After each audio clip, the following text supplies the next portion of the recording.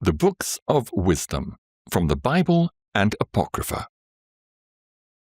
including Proverbs, Ecclesiasticus, Wisdom of Solomon, Ecclesiastes, and James. Read by Christopher Glyn. The Proverbs. Chapter 1. The Proverbs of Solomon, the son of David, king of Israel. To know wisdom and instruction, to perceive the words of understanding, to receive the instruction of wisdom, justice and judgment and equity, to give subtlety to the simple, to the young man knowledge and discretion. A wise man will hear and will increase learning, and a man of understanding shall attain unto wise counsels. To understand a proverb, and the interpretation, the words of the wise, and their dark sayings. The fear of the Lord is the beginning of knowledge, but fools despise wisdom and instruction. My son, hear the instruction of thy father, and forsake not the law of thy mother, for they shall be an ornament of grace unto thy head, and chains about thy neck.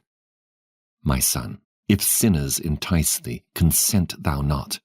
If they say, Come with us, let us lay wait for blood, let us lurk privily for the innocent without cause, let us swallow them up alive as the grave, and whole as those that go down into the pit. We shall find all precious substance, we shall fill our houses with spoil. Cast in thy lot among us, let us all have one purse. My son, walk not thou in the way with them, refrain thy foot from their path, for their feet run to evil, and make haste to shed blood. Surely in vain the net is spread in the sight of any bird, and they lay wait for their own blood. They lurk privily for their own lives. So are the ways of every one that is greedy of gain, which taketh away the life of the owners thereof. Wisdom crieth without, she uttereth her voice in the streets. She crieth in the chief place of concourse, in the openings of the gates. In the city she uttereth her words, saying, How long, ye simple ones, will ye love simplicity? And the scorners delight in their scorning, and fools hate knowledge. Turn you at my reproof.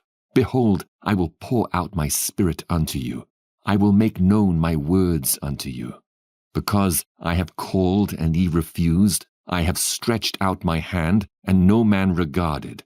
But ye have set at naught all my counsel, and would none of my reproof. I also will laugh at your calamity. I will mock when your fear cometh, when your fear cometh as desolation, and your destruction cometh as a whirlwind, when distress and anguish cometh upon you. Then shall they call upon me, but I will not answer. They shall seek me early, but they shall not find me. For that they hated knowledge, and did not choose the fear of the Lord. They would have none of my counsel. They despised all my reproof. Therefore shall they eat of the fruit of their own way, and be filled with their own devices. For the turning away of the simple shall slay them, and the prosperity of fools shall destroy them. But whoso hearkeneth unto me shall dwell safely, and shall be quiet from fear of evil. Proverbs chapter 2. My son, if thou wilt receive my words, and hide my commandments with thee, so that thou incline thine ear unto wisdom, and apply thine heart to understanding, yea, if thou criest after knowledge, and liftest up thy voice for understanding, if thou seekest her as silver, and searchest for her as for hid treasures, then shalt thou understand the fear of the Lord, and find the knowledge of God. For the Lord giveth wisdom. Out of his mouth cometh knowledge and understanding. He layeth up sound wisdom for the righteous. He is a buckler to them that walk uprightly. He keepeth the paths of judgment, and preserveth the way of his saints. Then shalt thou understand righteousness, and judgment, and equity, yea, every good path. When wisdom entereth into thine heart, and knowledge is pleasant unto thy soul, discretion shall preserve thee, understanding shall keep thee, to deliver thee from the way of the evil man, from the man that speaketh froward things, who leave the paths of uprightness to walk in the ways of darkness, who rejoice to do evil and delight in the frowardness of the wicked, whose ways are crooked, and they froward in their paths, to deliver thee from the strange woman, even from the stranger which flattereth with her words, which forsaketh the guide of her youth, and forgetteth the covenant of her God. For her house inclineth unto death, and her paths unto the dead. None that go unto her return again, neither take they hold of the paths of life, that thou mayest walk in the way of good men, and keep the paths of the righteous. For the upright shall dwell in the land, and the perfect shall remain in it. But the wicked shall be cut off from the earth, and the transgressors shall be rooted out of it. Proverbs chapter 3. My son, forget not my law, but let thine heart keep my commandments. For length of days and long life and peace shall they add to thee. Let not mercy and truth forsake thee. Bind them about thy neck, write them upon the table of thine heart. So shalt thou find favor and good understanding in the sight of God and man. Trust in the Lord with all thine heart, and lean not unto thine own understanding. In all thy ways acknowledge him, and he shall direct thy paths. Be not wise in thine own eyes. Fear the Lord, and depart from evil. It shall be health to thy navel, and marrow to thy bones. Honor the Lord with thy substance, and with the firstfruits of all thine increase. So shall thy barns be filled with plenty, and thy presses shall burst out with new wine. My son, despise not the chastening of the Lord, neither be weary of his correction. For whom the Lord loveth, he correcteth, even as a father the son in whom he delighteth.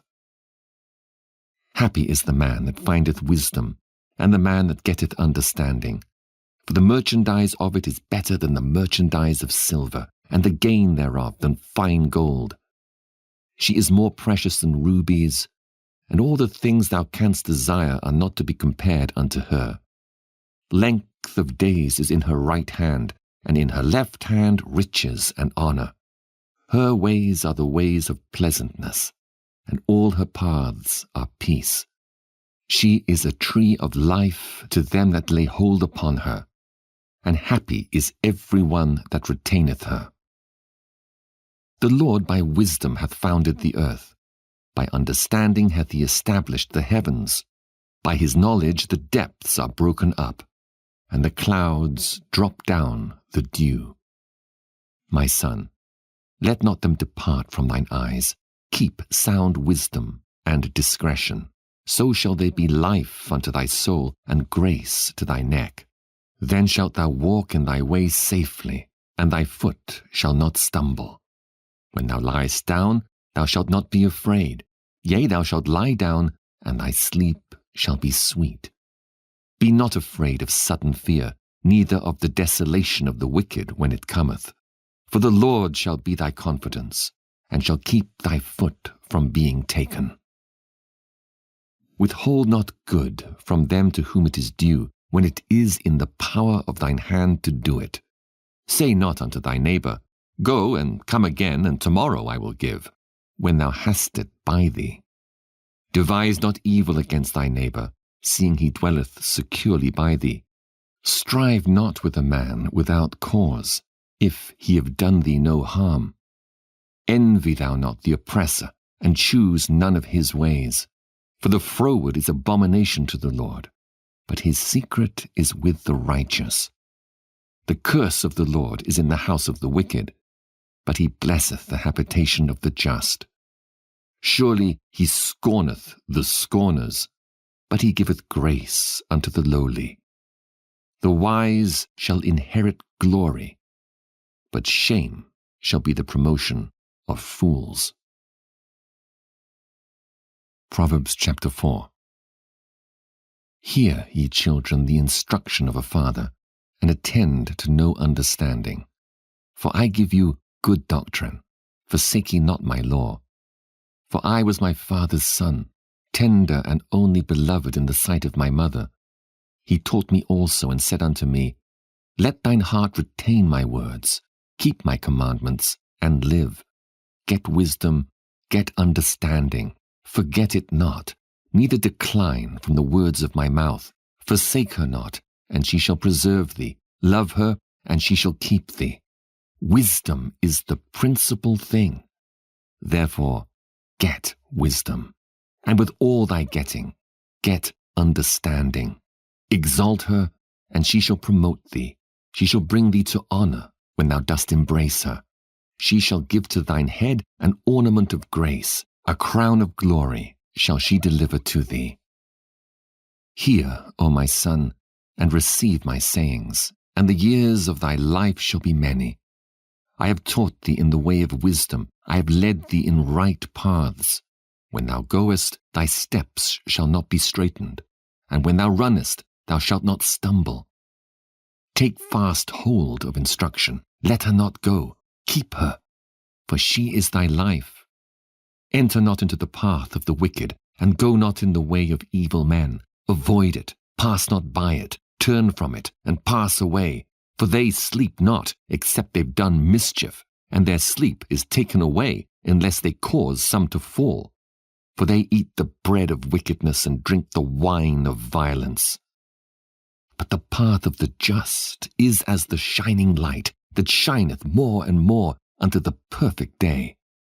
The way of the wicked is as darkness, they know not at what they stumble. My son, attend to my words, incline thine ear unto my sayings. Let them not depart from thine eyes, keep them in the midst of thine heart. For they are life unto those that find them, and health to all their flesh. Keep thy heart with all diligence, for out of it are the issues of life. Put away from thee a froward mouth, and perverse lips put far from thee. Let thine eyes look right on, and let thine eyelids look straight before thee. Ponder the path of thy feet, and let all thy ways be established. Turn not to the right hand, nor to the left. Remove thy foot from evil. Proverbs chapter 5. My son, attend unto my wisdom, and bow thine ear to my understanding, that thou mayest regard discretion, and that thy lips may keep knowledge. For the lips of a strange woman drop as a honeycomb, and her mouth is smoother than oil. But her end is bitter as wormwood, sharp as a two-edged sword. Her feet go down to death, her steps take hold on hell. Lest thou shouldest ponder the path of life, her ways are movable, that thou canst not know them. Hear me now therefore, O ye children, and depart not from the words of my mouth. Remove thy way far from her, and come not nigh the door of her house, lest thou give thine honor unto others, and thy years unto the cruel, lest strangers be filled with thy wealth, and thy labors be in the house of a stranger, and thou mourn at the last, when thy flesh and thy body are consumed, and say, How have I hated instruction, and my heart despised reproof, and have not obeyed the voice of my teachers, nor inclined mine ear to them that instructed me. I was almost in all evil in the midst of the congregation and assembly. Drink waters out of thine own cistern, and running waters out of thine own well. Let thy fountains be dispersed abroad, and rivers of waters in the streets. Let them be only thine own, and not strangers with thee. Let thy fountain be blessed, and rejoice with the wife of thy youth. Let her be as the loving hind and pleasant roe. Let her breasts satisfy thee at all times, and be thou ravished always with her love. And why wilt thou, my son, be ravished with a strange woman, and embrace the bosom of a stranger? For the ways of man are before the eyes of the Lord, and he pondereth all his goings. His own iniquities shall take the wicked himself, and he shall be holden with the cords of his sins. He shall die without instruction, and in the greatness of his folly he shall go astray. Proverbs chapter 6. My son, if thou be surety for thy friend, if thou hast stricken thy hand with a stranger, Thou art snared with the words of thy mouth. Thou art taken with the words of thy mouth. Do this now, my son, and deliver thyself. When thou art come into the hand of thy friend, go humble thyself, and make sure thy friend. Give not sleep to thine eyes, nor slumber to thine eyelids. Deliver thyself as a roe from the hand of the hunter, and as a bird from the hand of the fowler. Go to the ant, thou sluggard. Consider her ways, and be wise, who, having no guide, overseer, or ruler, provideth her meat in the summer, and gathereth her food in the harvest. How long wilt thou sleep, O sluggard? When wilt thou arise out of thy sleep? Yet a little sleep, a little slumber, a little folding of the hands to sleep, so shall thy poverty come as one that travelleth, and thy want as an armed man. A naughty person, a wicked man, walketh with a froward mouth, he winketh with his eyes, he speaketh with his feet, he teacheth with his fingers, frowardness is in his heart, he deviseth mischief continually, he soweth discord. Therefore shall his calamity come suddenly, suddenly shall he be broken without remedy. These 6 things doth the Lord hate, yea, 7 are an abomination unto him: a proud look, a lying tongue, and hands that shed innocent blood, a heart that deviseth wicked imaginations, feet that be swift in running to mischief, a false witness that speaketh lies, and he that soweth discord among brethren. My son, keep thy father's commandment, and forsake not the law of thy mother. Bind them continually upon thine heart, and tie them about thy neck. When thou goest, it shall lead thee. When thou sleepest, it shall keep thee. And when thou awakest, it shall talk with thee. For the commandment is a lamp, and the law is light, and reproofs of instruction are the way of life, to keep thee from the evil woman, from the flattery of the tongue of a strange woman. Lust not after her beauty in thine heart, neither let her take thee with her eyelids. For by means of a whorish woman a man is brought to a piece of bread, and the adulteress will hunt for the precious life. Can a man take fire in his bosom and his clothes not be burned? Can one go upon hot coals and his feet not be burned? So is he that goeth in to his neighbour's wife. Whosoever toucheth her shall not be innocent. Men do not despise a thief if he steal to satisfy his soul when he is hungry. But if he be found, he shall restore 7-fold. He shall give all the substance of his house. But whoso committeth adultery with a woman lacketh understanding. He that doeth it destroyeth his own soul. A wound and dishonour shall he get, and his reproach shall not be wiped away. For jealousy is the rage of a man. Therefore he will not spare in the day of vengeance. He will not regard any ransom, neither will he rest content, though thou givest many gifts. If you're enjoying this reading, you can now get my full narration of the King James Bible all on one USB. Listen to over 86 hours of scripture offline and with no ads. Just plug in and play. Click the link in the pinned comment below and get your copy today. Proverbs chapter 7. My son, keep my words, and lay up my commandments with thee. Keep my commandments and live, and my law as the apple of thine eye. Bind them upon thy fingers, write them upon the table of thine heart. Say unto wisdom, thou art my sister, and call understanding thy kinswoman, that they may keep thee from the strange woman, from the stranger which flattereth with her words. For at the window of my house I looked through my casement, and beheld among the simple ones, I discerned among the youths, a young man void of understanding, passing through the street near her corner. And he went the way to her house, in the twilight, in the evening, in the black and dark night. And behold, there met him a woman, with the attire of a harlot, and subtle of heart.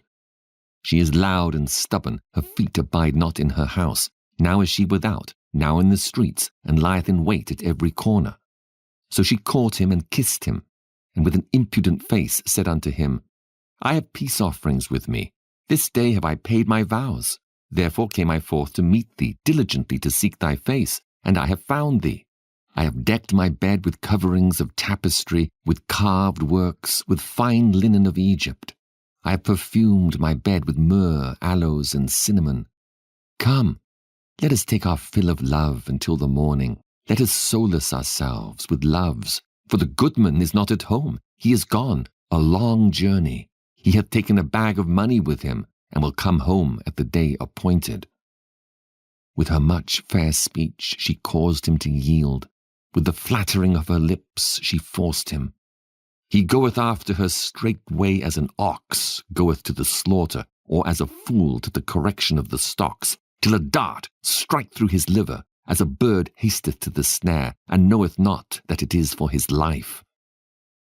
Hearken unto me now, therefore, O ye children, and attend to the words of my mouth. Let not thine heart decline to her ways. Go not astray in her paths. For she hath cast down many wounded. Yea, many strong men have been slain by her. Her house is the way to hell, going down to the chambers of death. Proverbs chapter 8.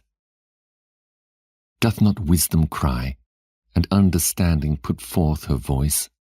She standeth in the top of high places, by the way of the places of the paths. She crieth at the gates, at the entry of the city, at the coming in at the doors.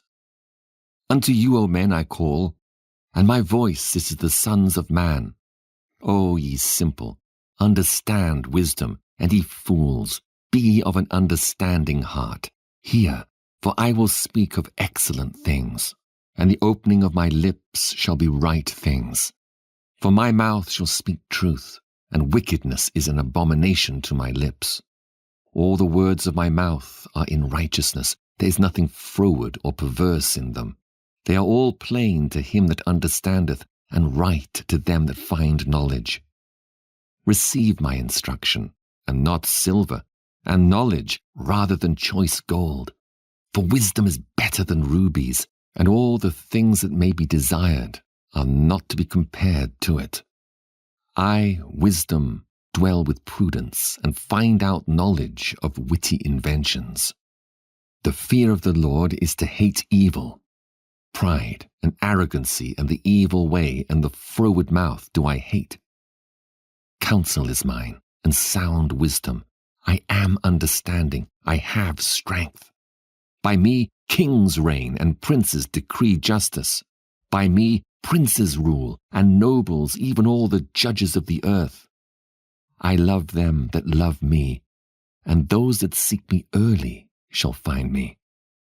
Riches and honor are with me, yea, durable riches and righteousness.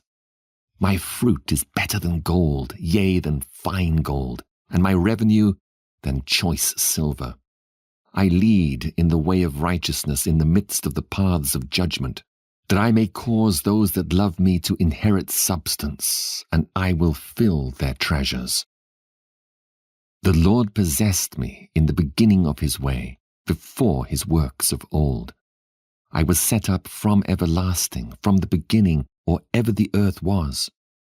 When there was no depths, I was brought forth, when there were no fountains abounding with water.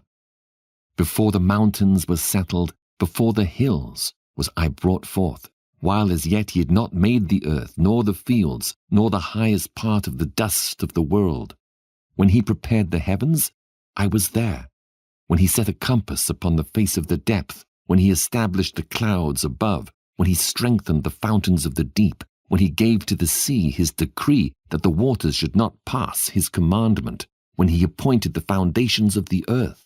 Then I was by him, as one brought up with him, and I was daily his delight, rejoicing always before him, rejoicing in the habitable part of his earth, and my delights were with the sons of men.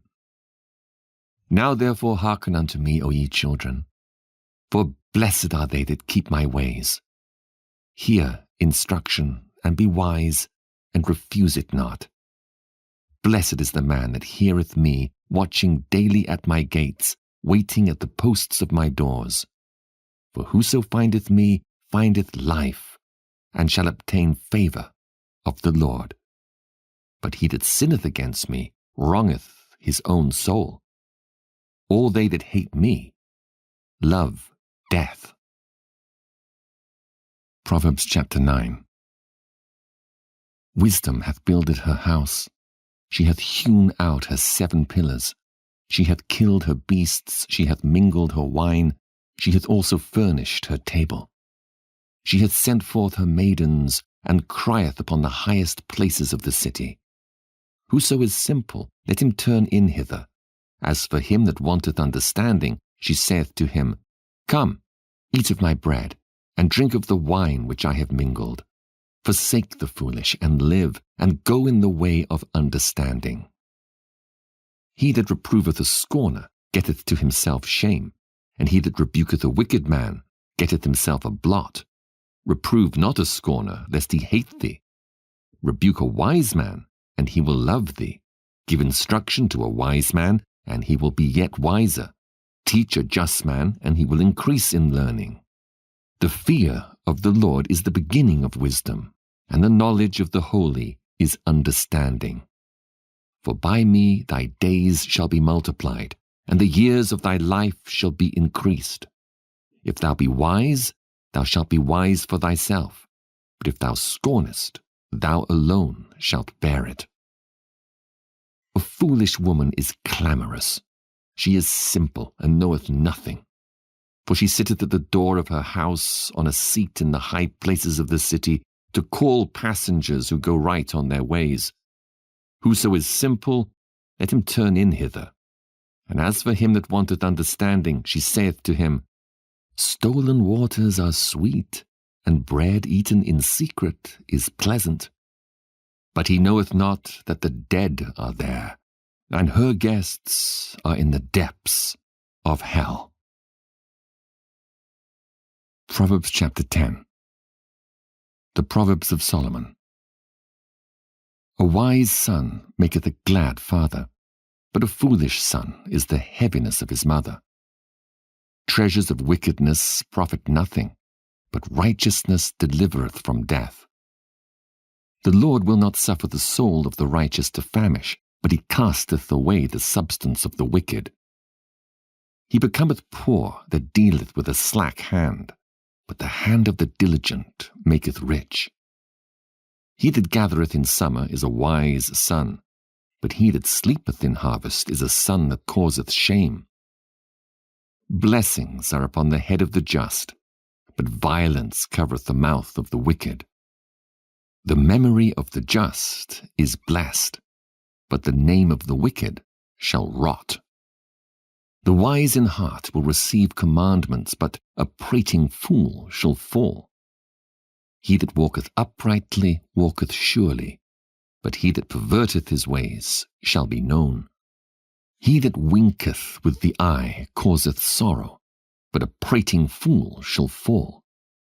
The mouth of a righteous man is a well of life, but violence covereth the mouth of the wicked.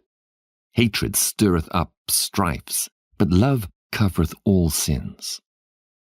In the lips of him that hath understanding wisdom is found, but a rod is for the back of him that is void of understanding. Wise men lay up knowledge, but the mouth of the foolish is near destruction. The rich man's wealth is his strong city. The destruction of the poor is their poverty. The labor of the righteous tendeth to life, the fruit of the wicked to sin. He is in the way of life that keepeth instruction, but he that refuseth reproof erreth. He that hideth hatred with lying lips, and he that uttereth a slander, is a fool. In the multitude of words there wanteth not sin, but he that refraineth his lips is wise. The tongue of the just is as choice silver, the heart of the wicked is little worth. The lips of the righteous feed many, but fools die for want of wisdom. The blessing of the Lord it maketh rich, and he addeth no sorrow with it. It is as sport to a fool to do mischief, but a man of understanding hath wisdom. The fear of the wicked it shall come upon him, but the desire of the righteous shall be granted. As the whirlwind passeth, so is the wicked no more, but the righteous is an everlasting foundation. As vinegar to the teeth and as smoke to the eyes, so is the sluggard to them that send him. The fear of the Lord prolongeth days, but the years of the wicked shall be shortened.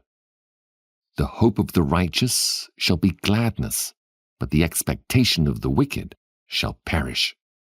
The way of the Lord is strength to the upright, but destruction shall be to the workers of iniquity.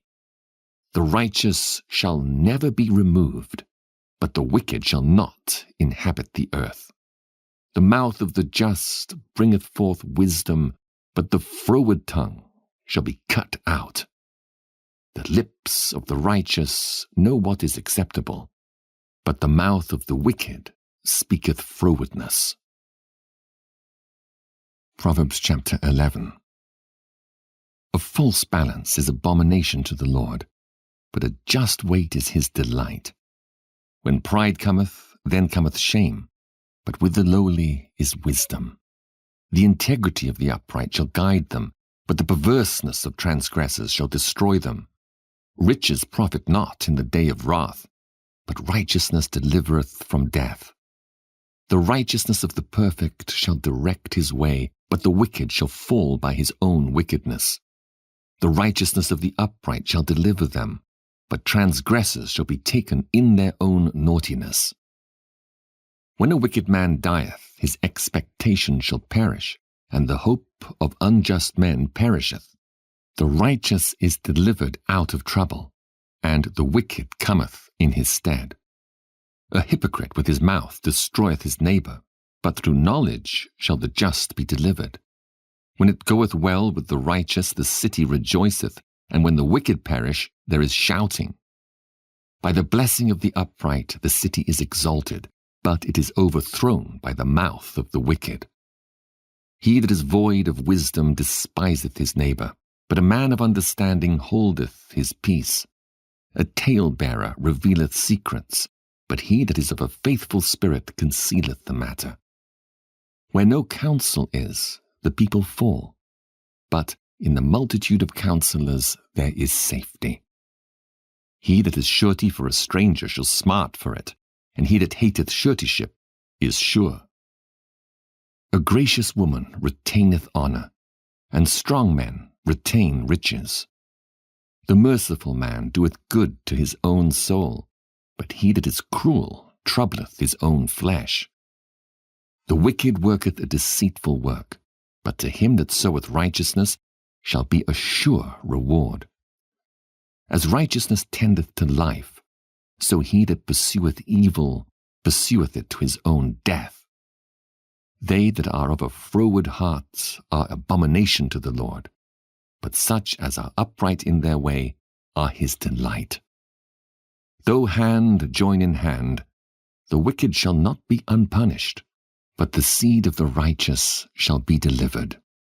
As a jewel of gold in a swine's snout, so is a fair woman which is without discretion. The desire of the righteous is only good, but the expectation of the wicked is wrath. There is that scattereth, and yet increaseth, and there is that withholdeth more than is meet, but it tendeth to poverty. The liberal soul shall be made fat, and he that watereth shall be watered also himself. He that withholdeth corn, the people shall curse him, but blessing shall be upon the head of him that selleth it. He that diligently seeketh good procureth favor, but he that seeketh mischief, it shall come unto him. He that trusteth in his riches shall fall, but the righteous shall flourish as a branch. He that troubleth his own house shall inherit the wind, and the fool shall be servant to the wise of heart. The fruit of the righteous is a tree of life, and he that winneth souls is wise. Behold, the righteous shall be recompensed in the earth, much more the wicked and the sinner. Proverbs chapter 12.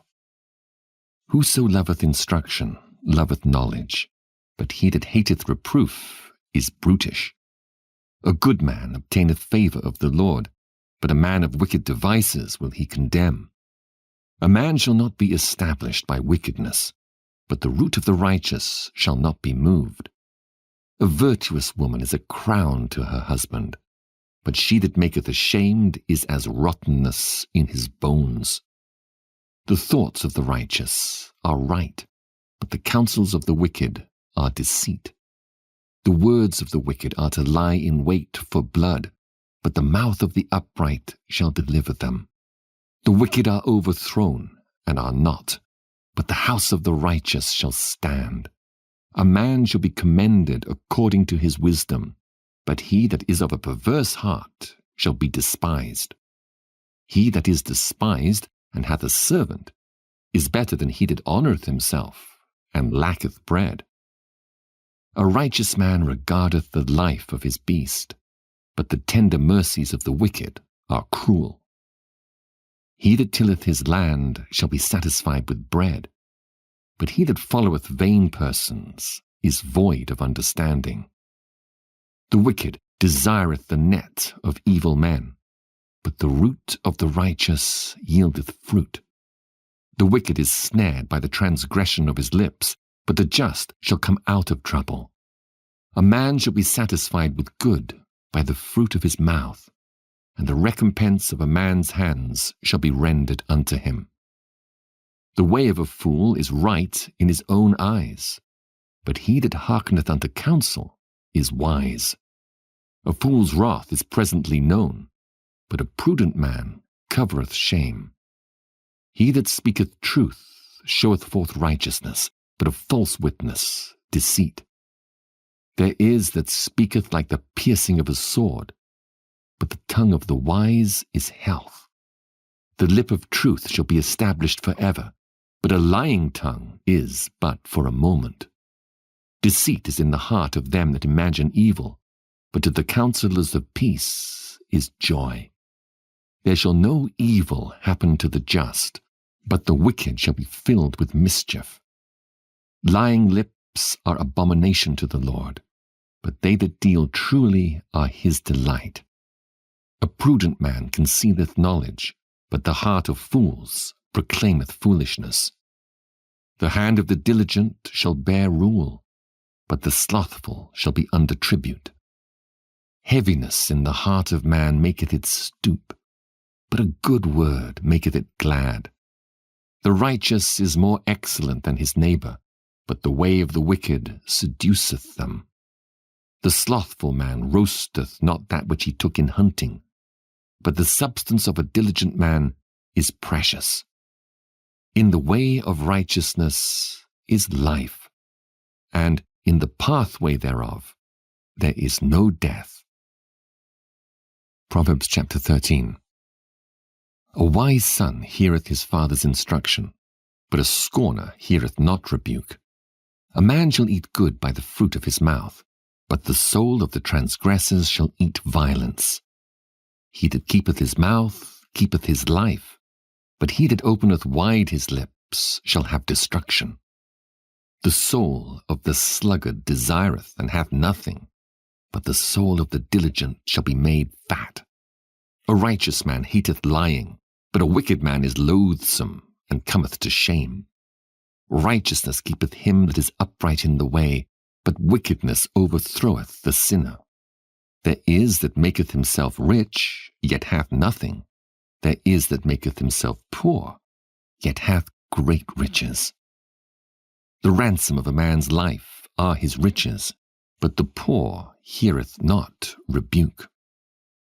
The light of the righteous rejoiceth, but the lamp of the wicked shall be put out. Only by pride cometh contention, but with the well-advised is wisdom. Wealth gotten by vanity shall be diminished, but he that gathereth by labour shall increase. Hope deferred maketh the heart sick, but when the desire cometh, it is a tree of life. Whoso despiseth the word shall be destroyed, but he that feareth the commandment shall be rewarded. The law of the wise is a fountain of life to depart from the snares of death. Good understanding giveth favour, but the way of transgressors is hard. Every prudent man dealeth with knowledge, but a fool layeth open his folly.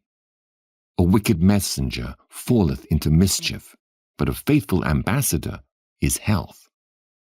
Poverty and shame shall be to him that refuseth instruction, but he that regardeth reproof shall be honoured. The desire accomplished is sweet to the soul, but it is abomination to fools to depart from evil.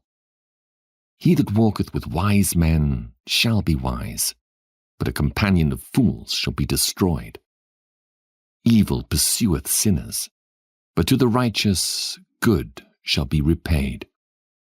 A good man leaveth an inheritance to his children's children, and the wealth of the sinner is laid up for the just. Much food is in the tillage of the poor, but there is that is destroyed for want of judgment.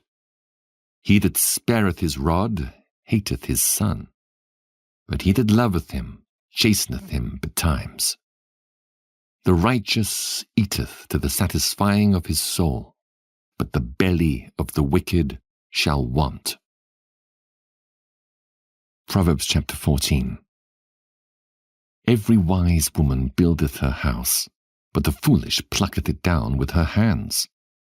He that walketh in his uprightness feareth the Lord, but he that is perverse in his ways despiseth him. In the mouth of the foolish is a rod of pride, but the lips of the wise shall preserve them. Where no oxen are, the crib is clean, but much increase is by the strength of the ox. A faithful witness will not lie, but a false witness will utter lies. A scorner seeketh wisdom and findeth it not, but knowledge is easy unto him that understandeth. Go from the presence of a foolish man, when thou perceivest not in him the lips of knowledge. The wisdom of the prudent is to understand his way, but the folly of fools is deceit. Fools make a mock at sin, but among the righteous there is favour. The heart knoweth his own bitterness, and a stranger doth not intermeddle with his joy. The house of the wicked shall be overthrown, but the tabernacle of the upright shall flourish.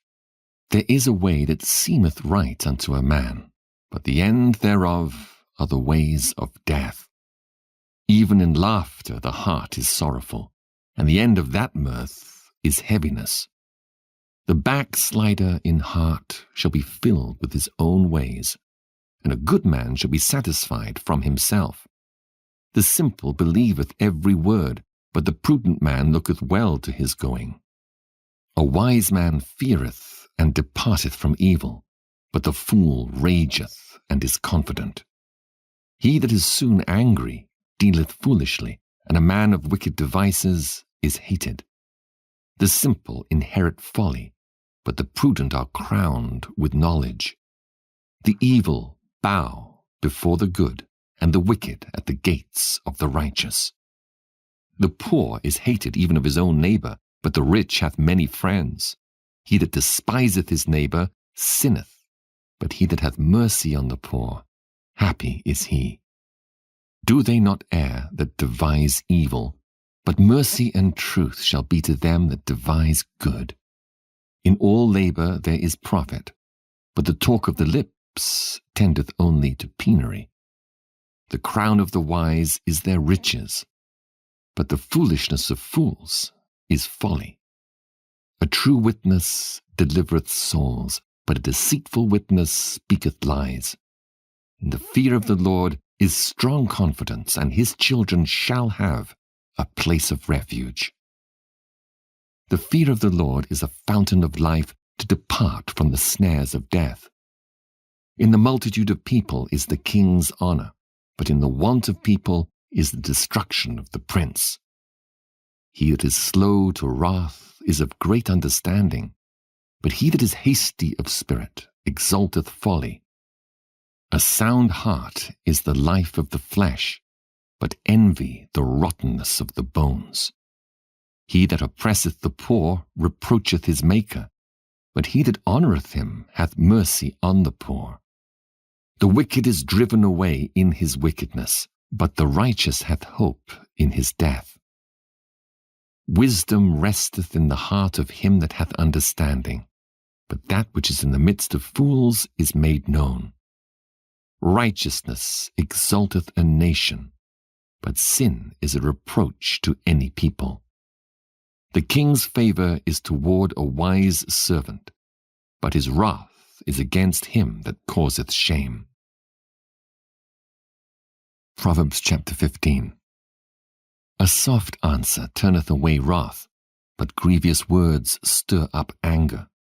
The tongue of the wise useth knowledge aright, but the mouth of fools poureth out foolishness. The eyes of the Lord are in every place, beholding the evil and the good. A wholesome tongue is a tree of life, but perverseness therein is a breach of the spirit. A fool despiseth his father's instruction, but he that regardeth reproof is prudent. In the house of the righteous is much treasure, but in the revenues of the wicked is trouble. The lips of the wise disperse knowledge, but the heart of the foolish doeth not so. The sacrifice of the wicked is an abomination to the Lord, but the prayer of the upright is his delight. The way of the wicked is an abomination unto the Lord, but he loveth him that followeth after righteousness. Correction is grievous unto him that forsaketh the way, and he that hateth reproof shall die. Hell and destruction are before the Lord, how much more then the hearts of the children of men? A scorner loveth not one that reproveth him, neither will he go unto the wise.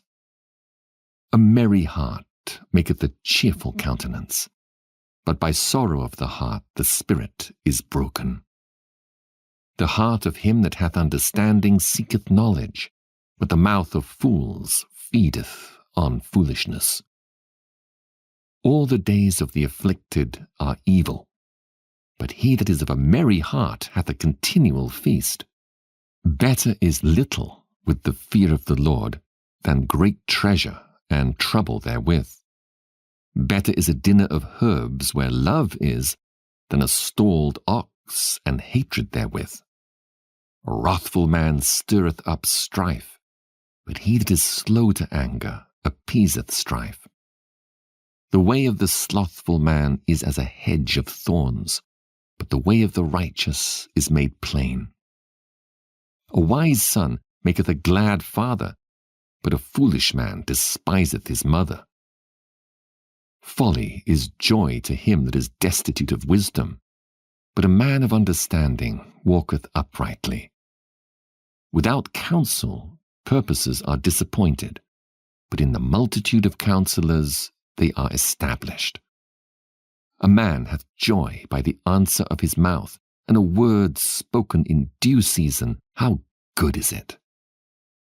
The way of life is above to the wise, that he may depart from hell beneath. The Lord will destroy the house of the proud, but he will establish the border of the widow. The thoughts of the wicked are an abomination to the Lord, but the words of the pure are pleasant words. He that is greedy of gain troubleth his own house, but he that hateth gifts shall live. The heart of the righteous studieth to answer, but the mouth of the wicked poureth out evil things. The Lord is far from the wicked, but he heareth the prayer of the righteous. The light of the eyes rejoiceth the heart, and a good report maketh the bones fat. The ear that heareth the reproof of life abideth among the wise. He that refuseth instruction despiseth his own soul, but he that heareth reproof getteth understanding. The fear of the Lord is the instruction of wisdom, and before honor is humility. Proverbs chapter 16. The preparations of the heart in man and the answer of the tongue is from the Lord. All the ways of a man are clean in his own eyes, but the Lord weigheth the spirits. Commit thy works unto the Lord, and thy thoughts shall be established. The Lord hath made all things for himself, yea, even the wicked for the day of evil. Every one that is proud in heart is an abomination to the Lord. Though hand join in hand, he shall not be unpunished. By mercy and truth iniquity is purged, and by the fear of the Lord men depart from evil. When a man's ways please the Lord, he maketh even his enemies to be at peace with him. Better is a little with righteousness than great revenues without right. A man's heart deviseth his way, but the Lord directeth his steps. A divine sentence is in the lips of the king. His mouth transgresseth not in judgment. A just weight and balance are the Lord's. All the weights of the bag are his work. It is an abomination to kings to commit wickedness, for the throne is established by righteousness. Righteous lips are the delight of kings, and they love him that speaketh right. The wrath of a king is as messengers of death, but a wise man will pacify it. In the light of the king's countenance is life, and his favor is as a cloud of the latter rain. How much better is it to get wisdom than gold, and to get understanding rather to be chosen than silver? The highway of the upright is to depart from evil. He that keepeth his way preserveth his soul. Pride goeth before destruction, and a haughty spirit before a fall. Better it is to be of an humble spirit with the lowly than to divide the spoil with the proud. He that handleth a matter wisely shall find good, and whoso trusteth in the Lord, happy is he. The wise in heart shall be called prudent, and the sweetness of the lips increaseth learning. Understanding is a wellspring of life unto him that hath it, but the instruction of fools is folly. The heart of the wise teacheth his mouth, and addeth learning to his lips. Pleasant words are as a honeycomb, sweet to the soul and health to the bones. There is a way that seemeth right unto a man, but the end thereof are the ways of death. He that laboureth, laboureth for himself, for his mouth craveth it of him. An ungodly man diggeth up evil, and in his lips there is as a burning fire. A froward man soweth strife, and a whisperer separateth chief friends. A violent man enticeth his neighbour, and leadeth him into the way that is not good. He shutteth his eyes to devise froward things, moving his lips he bringeth evil to pass.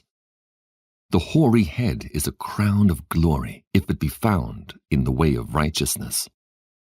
He that is slow to anger is better than the mighty, and he that ruleth his spirit than he that taketh a city. The lot is cast into the lap, but the whole disposing thereof is of the Lord. Proverbs chapter 17. Better is a dry morsel and quietness therewith than a house full of sacrifices with strife. A wise servant shall have rule over a son that causeth shame, and shall have part of the inheritance among the brethren. The fining pot is for silver, and the furnace for gold, but the Lord trieth the hearts. A wicked doer giveth heed to false lips, and a liar giveth ear to a naughty tongue. Whoso mocketh the poor reproacheth his Maker, and he that is glad at calamities shall not be unpunished. Children's children are the crown of old men, and the glory of children are their fathers. Excellent speech becometh not a fool, much less do lying lips a prince. A gift is as a precious stone in the eyes of him that hath it. Whithersoever it turneth, it prospereth. He that covereth a transgression seeketh love, but he that repeateth a matter separateth very friends. A reproof entereth more into a wise man than 100 stripes into a fool. Evil man seeketh only rebellion, therefore a cruel messenger shall be sent against him. Let a bear robbed of her whelps meet a man rather than a fool in his folly. Whoso rewardeth evil for good, evil shall not depart from his house. The beginning of strife is as when one letteth out water. Therefore leave off contention before it be meddled with. He that justifieth the wicked, and he that condemneth the just, even they both are abomination to the Lord. Wherefore is there a price in the hand of a fool to get wisdom, seeing he hath no heart to it? A friend loveth at all times, and a brother is born for adversity. A man void of understanding striketh hands, and becomes surety in the presence of his friend. He loveth transgression that loveth strife, and he that exalteth his gate seeketh destruction. He that hath a froward heart findeth no good, and he that hath a perverse tongue falleth into mischief. He that begetteth a fool doeth it to his sorrow, and a father of a fool hath no joy. A merry heart doeth good like a medicine, but a broken spirit drieth the bones. A wicked man taketh a gift out of the bosom to pervert the ways of judgment. Wisdom is before him that hath understanding, but the eyes of a fool are in the ends of the earth. A foolish son is a grief to his father, and bitterness to her that bare him. Also to punish the just is not good, nor to strike princes for equity. He that hath knowledge spareth his words, and a man of understanding is of an excellent spirit. Even a fool, when he holdeth his peace, is counted wise, and he that shutteth his lips is esteemed a man of understanding. Proverbs chapter 18. Through desire a man, having separated himself, seeketh and intermeddleth with all wisdom. A fool hath no delight in understanding, but that his heart may discover itself. When the wicked cometh, then cometh also contempt, and with ignominy reproach. The words of a man's mouth are as deep waters, and the wellspring of wisdom as a flowing brook. It is not good to accept the person of the wicked, to overthrow the righteous in judgment. A fool's lips enter into contention, and his mouth calleth for strokes. A fool's mouth is his destruction, and his lips are the snare of his soul. The words of a talebearer are as wounds, and they go down into the innermost parts of the belly. He also that is slothful in his work is brother to him that is a great waster. The name of the Lord is a strong tower, the righteous runneth into it, and is safe.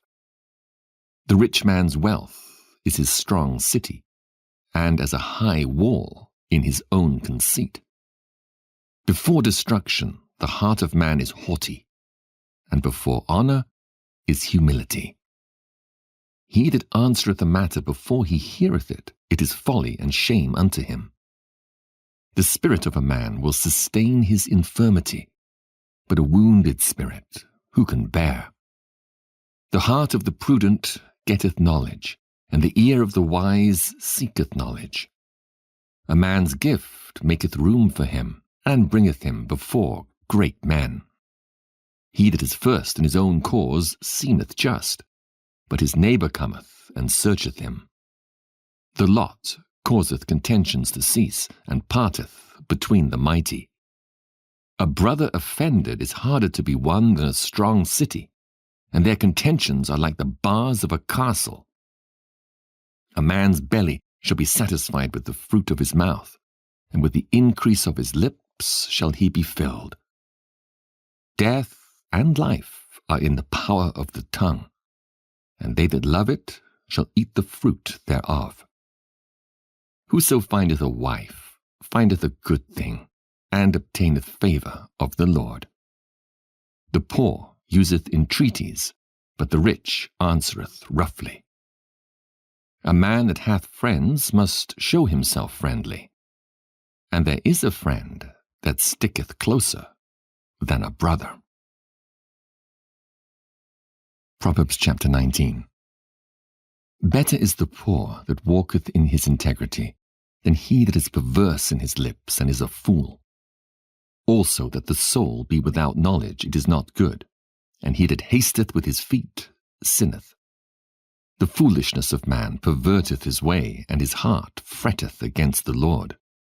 Wealth maketh many friends, but the poor is separated from his neighbor.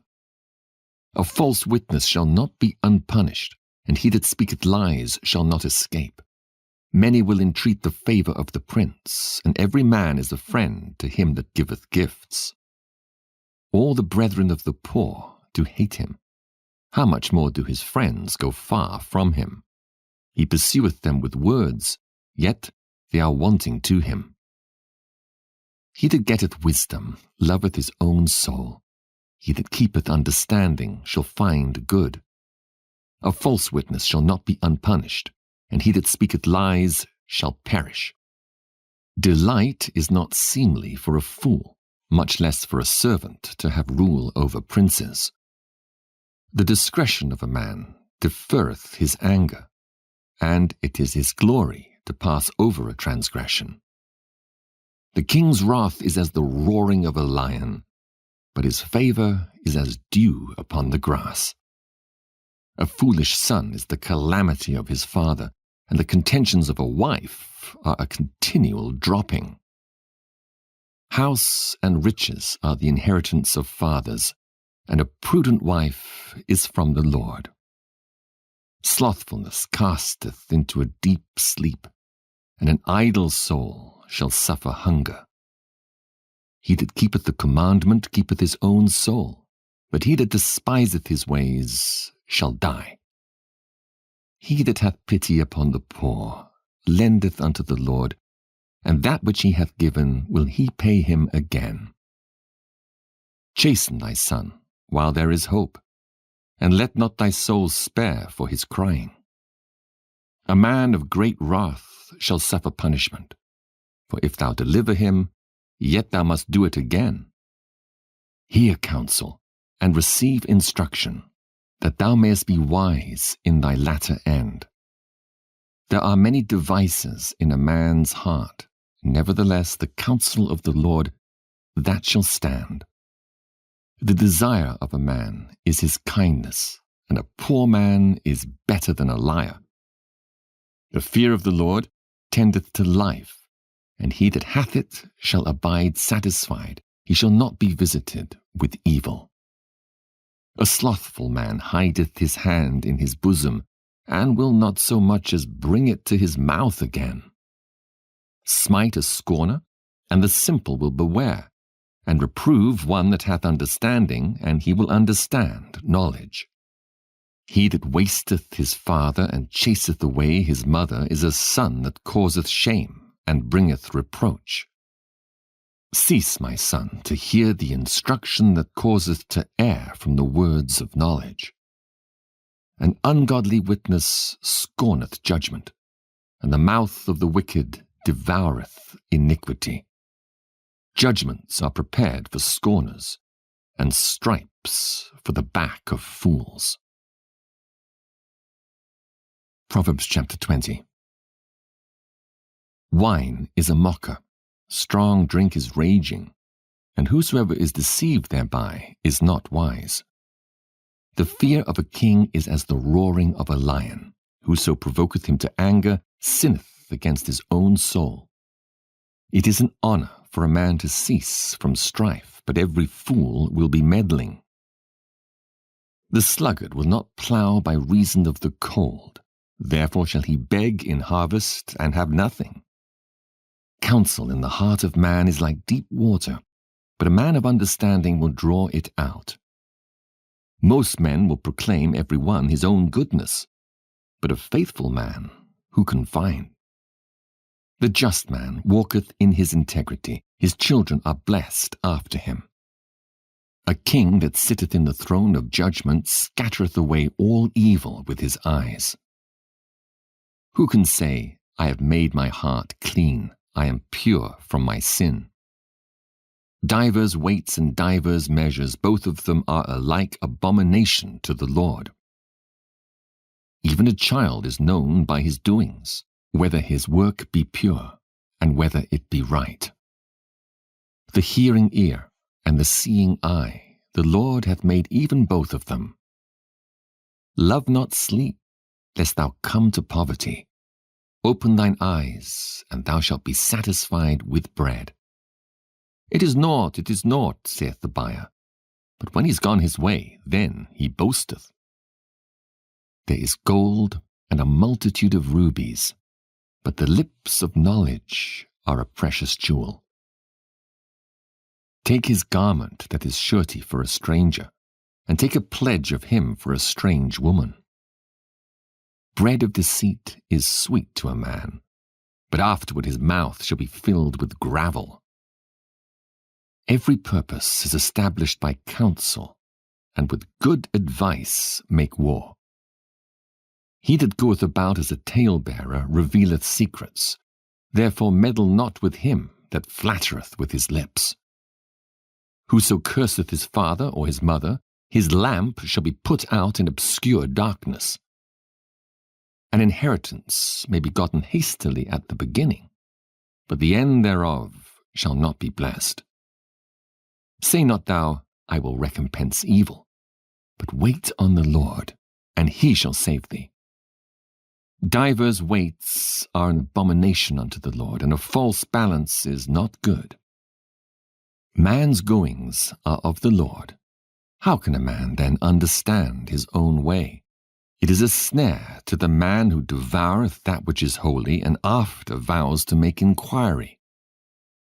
A wise king scattereth the wicked, and bringeth the wheel over them. The spirit of man is the candle of the Lord, searching all the inward parts of the belly. Mercy and truth preserve the king, and his throne is upholden by mercy. The glory of young men is their strength, and the beauty of old men is the grey head. The blueness of a wound cleanseth away evil, so do stripes the inward parts of the belly. Proverbs chapter 21.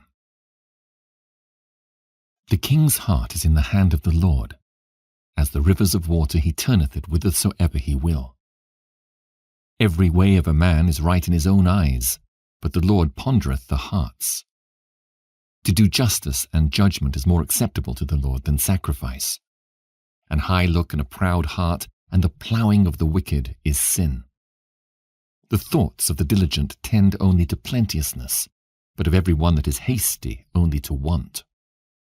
The getting of treasures by a lying tongue is a vanity tossed to and fro of them that seek death. The robbery of the wicked shall destroy them, because they refuse to do judgment.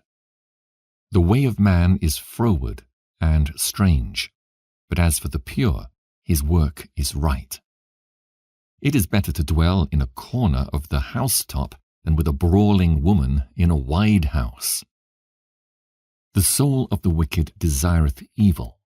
His neighbor findeth no favor in his eyes. When the scorner is punished, the simple is made wise, and when the wise is instructed, he receiveth knowledge. The righteous man wisely considereth the house of the wicked, but God overthroweth the wicked for their wickedness. Whoso stoppeth his ears at the cry of the poor, he also shall cry himself, but shall not be heard.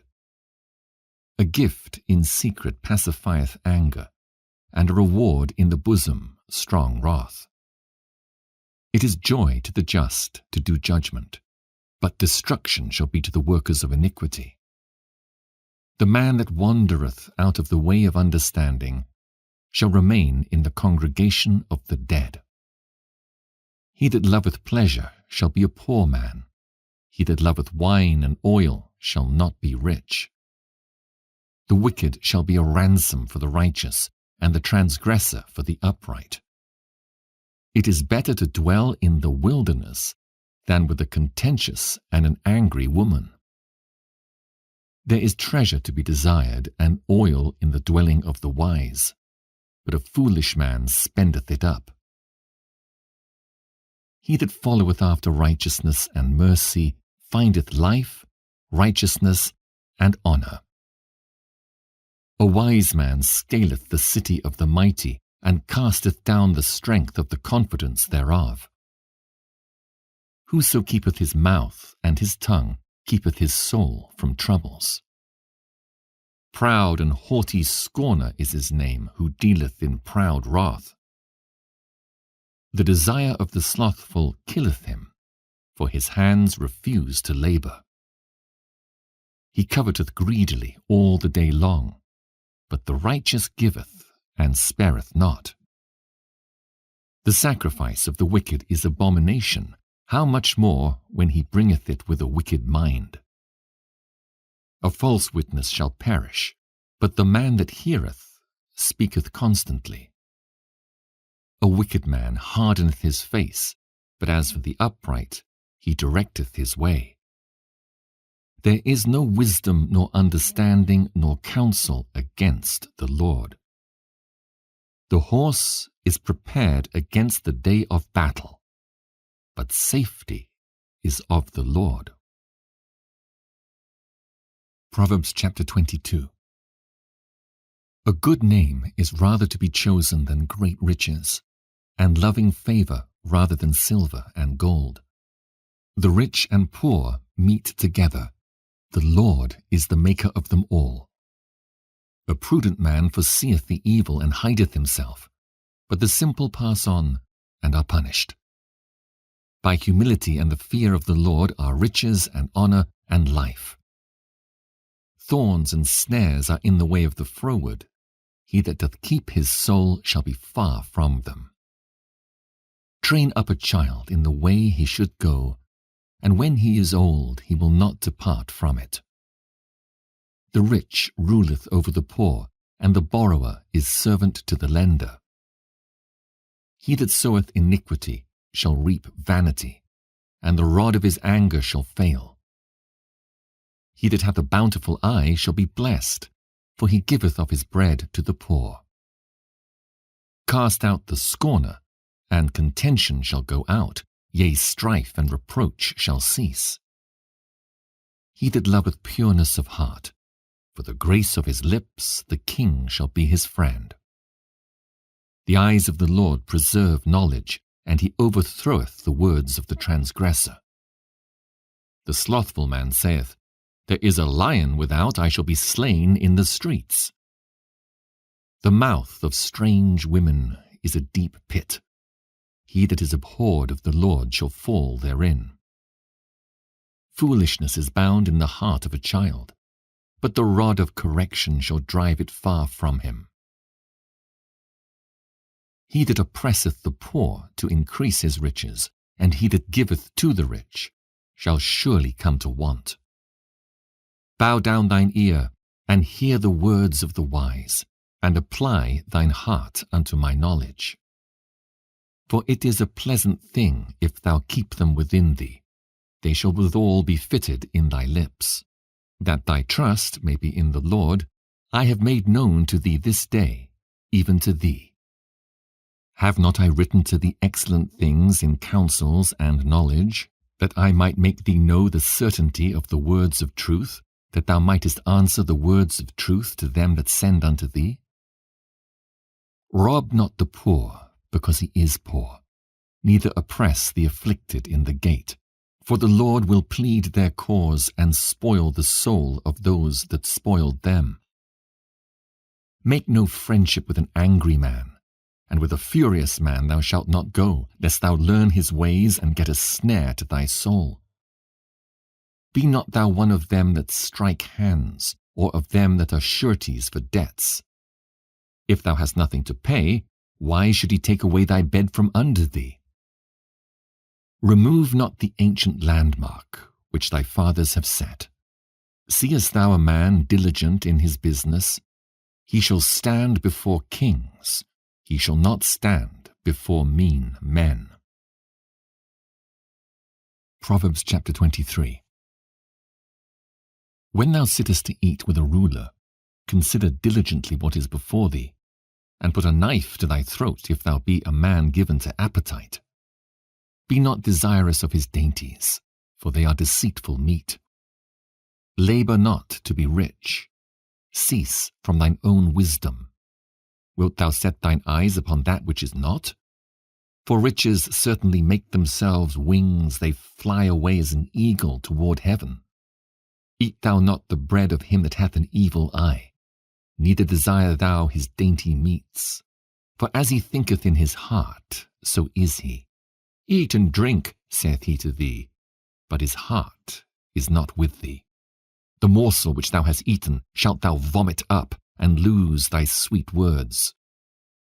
Speak not in the ears of a fool, for he will despise the wisdom of thy words. Remove not the old landmark, and enter not into the fields of the fatherless, for their Redeemer is mighty, he shall plead their cause with thee.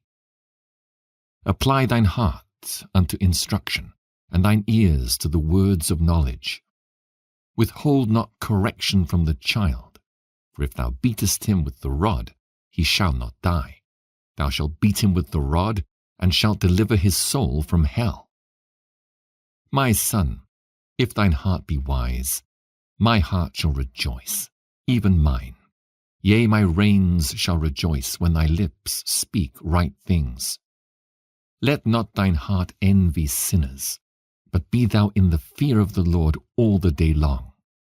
For surely there is an end, and thine expectation shall not be cut off. Hear thou, my son, and be wise, and guide thine heart in the way. Be not among wine-bibbers, among riotous eaters of flesh. For the drunkard and the glutton shall come to poverty, and drowsiness shall clothe a man with rags. Hearken unto thy father that begat thee, and despise not thy mother when she is old. Buy the truth, and sell it not, also wisdom and instruction and understanding. The father of the righteous shall greatly rejoice, and he that begetteth a wise child shall have joy of him. Thy father and thy mother shall be glad, and she that bare thee shall rejoice.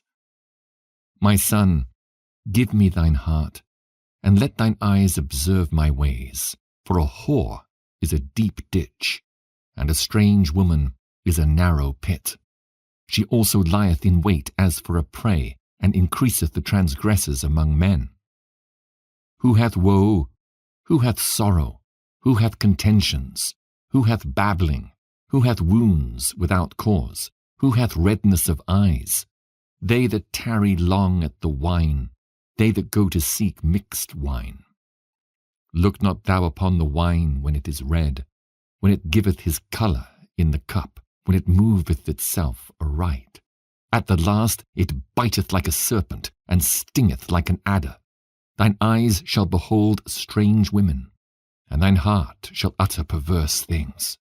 Yea, thou shalt be as he that lieth down in the midst of the sea, or as he that lieth upon the top of a mast. They have stricken me, shalt thou say, and I was not sick. They have beaten me, and I felt it not. When shall I awake? I will seek it yet again. Proverbs chapter 24. Be not thou envious against evil men, neither desire to be with them. For their heart studieth destruction, and their lips talk of mischief. Through wisdom is an house builded, and by understanding it is established. And by knowledge shall the chambers be filled with all precious and pleasant riches. A wise man is strong, yea, a man of knowledge increaseth strength. For by wise counsel thou shalt make thy war, and in multitude of counselors there is safety. Wisdom is too high for a fool, he openeth not his mouth in the gate. He that deviseth to do evil shall be called a mischievous person. The thought of foolishness is sin, and the scorner is an abomination to men. If thou faint in the day of adversity, thy strength is small. If thou forbear to deliver them that are drawn unto death, and those that are ready to be slain, if thou sayest, Behold, we knew it not, doth not he that pondereth the heart consider it? And he that keepeth the soul, Doth not he know it? And shall not he render to every man according to his works? My son, eat thou honey, because it is good, and the honeycomb, which is sweet to thy taste. So shall the knowledge of wisdom be unto thy soul. When thou hast found it, then there shall be a reward, and thy expectation shall not be cut off. Lay not wait, O wicked man, against the dwelling of the righteous. Spoil not his resting place. For a just man falleth 7 times and riseth up again, but the wicked shall fall into mischief. Rejoice not when thine enemy falleth, and let not thine heart be glad when he stumbleth, lest the Lord see it, and it displease him, and he turn away his wrath from him. Fret not thyself because of evil men, neither be thou envious at the wicked. For there shall be no reward to the evil man. The candle of the wicked shall be put out.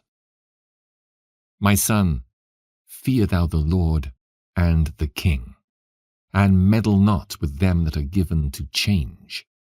For their calamity shall rise suddenly, and who knoweth the ruin of them both?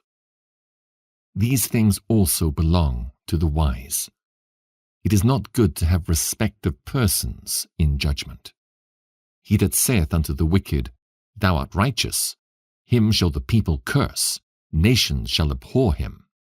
But to them that rebuke him shall be delight, and a good blessing shall come upon them. Every man shall kiss his lips that giveth a right answer. Prepare thy work without, and make it fit for thyself in the field, and afterwards build thine house. Be not a witness against thy neighbor without cause, and deceive not with thy lips. Say not, I will do so to him as he hath done to me. I will render to the man according to his work. I went by the field of the slothful, and by the vineyard of the man void of understanding. And lo, it was all grown over with thorns, and nettles had covered the face thereof, and the stone wall thereof was broken down. Then I saw and considered it well. I looked upon it and received instruction. Yet a little sleep, a little slumber, a little folding of the hands to sleep. So shall thy poverty come as one that travelleth, and thy want as an armed man. Proverbs chapter 25. These are also Proverbs of Solomon, which the men of Hezekiah king of Judah copied out. It is the glory of God to conceal a thing, but the honor of kings is to search out a matter. The heaven for height, and the earth for depth, and the heart of kings is unsearchable. Take away the dross from the silver, and there shall come forth a vessel for the finer. Take away the wicked from before the king, and his throne shall be established in righteousness. Put not forth thyself in the presence of the king, and stand not in the place of great men. For better it is that it be said unto thee, Come up hither, than that thou shouldest be put lower in the presence of the prince, whom thine eyes have seen. Go not forth hastily to strive, lest thou know not what to do in the end thereof, when thy neighbor hath put thee to shame. Debate thy cause with thy neighbor himself, and discover not a secret to another, lest he that heareth it put thee to shame, and thine infamy turn not away. A word fitly spoken is like apples of gold in pictures of silver. As an earring of gold and an ornament of fine gold, so is a wise reprover upon an obedient ear. As the cold of snow in the time of harvest, so is a faithful messenger to them that send him, for he refresheth the soul of his masters. Whoso boasteth himself of a false gift is like clouds and wind without rain. By long forbearing is a prince persuaded, and a soft tongue breaketh the bone. Hast thou found honey? Eat so much as is sufficient for thee, lest thou be filled therewith and vomit it. Withdraw thy foot from thy neighbour's house, lest he be weary of thee, and so hate thee. A man that beareth false witness against his neighbor is a maul, and a sword, and a sharp arrow. Confidence in an unfaithful man in time of trouble is like a broken tooth and a foot out of joint. As he that taketh away a garment in cold weather, and as vinegar upon nitre, so is he that singeth songs to a heavy heart. If thine enemy be hungry, give him bread to eat, and if he be thirsty, give him water to drink. For thou shalt heap coals of fire upon his head, and the Lord shall reward thee. The north wind driveth away rain, so doth an angry countenance a backbiting tongue.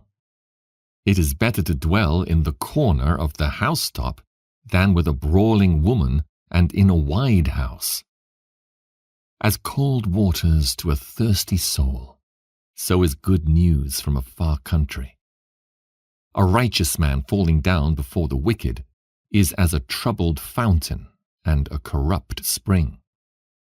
It is not good to eat much honey, so for men to search their own glory is not glory. He that hath no rule over his own spirit is like a city that is broken down and without walls. Proverbs chapter 26. As snow in summer and as rain in harvest, so honor is not seemly for a fool. As the bird by wandering, as the swallow by flying, so the curse causeless shall not come. A whip for the horse, a bridle for the ass, and a rod for the fool's back. Answer not a fool according to his folly, lest thou also be like unto him. Answer a fool according to his folly, lest he be wise in his own conceit. He that sendeth a message by the hand of a fool cutteth off the feet, and drinketh damage. The legs of the lame are not equal, so is a parable in the mouth of fools.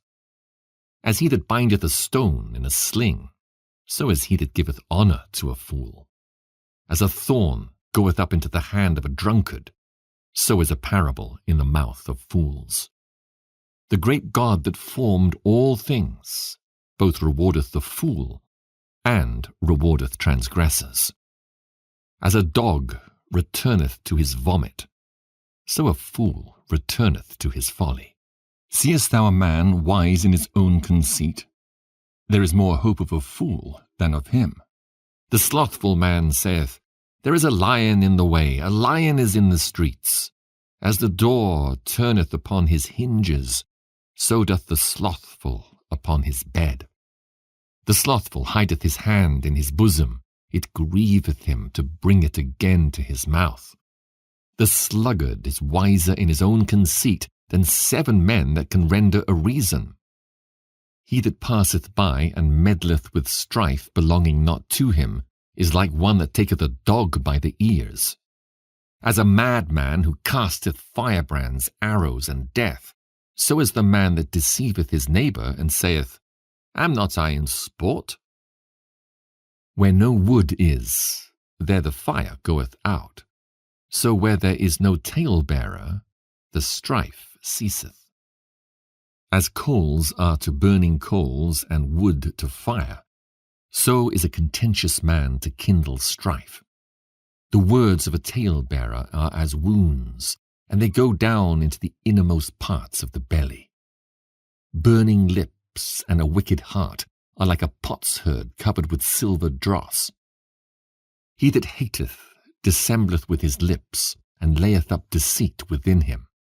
When he speaketh fair, believe him not, for there are 7 abominations in his heart. Whose hatred is covered by deceit, his wickedness shall be showed before the whole congregation. Whoso diggeth a pit shall fall therein, and he that rolleth a stone, it will return upon him. A lying tongue hateth those that are afflicted by it, and a flattering mouth worketh ruin. Proverbs chapter 27. Boast not thyself of tomorrow, for thou knowest not what a day may bring forth. Let another man praise thee, and not thine own mouth, a stranger, and not thine own lips. A stone is heavy, and the sand weighty, but a fool's wrath is heavier than them both. Wrath is cruel, and anger is outrageous, but who is able to stand before envy?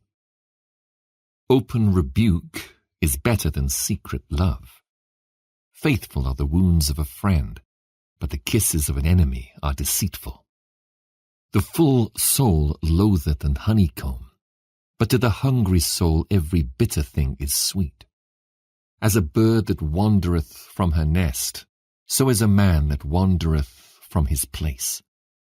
Ointment and perfume rejoice the heart, so doth the sweetness of a man's friend by hearty counsel. Thine own friend and thy father's friend forsake not, neither go into thy brother's house in the day of thy calamity, for better is a neighbor that is near than a brother far off. My son, be wise, and make my heart glad, that I may answer him that reproacheth me. A prudent man foreseeth the evil and hideth himself, but the simple pass on and are punished. Take his garment that is surety for a stranger, and take a pledge of him for a strange woman. He that blesseth his friend with a loud voice, rising early in the morning, it shall be counted a curse to him. A continual dropping in a very rainy day, and a contentious woman are alike. Whoso hideth her, hideth the wind, and the ointment of his right hand, which bewrayeth itself. Iron sharpeneth iron, so a man sharpeneth the countenance of his friend. Whoso keepeth the fig tree shall eat the fruit thereof, so he that waiteth on his master shall be honoured. As in water face answereth to face, so the heart of man to man. Hell and destruction are never full, so the eyes of man are never satisfied. As the fining pot for silver and the furnace for gold, so is a man to his praise. Though thou shouldest bray a fool in a mortar among wheat with a pestle, yet will not his foolishness depart from him. Be thou diligent to know the state of thy flocks, and look well to thy herds. For riches are not for ever, and doth the crown endure to every generation? The hay appeareth, and the tender grass showeth itself, and herbs of the mountains are gathered. The lambs are for thy clothing, and the goats are the price of the field. And thou shalt have goat's milk enough for thy food, for the food of thy household, and for the maintenance for thy maidens. Proverbs chapter 28. The wicked flee when no man pursueth, but the righteous are bold as a lion. For the transgression of a land many are the princes thereof, but by a man of understanding and knowledge the state thereof shall be prolonged. A poor man that oppresseth the poor is like a sweeping rain which leaveth no food. They that forsake the law praise the wicked, but such as keep the law contend with them. Evil men understand not judgment, but they that seek the Lord understand all things. Better is the poor that walketh in his uprightness than he that is perverse in his ways, though he be rich. Whoso keepeth the law is a wise son, but he that is a companion of riotous men shameth his father. He that by usury and unjust gain increaseth his substance, he shall gather it for him that will pity the poor. He that turneth away his ear from hearing the law, even his prayer shall be abomination. Whoso causeth the righteous to go astray in an evil way, he shall fall himself into his own pit, but the upright shall have good things in possession. The rich man is wise in his own conceit, but the poor that hath understanding searcheth him out. When righteous men do rejoice, there is great glory, but when the wicked rise, a man is hidden.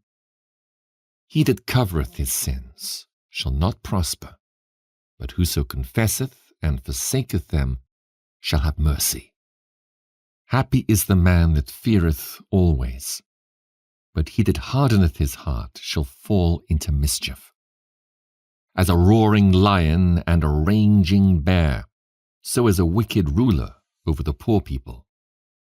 The prince that wanteth understanding is also a great oppressor, but he that hateth covetousness shall prolong his days. A man that doeth violence to the blood of any person shall flee to the pit, let no man stay him. Whoso walketh uprightly shall be saved, but he that is perverse in his ways shall fall at once.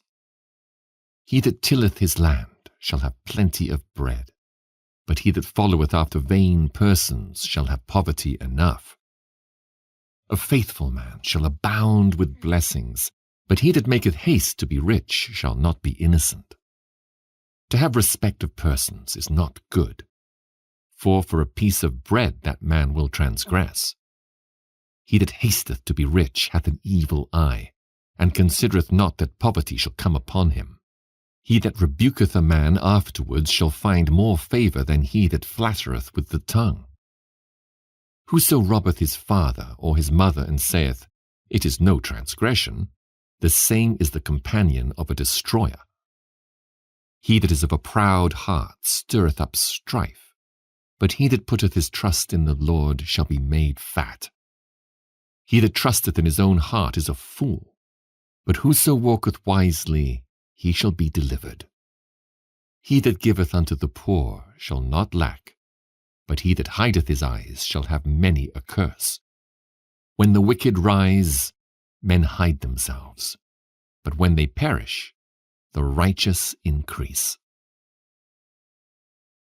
Proverbs chapter 29. He that being often reproved hardeneth his neck shall suddenly be destroyed, and that without remedy. When the righteous are in authority, the people rejoice, but when the wicked beareth rule, the people mourn. Whoso loveth wisdom rejoiceth his father, but he that keepeth company with harlots spendeth his substance. The king by judgment establisheth the land, but he that receiveth gifts overthroweth it. A man that flattereth his neighbour spreadeth a net for his feet. In the transgression of an evil man there is a snare, but the righteous doth sing and rejoice. The righteous considereth the cause of the poor, but the wicked regardeth not to know it. Scornful men bring a city into a snare, but wise men turn away wrath. If a wise man contendeth with a foolish man, whether he rage or laugh, there is no rest. The bloodthirsty hate the upright, but the just seek his soul. A fool uttereth all his mind, but a wise man keepeth it in till afterwards. If a ruler hearken to lies, all his servants are wicked. The poor and the deceitful man meet together, the Lord lighteneth both their eyes. The king that faithfully judgeth the poor, his throne shall be established for ever. The rod and reproof give wisdom, but a child left to himself bringeth his mother to shame. When the wicked are multiplied, transgression increaseth, but the righteous shall see their fall. Correct thy son, and he shall give thee rest, yea, he shall give delight unto thy soul. Where there is no vision, the people perish, but he that keepeth the law, happy is he. A servant will not be corrected by words, for though he understand, he will not answer. Seest thou a man that is hasty in his words? There is more hope of a fool than of him. He that delicately bringeth up his servant from a child shall have him become his son at the length. An angry man stirreth up strife, and a furious man aboundeth in transgression. A man's pride shall bring him low, but honour shall uphold the humble in spirit. Whoso is partner with a thief hateth his own soul. He heareth cursing, and bewrayeth it not. The fear of man bringeth a snare, but whoso putteth his trust in the Lord shall be safe. Many seek the ruler's favor, but every man's judgment cometh from the Lord. An unjust man is an abomination to the just, and he that is upright in the way is abomination to the wicked. Proverbs chapter 30. The words of Agur the son of Jeki, even the prophecy. The man spake unto Ithiel, even unto Ithiel and Ukal. Surely I am more brutish than any man, and have not the understanding of a man. I neither learned wisdom, nor have the knowledge of the holy. Who hath ascended up into heaven, or descended? Who hath gathered the wind in his fists? Who hath bound the waters in a garment? Who hath established all the ends of the earth? What is his name? And what is his son's name, if thou canst tell? Every word of God is pure. He is a shield unto them that put their trust in him. Add thou not unto his words, lest he reprove thee, and thou be found a liar. 2 things have I required of thee, deny me them not before I die. Remove far from me vanity and lies. Give me neither poverty nor riches. Feed me with food convenient for me, lest I be full, and deny thee, and say, Who is the Lord? Or lest I be poor, and steal, and take the name of my God in vain. Accuse not a servant unto his master, lest he curse thee, and thou be found guilty. There is a generation that curseth their father, and doth not bless their mother. There is a generation that are pure in their own eyes, and yet is not washed from their filthiness. There is a generation, O how lofty are their eyes, and their eyelids are lifted up. There is a generation whose teeth are as swords, and their jaw teeth as knives, to devour the poor from off the earth, and the needy from among men. The horse leech hath 2 daughters, crying, Give, give. There are 3 things that are never satisfied, yea, 4 things that say not, It is enough. The grave, and the barren womb, the earth that is not filled with water, and the fire that saith not, It is enough. The eye that mocketh at his father, and despiseth to obey his mother, the ravens of the valley shall pick it out, and the young eagles shall eat it. There be 3 things which are too wonderful for me, yea, 4 which I know not. The way of an eagle in the air, the way of a serpent upon a rock, the way of a ship in the midst of the sea, and the way of a man with a maid. Such is the way of an adulterous woman. She eateth and wipeth her mouth, and saith, I have done no wickedness. For 3 things the earth is disquieted, and for 4 which it cannot bear. For a servant when he reigneth, and a fool when he is filled with meat. For an odious woman when she is married, and an handmaid that is heir to her mistress. There be 4 things which are little upon the earth, but they are exceeding wise. The ants are a people not strong, yet they prepare their meat in the summer. The conies are but a feeble folk, yet make they their houses in the rocks. The locusts have no king, yet go they forth all of them by bands. The spider taketh hold with her hands, and is in kings' palaces. There be 3 things which go well, yea, 4 are comely in going. A lion which is strongest among beasts, and turneth not away for any. A greyhound, an he-goat also, and a king, against whom there is no rising up.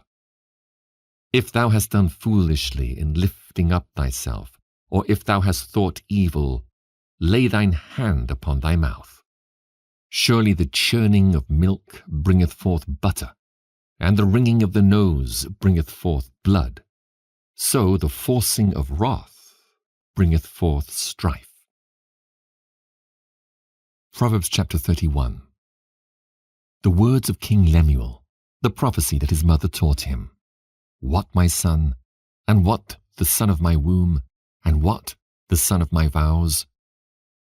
Give not thy strength unto women, nor thy ways to that which destroyeth kings. It is not for kings, O Lemuel, it is not for kings to drink wine, nor for princes strong drink, lest they drink and forget the law, and pervert the judgment of any of the afflicted. Give strong drink unto him that is ready to perish, and wine unto those that be of heavy hearts. Let him drink and forget his poverty, and remember his misery no more. Open thy mouth for the dumb in the cause of all such as are appointed to destruction. Open thy mouth, judge righteously, and plead the cause of the poor and needy. Who can find a virtuous woman? For her price is far above rubies. The heart of her husband doth safely trust in her, so that he shall have no need of spoil. She will do him good and not evil all the days of her life. She seeketh wool and flax, and worketh willingly with her hands. She is like the merchant ships, she bringeth her food from afar. She riseth also while it is yet night, and giveth meat to her household, and a portion to her maidens. She considereth the field, and buyeth it. With the fruit of her hands she planteth a vineyard.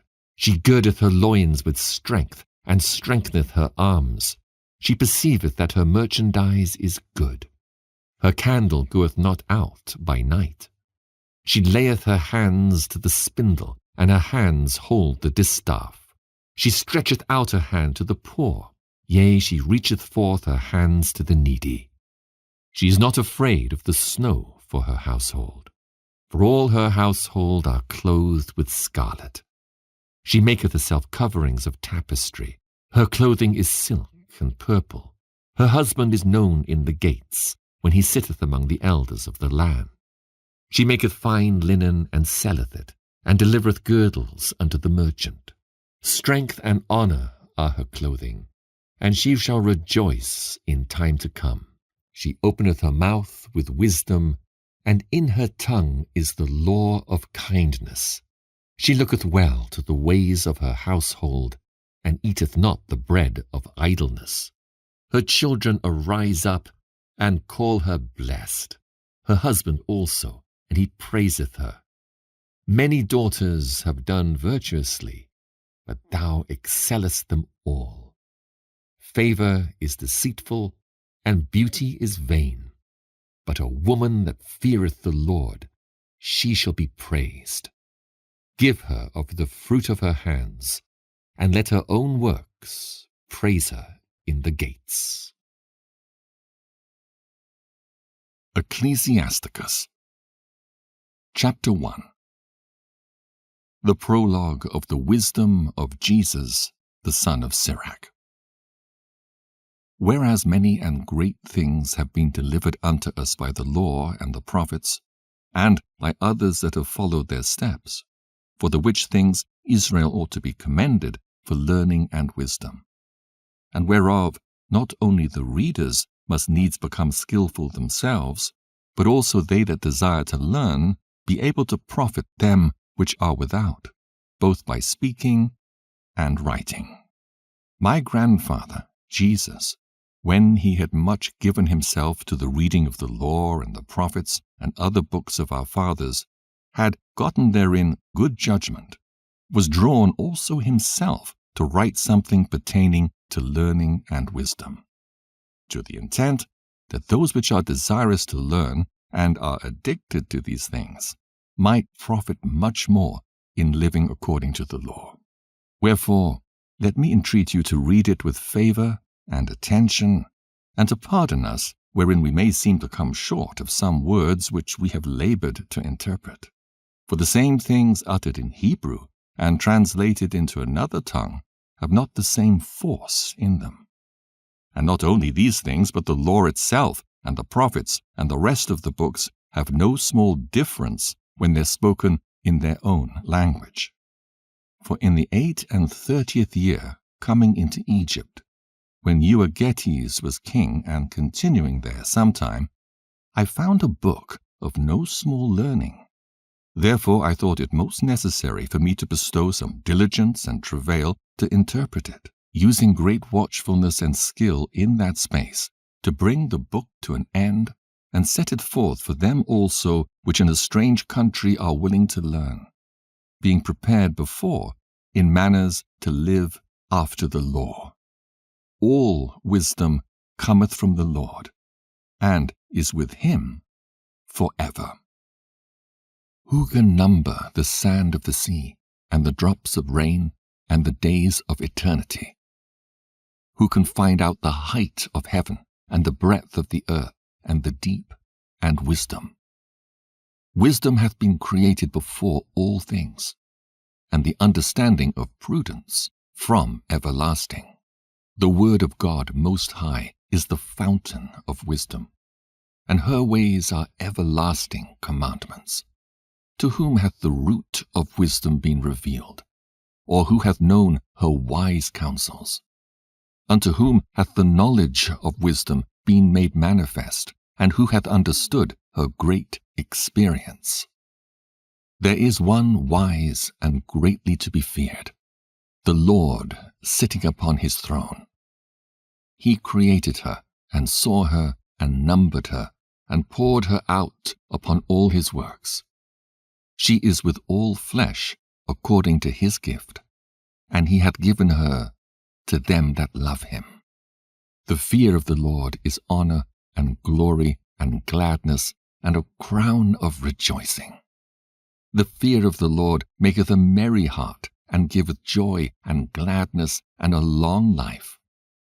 Whoso feareth the Lord, it shall go well with him at the last, and he shall find favor in the day of his death.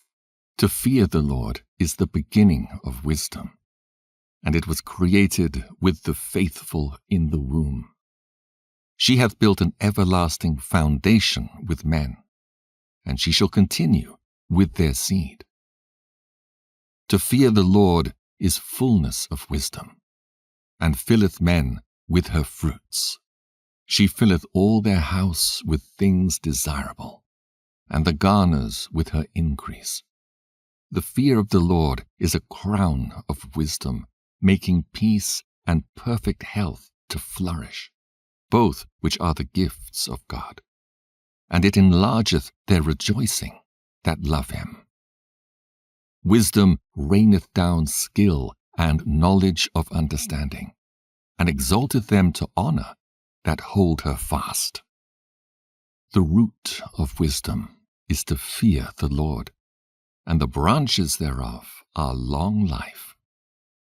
The fear of the Lord driveth away sins, and where it is present, it turneth away wrath. A furious man cannot be justified, for the sway of his fury shall be his destruction. A patient man will tear for a time, and afterward joy shall spring up unto him. He will hide his words for a time, and the lips of many shall declare his wisdom. The parables of knowledge are in the treasures of wisdom, but godliness is an abomination to a sinner. If thou desire wisdom, keep the commandments, and the Lord shall give her unto thee. For the fear of the Lord is wisdom and instruction, and faith and meekness are his delight. Distrust not the fear of the Lord when thou art poor, and come not unto him with a double heart. Be not an hypocrite in the sight of men, and take good heed what thou speakest. Exalt not thyself, lest thou fall, and bring dishonor upon thy soul, and so God discover thy secrets, and cast thee down in the midst of the congregation, because thou camest not in truth to the fear of the Lord, but thy heart is full of deceit. Chapter 2. My son, if thou come to serve the Lord, prepare thy soul for temptation. Set thy heart aright, and constantly endure, and make not haste in time of trouble. Cleave unto him, and depart not away, that thou mayest be increased at thy last end. Whatsoever is brought upon thee, take cheerfully, and be patient when thou art changed to a low estate. For gold is tried in the fire, and acceptable men in the furnace of adversity. Believe in him, and he will help thee. Order thy way aright, and trust in him. Ye that fear the Lord, wait for his mercy, and go not aside, lest ye fall. Ye that fear the Lord, believe him, and your reward shall not fail. Ye that fear the Lord, hope for good, and for everlasting joy and mercy. Look at the generations of old and see. Did ever any trust in the Lord and was confounded? Or did any abide in his fear and was forsaken? Or whom did he ever despise that called upon him?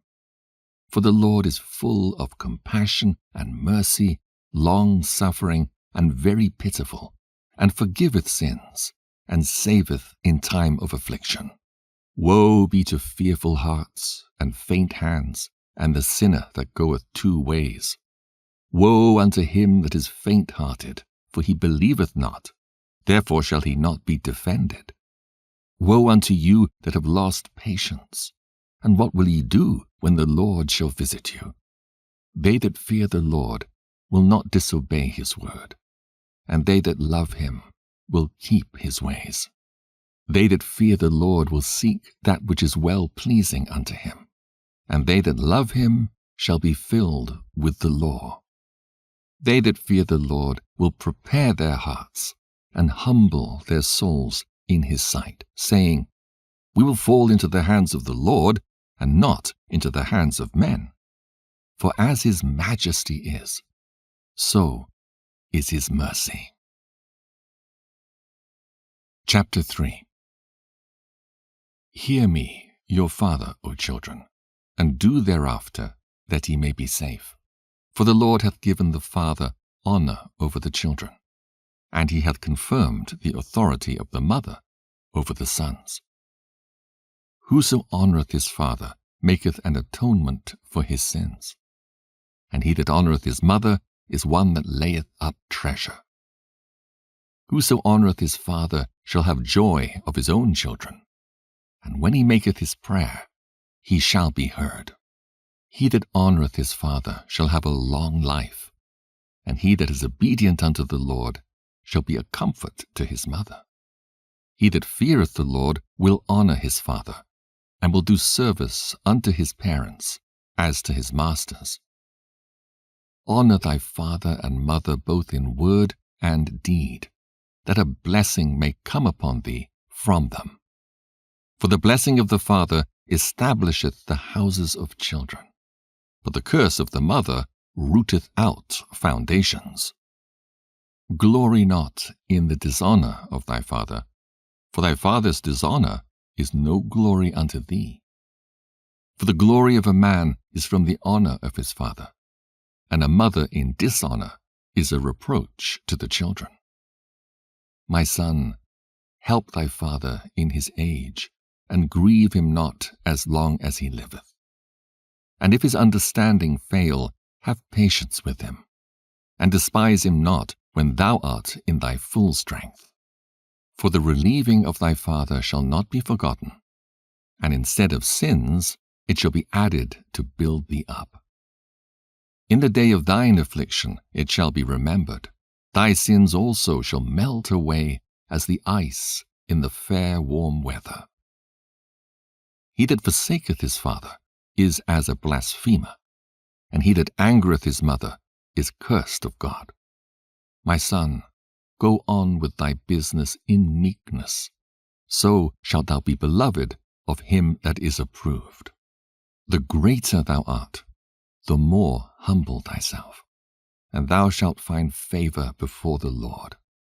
Many are in high place and of renown, but mysteries are revealed unto the meek. For the power of the Lord is great, and he is honoured of the lowly. Seek not out things that are too hard for thee, neither search the things that are above thy strength. But what is commanded thee, think thereupon with reverence. For it is not needful for thee to see with thine eyes the things that are in secret. Be not curious in unnecessary matters, for more things are showed unto thee than men understand. For many are deceived by their own vain opinion, and an evil suspicion hath overthrown their judgment. Without eyes thou shalt want light. Profess not the knowledge thereof that thou hast not. A stubborn heart shall fare evil at the last, and he that loveth danger shall perish therein. An obstinate heart shall be laden with sorrows, and the wicked man shall heap sin upon sin.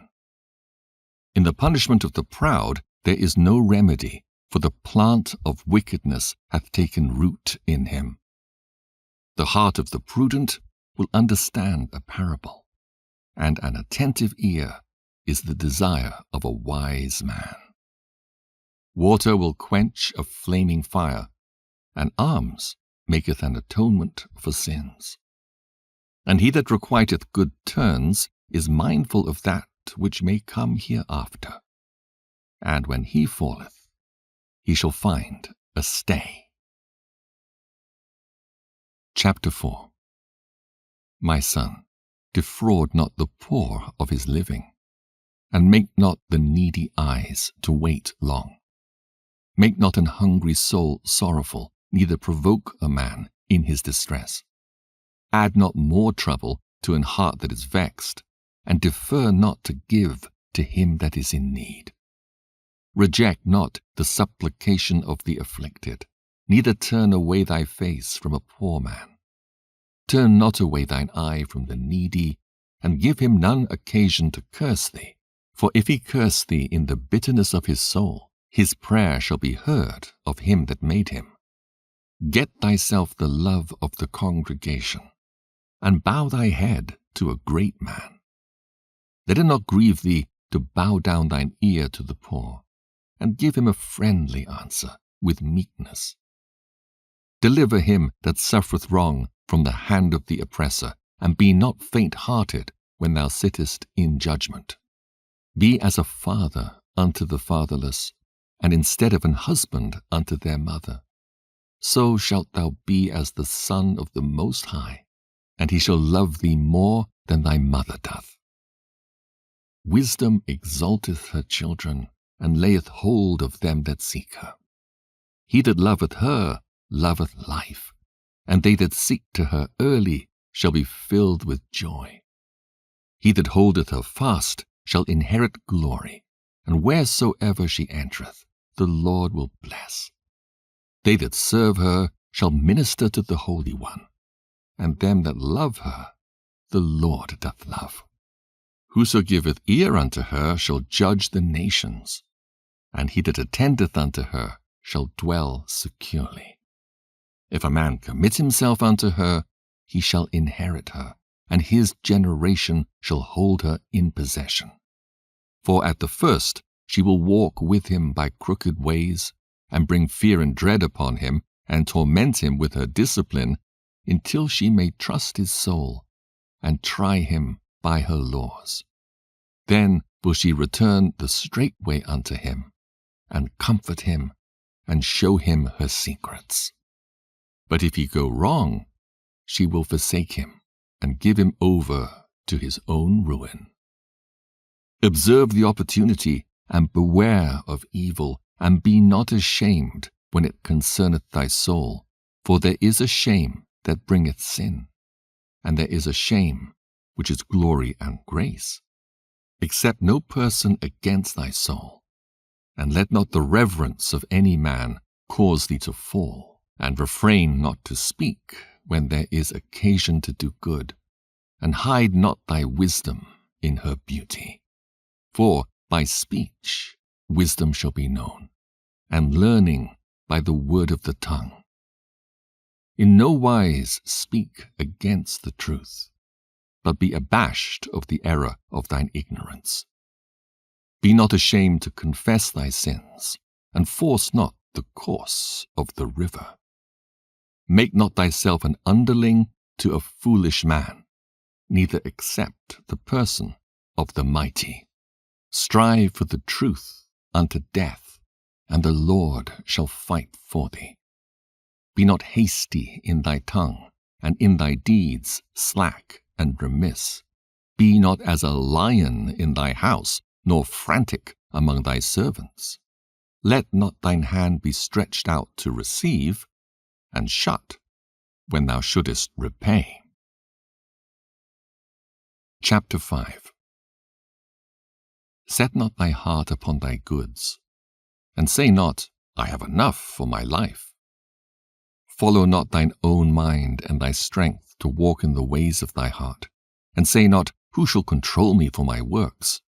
For the Lord will surely revenge thy pride. Say not, I have sinned, and what harm hath happened unto me? For the Lord is long-suffering, he will in no wise let thee go. Concerning propitiation, be not without fear to add sin unto sin.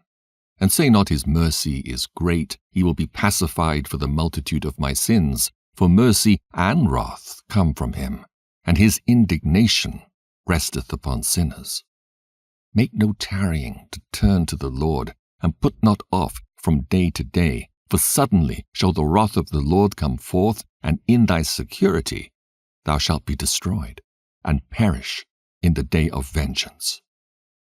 Set not thine heart upon goods unjustly gotten, for they shall not profit thee in the day of calamity.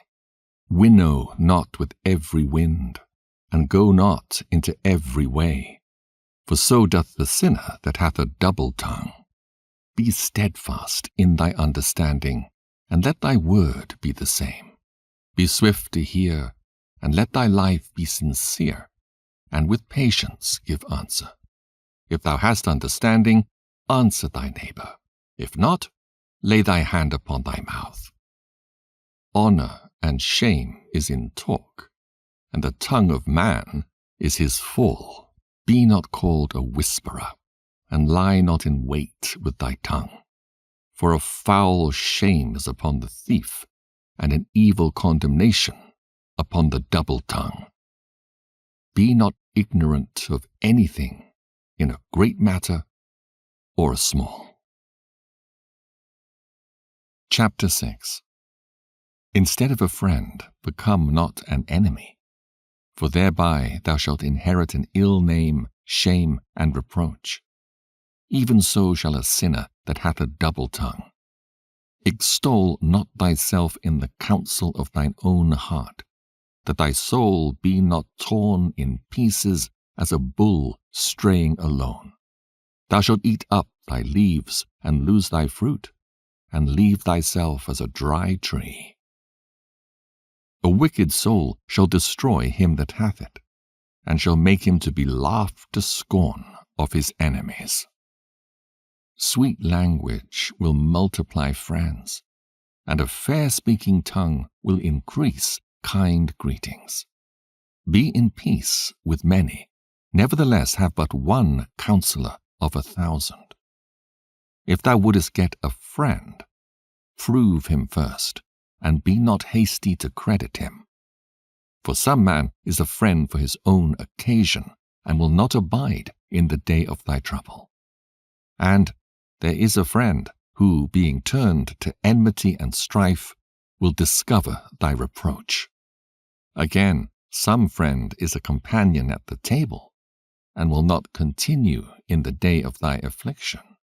But in thy prosperity he will be as thyself, and will be bold over thy servants.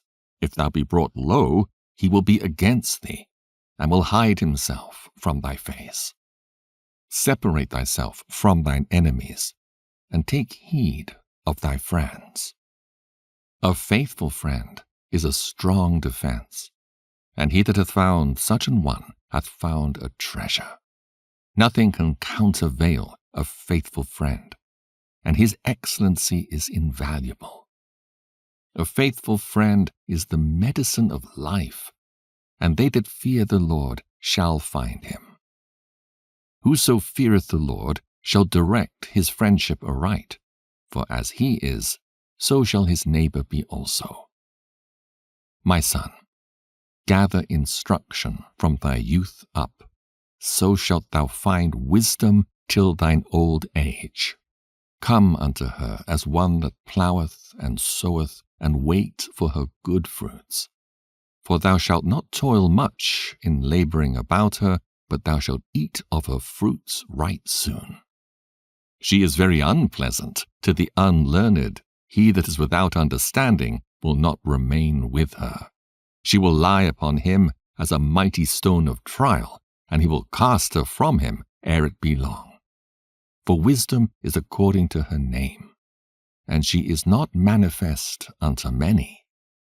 Give ear, my son, receive my advice, and refuse not my counsel, and put thy feet into her fetters, and thy neck into her chain. Bow down thy shoulder, and bear her, and be not grieved with her bonds. Come unto her with thy whole heart, and keep her ways with all thy power. Search and seek, and she shall be made known unto thee. And when thou hast got hold of her, let her not go. For at the last thou shalt find her rest, and that shall be turned to thy joy. Then shall her fetters be a strong defense for thee, and her chains a robe of glory. For there is a golden ornament upon her, and her bands are purple lace. Thou shalt put her on as a robe of honor, and shalt put her about thee as a crown of joy. My son, if thou wilt, thou shalt be taught, and if thou wilt apply thy mind, thou shalt be prudent. If thou love to hear, thou shalt receive understanding, and if thou bow thine ear, thou shalt be wise. Stand in the multitude of the elders, and cleave unto him that is wise. Be willing to hear every godly discourse, and let not the parables of understanding escape thee. And if thou seest a man of understanding, get thee betimes unto him, and let thy foot wear the steps of his door. Let thy mind be upon the ordinances of the Lord, and meditate continually in his commandments. He shall establish thine heart, and give thee wisdom at thine own desire. Chapter 7. Do no evil, so shall no harm come unto thee. Depart from the unjust, and iniquity shall turn away from thee. My son, sow not upon the furrows of unrighteousness, and thou shalt not reap them sevenfold. Seek not of the Lord preeminence, neither of the king the seat of honor. Justify not thyself before the Lord, and boast not of thy wisdom before the king. Seek not to be judge, being not able to take away iniquity, lest at any time thou fear the person of the mighty, a stumbling block in the way of thy uprightness. Offend not against the multitude of a city, and then thou shalt not cast thyself down among the people. Bind not one sin upon another, for in one thou shalt not be unpunished. Say not, God will look upon the multitude of my oblations, and when I offer to the Most High, he will accept it. Be not faint-hearted when thou makest thy prayer, and neglect not to give alms. Laugh no man to scorn in the bitterness of his soul, for there is one which humbleth and exalteth. Devise not a lie against thy brother, neither do the like to thy friend. Use not to make any manner of lie, for the custom thereof is not good. Use not many words in a multitude of elders, and make not much babbling when thou prayest. Hate not laborious work, neither husbandry, which the Most High hath ordained.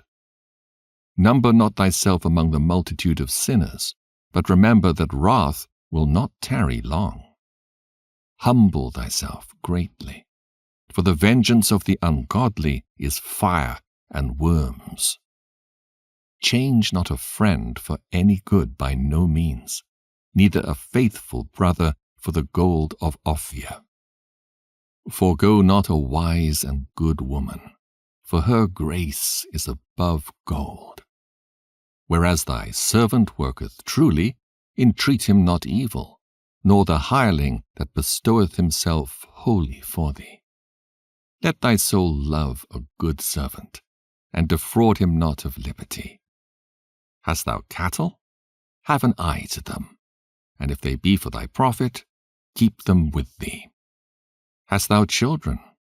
Instruct them, and bow down their neck from their youth. Hast thou daughters? Have a care of their body, and show not thyself cheerful toward them. Marry thy daughter, and so shalt thou have performed a weighty matter. But give her to a man of understanding. Hast thou a wife after thy mind? Forsake her not, but give not thyself over to a light woman. Honor thy father with thy whole heart, and forget not the sorrows of thy mother. Remember that thou wast begotten of them, and how canst thou recompense them the things that they have done for thee? Fear the Lord with all thy soul, and reverence his priests. Love him that made thee with all thy strength, and forsake not his ministers. Fear the Lord, and honor the priests, and give him his portion, as it is commanded thee, the firstfruits, and the trespass offering, and the gift of the shoulders, and the sacrifice of sanctification, and the firstfruits of the holy things. And stretch thine hand unto the poor, that thy blessing may be perfected. A gift hath grace in the sight of every man living, and for the dead detain it not. Fail not to be with them that weep, and mourn with them that mourn. Be not slow to visit the sick, for that shall make thee to be beloved. Whatsoever thou takest in hand, remember the end, and thou shalt never do amiss. Chapter 8. Strive not with a mighty man, lest thou fall into his hands. Be not at variance with a rich man, lest he overweigh thee. For gold hath destroyed many, and perverted the hearts of kings. Strive not with a man that is full of tongue, and heap not wood upon his fire. Jest not with a rude man, lest thy ancestors be disgraced. Reproach not a man that turneth from sin, but remember we are all worthy of punishment. Dishonor not a man in his old age, for even some of us wax old.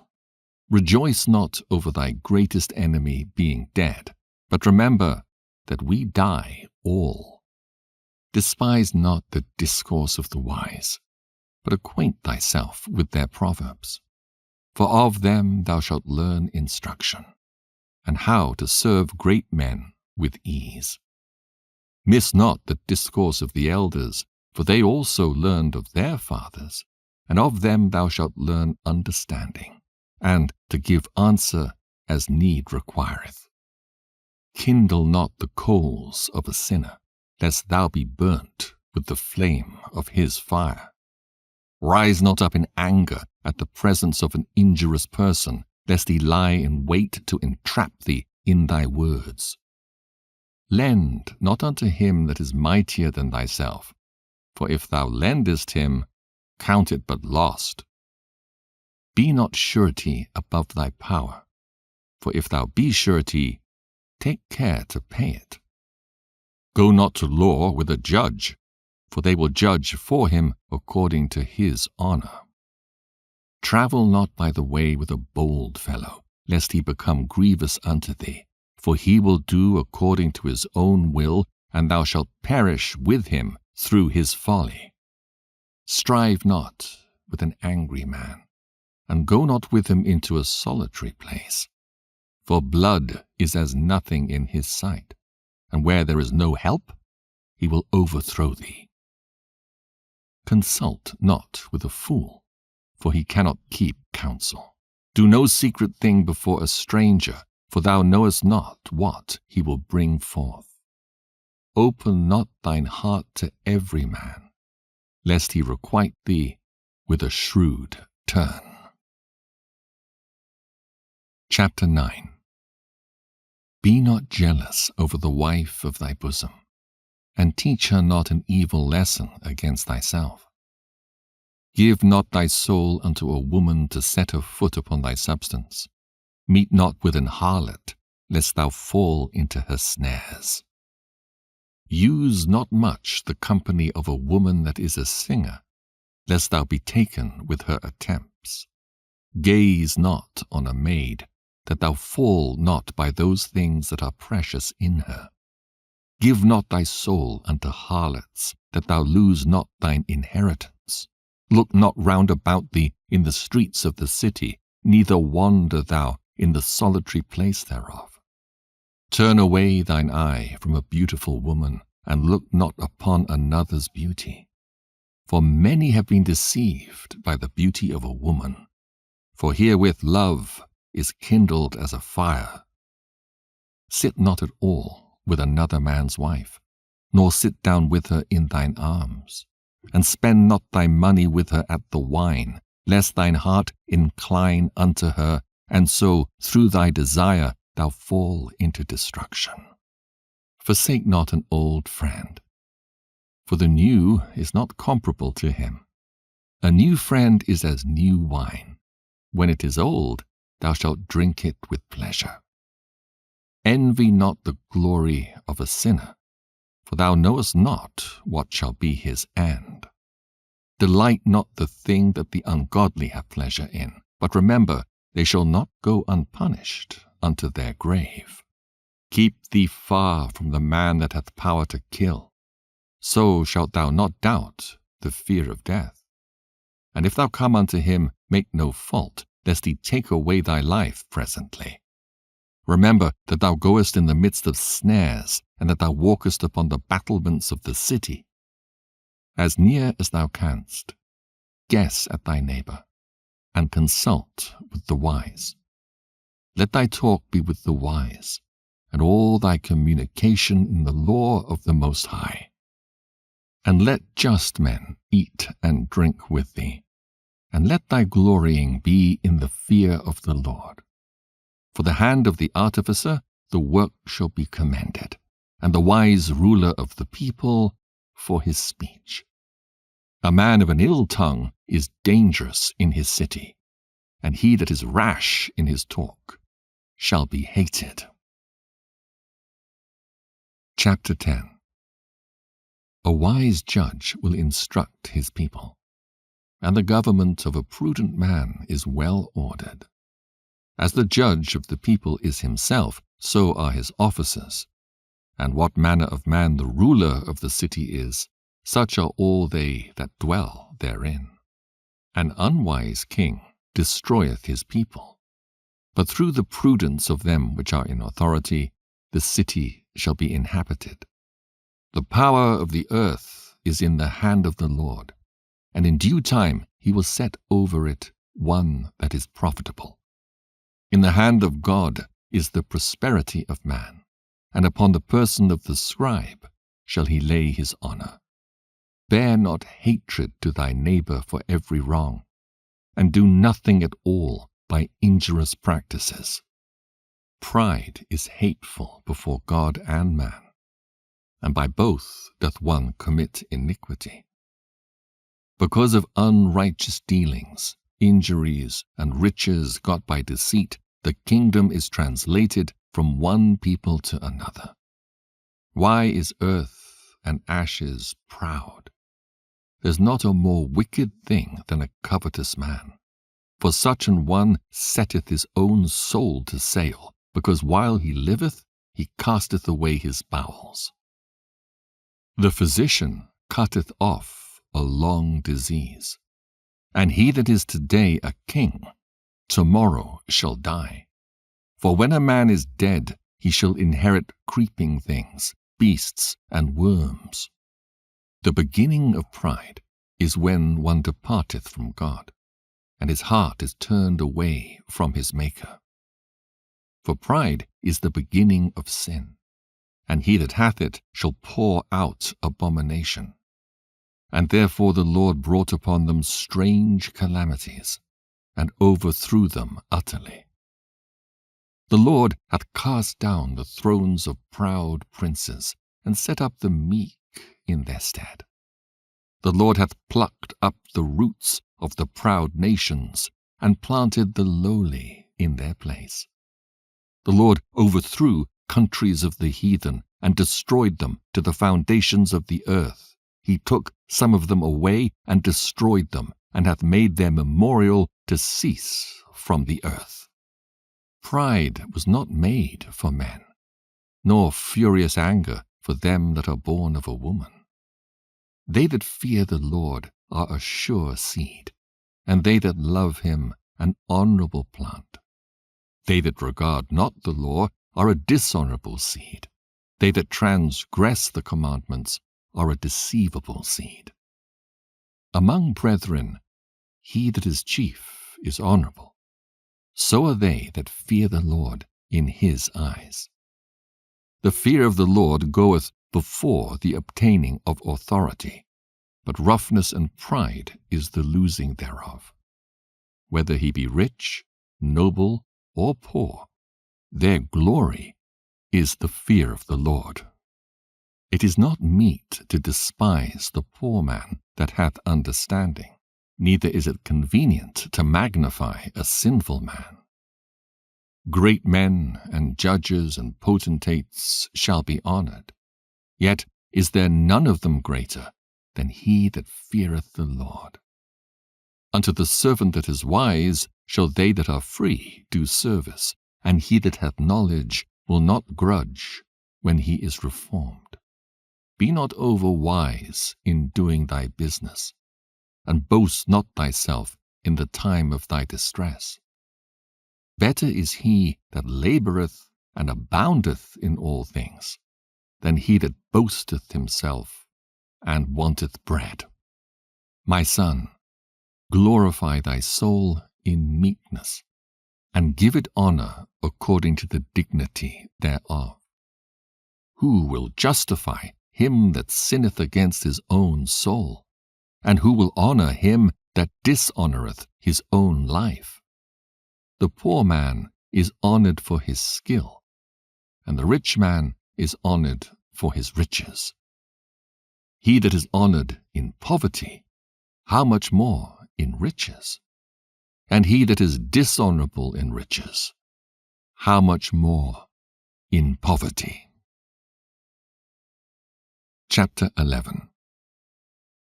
Wisdom lifteth up the head of him that is of low degree, and maketh him to sit among great men. Commend not a man for his beauty, neither abhor a man for his outward appearance. The bee is little among such as fly, but her fruit is the chief of sweet things. Boast not of thy clothing and raiment, and exalt not thyself in the day of honour. For the works of the Lord are wonderful, and his works among men are hidden. Many kings have sat down upon the ground, and one that was never thought of hath worn the crown. Many mighty men have been greatly disgraced, and the honourable delivered into other men's hands. Blame not before thou hast examined the truth. Understand first, and then rebuke. Answer not before thou hast heard the cause, neither interrupt men in the midst of their talk. Strive not in a matter that concerneth thee not, and sit not in judgment with sinners. My son, meddle not with many matters, for if thou meddle much, thou shalt not be innocent, and if thou follow after, thou shalt not obtain, neither shalt thou escape by fleeing. There is one that laboureth, and taketh pains, and maketh haste, and is so much the more behind. Again, there is another that is slow, and hath need of help, wanting ability, and full of poverty. Yet the eye of the Lord looked upon him for good, and set him up from his low estate, and lifted up his head from misery, so that many that saw it marvelled at him. Prosperity and adversity, life and death, poverty and riches come of the Lord.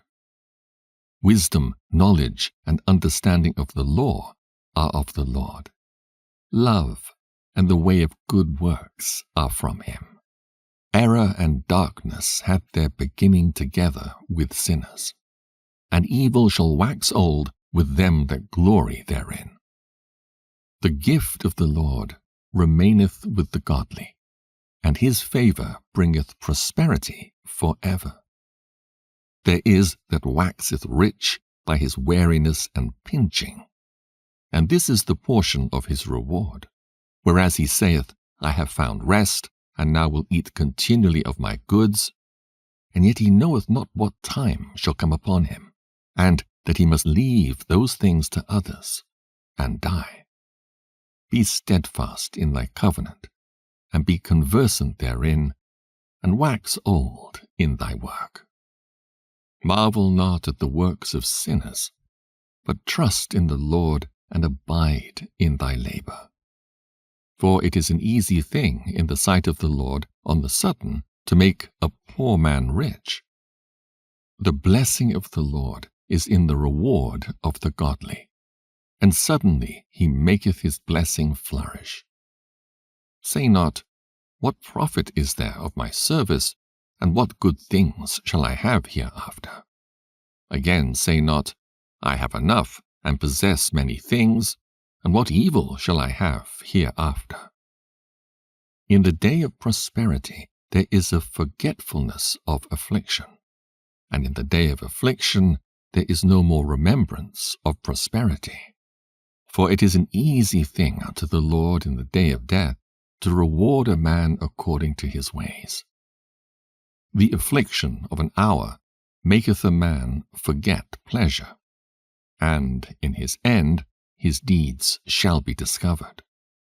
Judge none blessed before his death, for a man shall be known in his children. Bring not every man into thine house, for the deceitful man hath many trains. Like as a partridge taken and kept in a cage, so is the heart of the proud.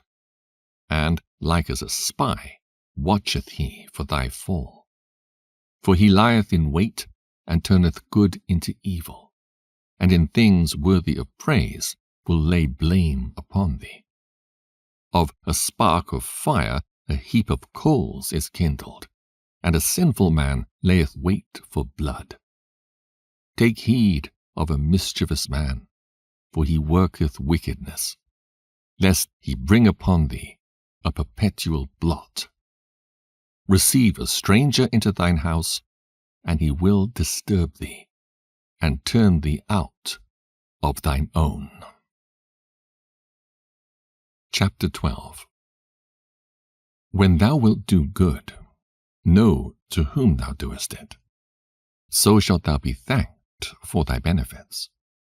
Do good to the godly man, and thou shalt find a recompense, and if not from him, yet from the Most High.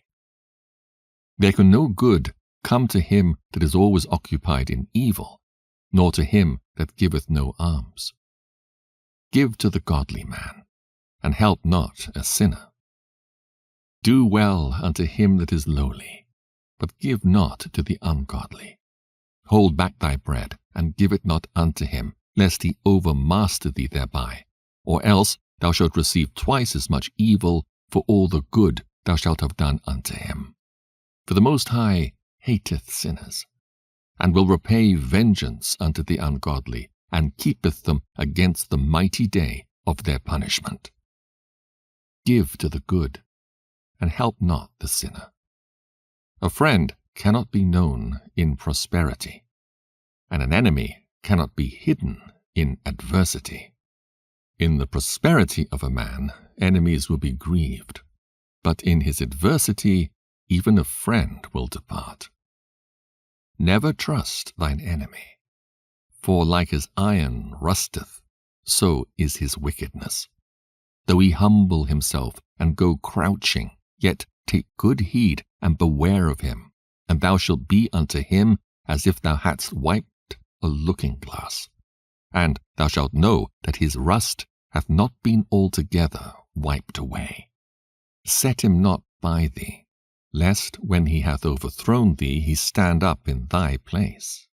neither let him sit at thy right hand, lest he seek to take thy seat, and thou at last remember my words, and be pricked therewith.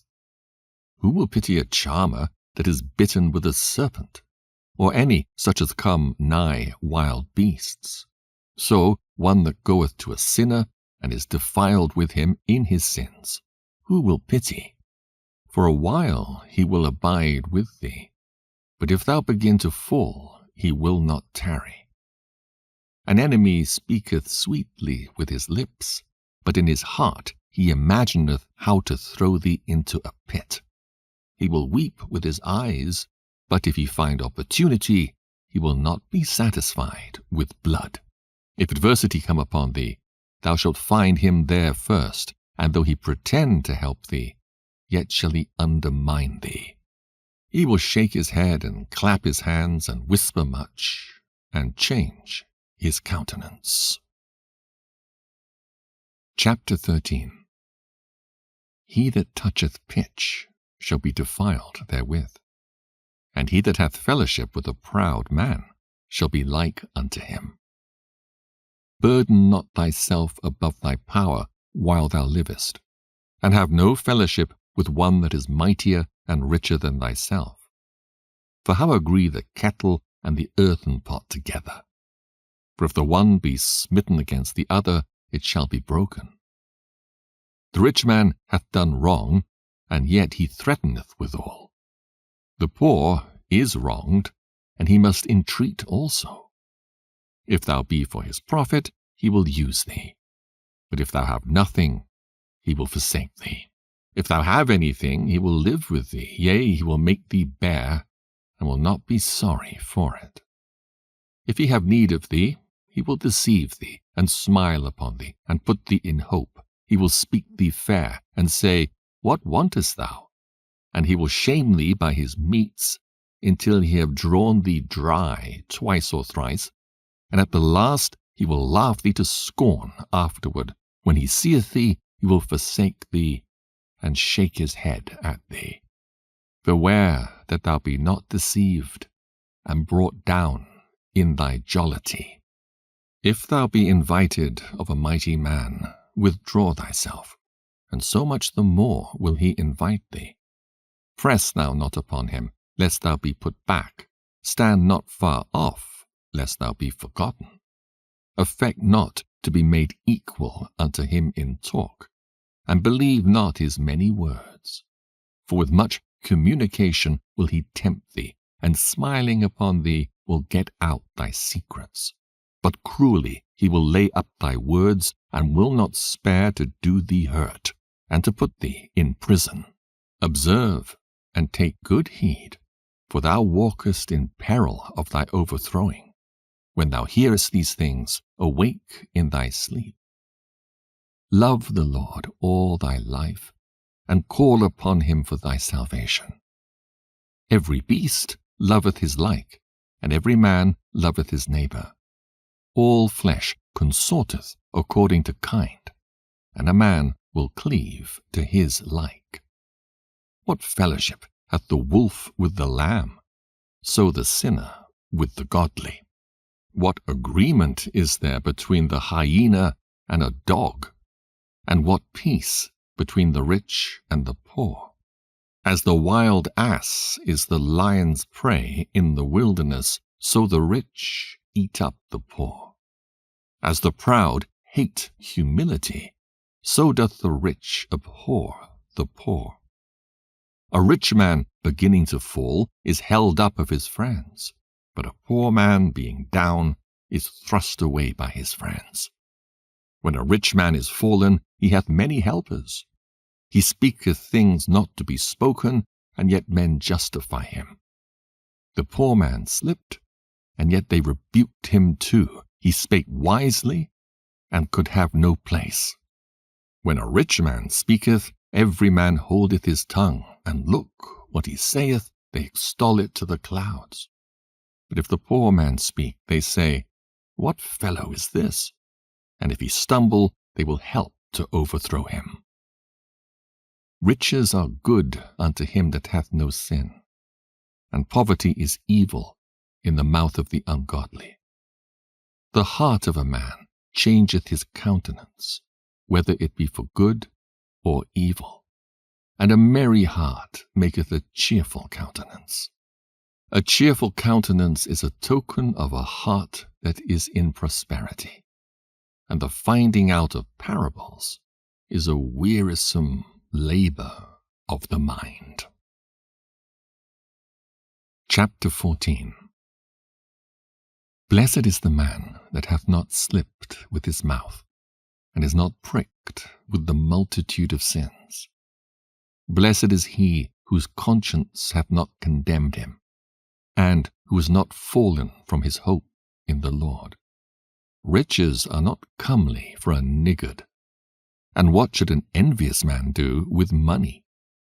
He that gathereth by defrauding his own soul gathereth for others that shall spend his goods riotously. He that is evil to himself, to whom will he be good? He shall not take pleasure in his goods. There is none worse than he that envieth himself, and this is a recompense of his wickedness. And if he doeth good, he doeth it unwillingly, and at the last he will declare his wickedness. The envious man hath a wicked eye. He turneth away his face, and despiseth men. A covetous man's eye is not satisfied with his portion, and the iniquity of the wicked drieth up his soul. A wicked eye envieth his bread, and he is a niggard at his table. My son, according to thy ability, do good to thyself, and give the Lord his due offering. Remember that death will not be long in coming, and that the covenant of the grave is not showed unto thee.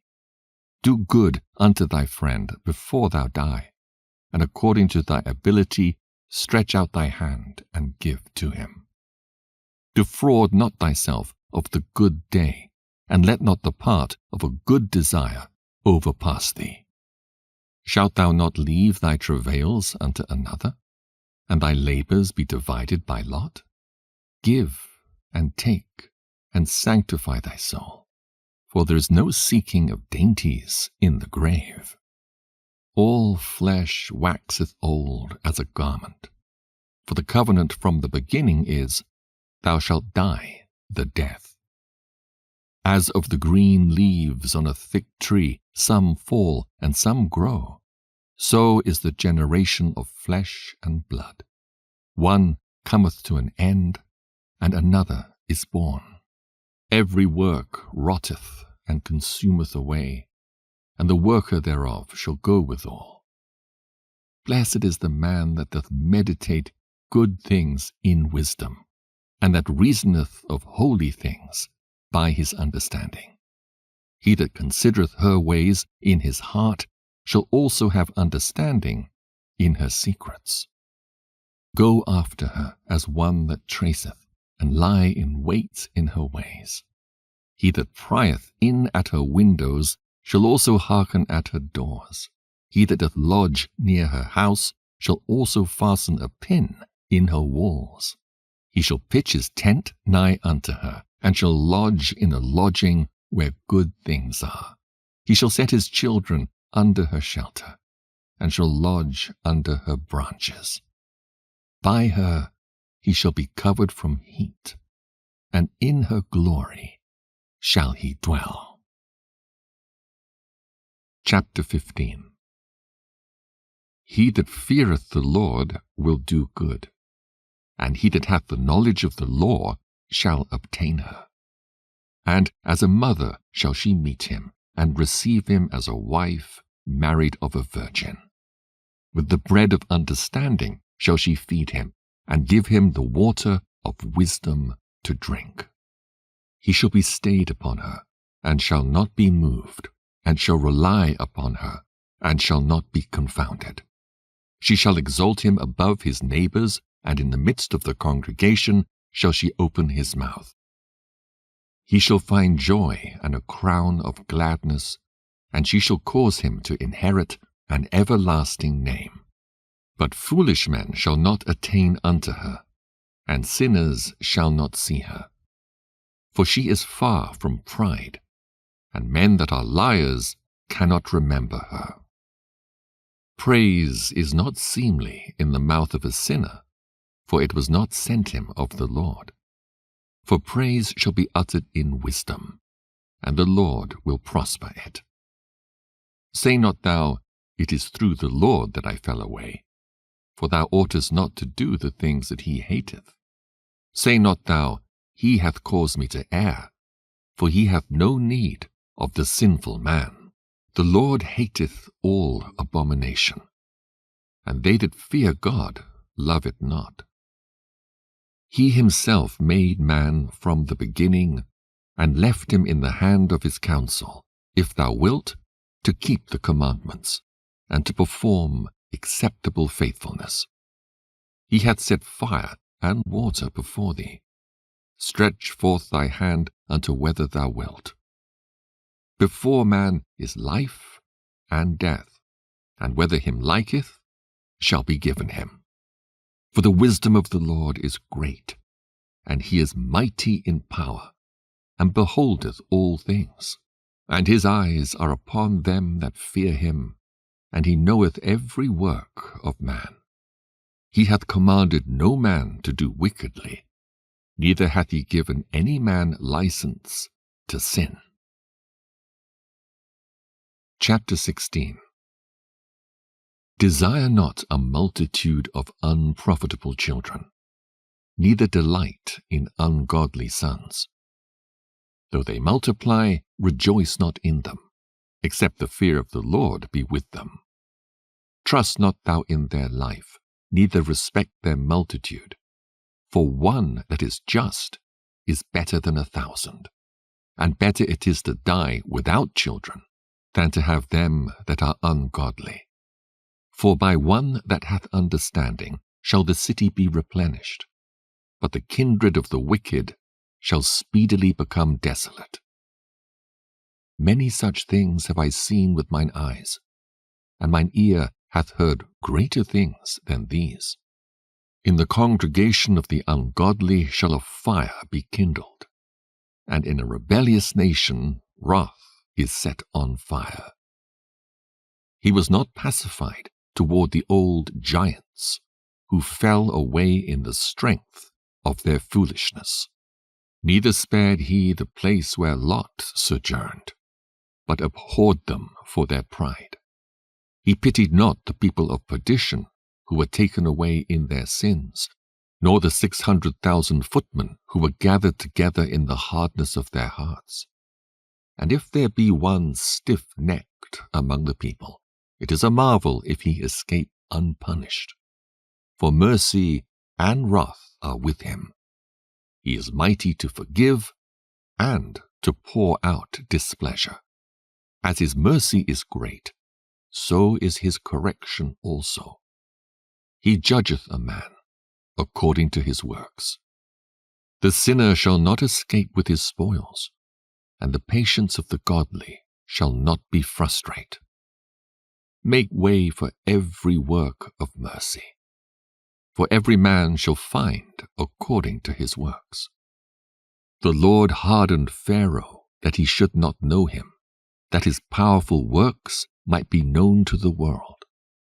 His mercy is manifest to every creature, and he hath separated his light from the darkness with an adamant. Say not thou, I will hide myself from the Lord. Shall any remember me from above? I shall not be remembered among so many people. For what is my soul among such an infinite number of creatures? Behold the heaven and the heaven of heavens, the deep and the earth and all that therein is, shall be moved when he shall visit. The mountains also and the foundations of the earth shall be shaken with trembling when the Lord looketh upon them. No heart can think upon these things worthily, and who is able to conceive his ways? It is a tempest which no man can see, for the most part of his works are hid. Who can declare the works of his justice, or who can endure them?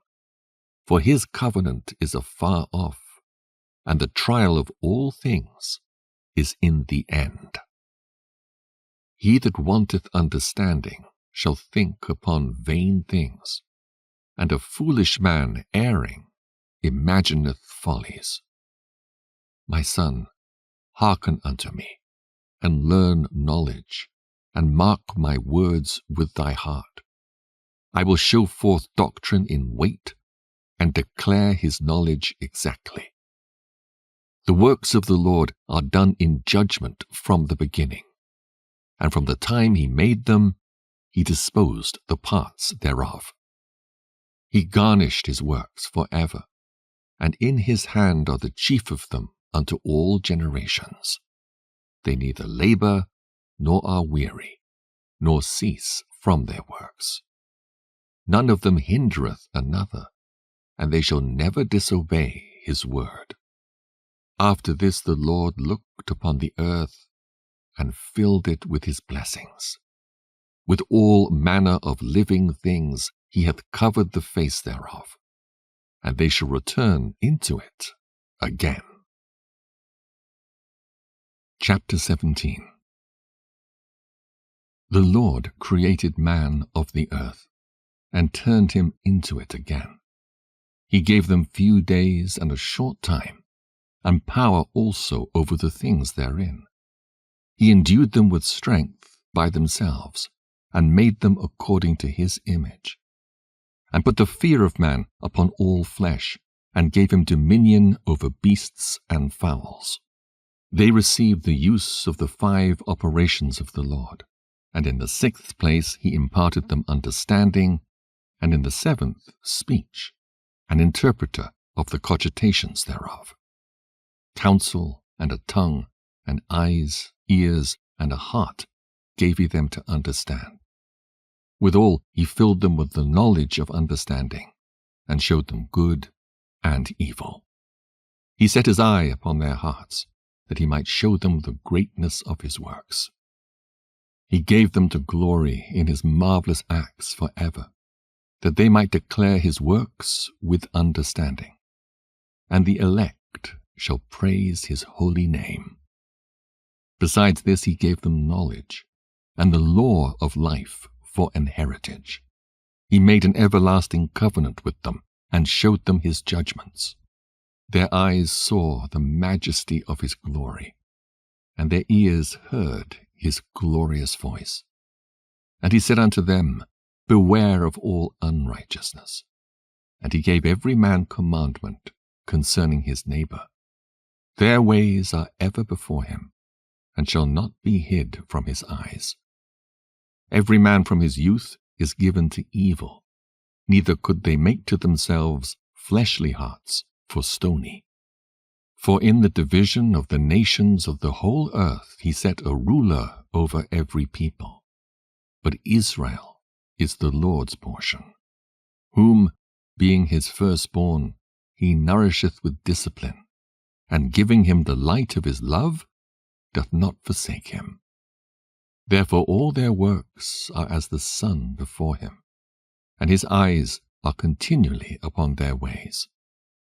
None of their unrighteous deeds are hid from him, but all their sins are before the Lord. But the Lord, being gracious and knowing his workmanship, neither left nor forsook them, but spared them. The alms of a man is as a signet with him, and he will keep the good deeds of man as the apple of the eye, and give repentance to his sons and daughters. Afterwards he will rise up and reward them, and render their recompense upon their heads. But unto them that repent, he granted them return, and comforted those that failed in patience. Return unto the Lord, and forsake thy sins. Make thy prayer before his face, and offend less. Turn again to the Most High, and turn away from iniquity. For he shall lead thee out of darkness into the light of health. And hate thou abomination vehemently. Who shall praise the Most High in the grave? instead of them which live and give thanks. Thanksgiving perisheth from the dead, as from one that is not. The living and sound in heart shall praise the Lord. How great is the loving kindness of the Lord our God, and his compassion unto such as turn unto him in holiness. For all things cannot be in men, because the Son of Man is not immortal. What is brighter than the sun? Yet the light thereof faileth, and flesh and blood will imagine evil. He vieweth the power of the height of heaven, and all men are but earth and ashes. Chapter 18. He that liveth for ever hath created all things in general. The Lord only is righteous, and there is none other but he, who governeth the world with the palm of his hand, and all things obey his will. For he is the King of all, by his power dividing holy things among them from profane. To whom hath he given power to declare his works? And who shall find out his noble acts? Who shall number the strength of his majesty? And who shall also tell out his mercies? As for the wondrous works of the Lord, there may nothing be taken from them, neither may anything be put unto them, neither can the ground of them be found out. When a man hath done, then he beginneth, and when he leaveth off, then he shall be doubtful. What is man, and whereto serveth he? What is his good, and what is his evil? The number of a man's days at the most are 100 years. As a drop of water unto the sea, and a gravel stone in comparison of the sand, so are 1,000 years to the days of eternity. Therefore is God patient with them, and poureth forth his mercy upon them. He saw and perceived their end to be evil. Therefore he multiplied his compassion. The mercy of a man is toward his neighbor, but the mercy of the Lord is upon all flesh. He reproveth and nurtureth and teacheth and bringeth again, as a shepherd his flock. He hath mercy on them that receive discipline, and that diligently seek after his judgments. My son, blemish not thy good deeds, neither use uncomfortable words when thou givest anything. Shall not the dew assuage the heat? So is a word better than a gift. Lo, is not a word better than a gift? But both are with a gracious man. A fool will upbraid churlishly, and a gift of the envious consumeth the eyes.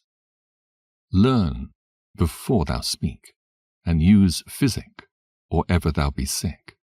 Before judgment examine thyself, and in the day of visitation thou shalt find mercy. Humble thyself before thou be sick, and in the time of sins show repentance. Let nothing hinder thee to pay thy vow in due time, and defer not until death to be justified. Before thou prayest, prepare thyself, and be not as one that tempteth the Lord. Think upon the wrath that shall be at the end, and the time of vengeance, when he shall turn away his face. When thou hast enough, remember the time of hunger, and when thou art rich, think upon poverty and need. From the morning until the evening, the time is changed, and all things are soon done before the Lord. A wise man will fear in everything, and in the day of sinning he will beware of offense. But a fool will not observe time. Every man of understanding knoweth wisdom, and will give praise unto him that found her. They that were of understanding in sayings became also wise themselves, and poured forth exquisite parables. Go not after thy lusts, but refrain thyself from thine appetites. If thou givest thy soul the desires that please her, she will make thee a laughing stock to thine enemies that malign thee. Take not pleasure in much good cheer, neither be tied to the expense thereof. Be not made a beggar by banqueting upon borrowing when thou hast nothing in thy purse, for thou shalt lie in wait for thine own life, and be talked on. Chapter 19.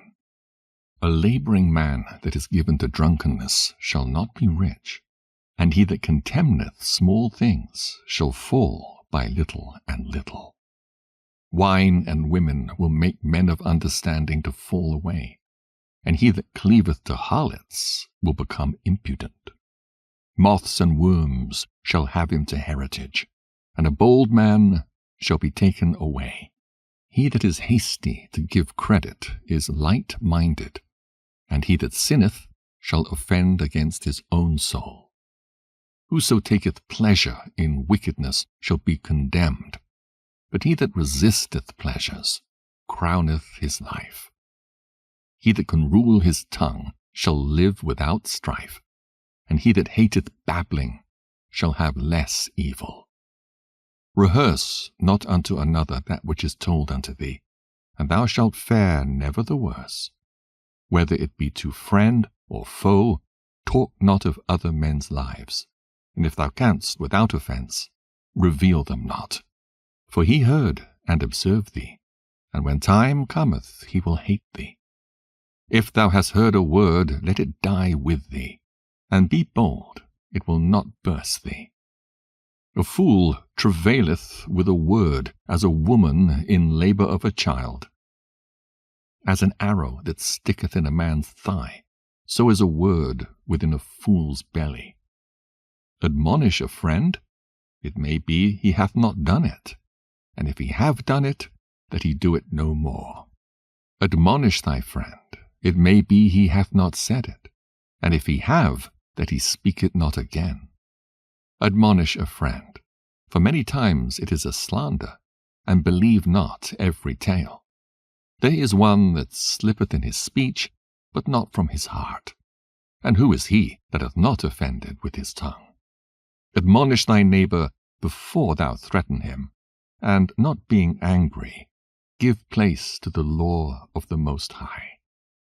The fear of the Lord is the first step to be accepted of him, and wisdom obtaineth his love.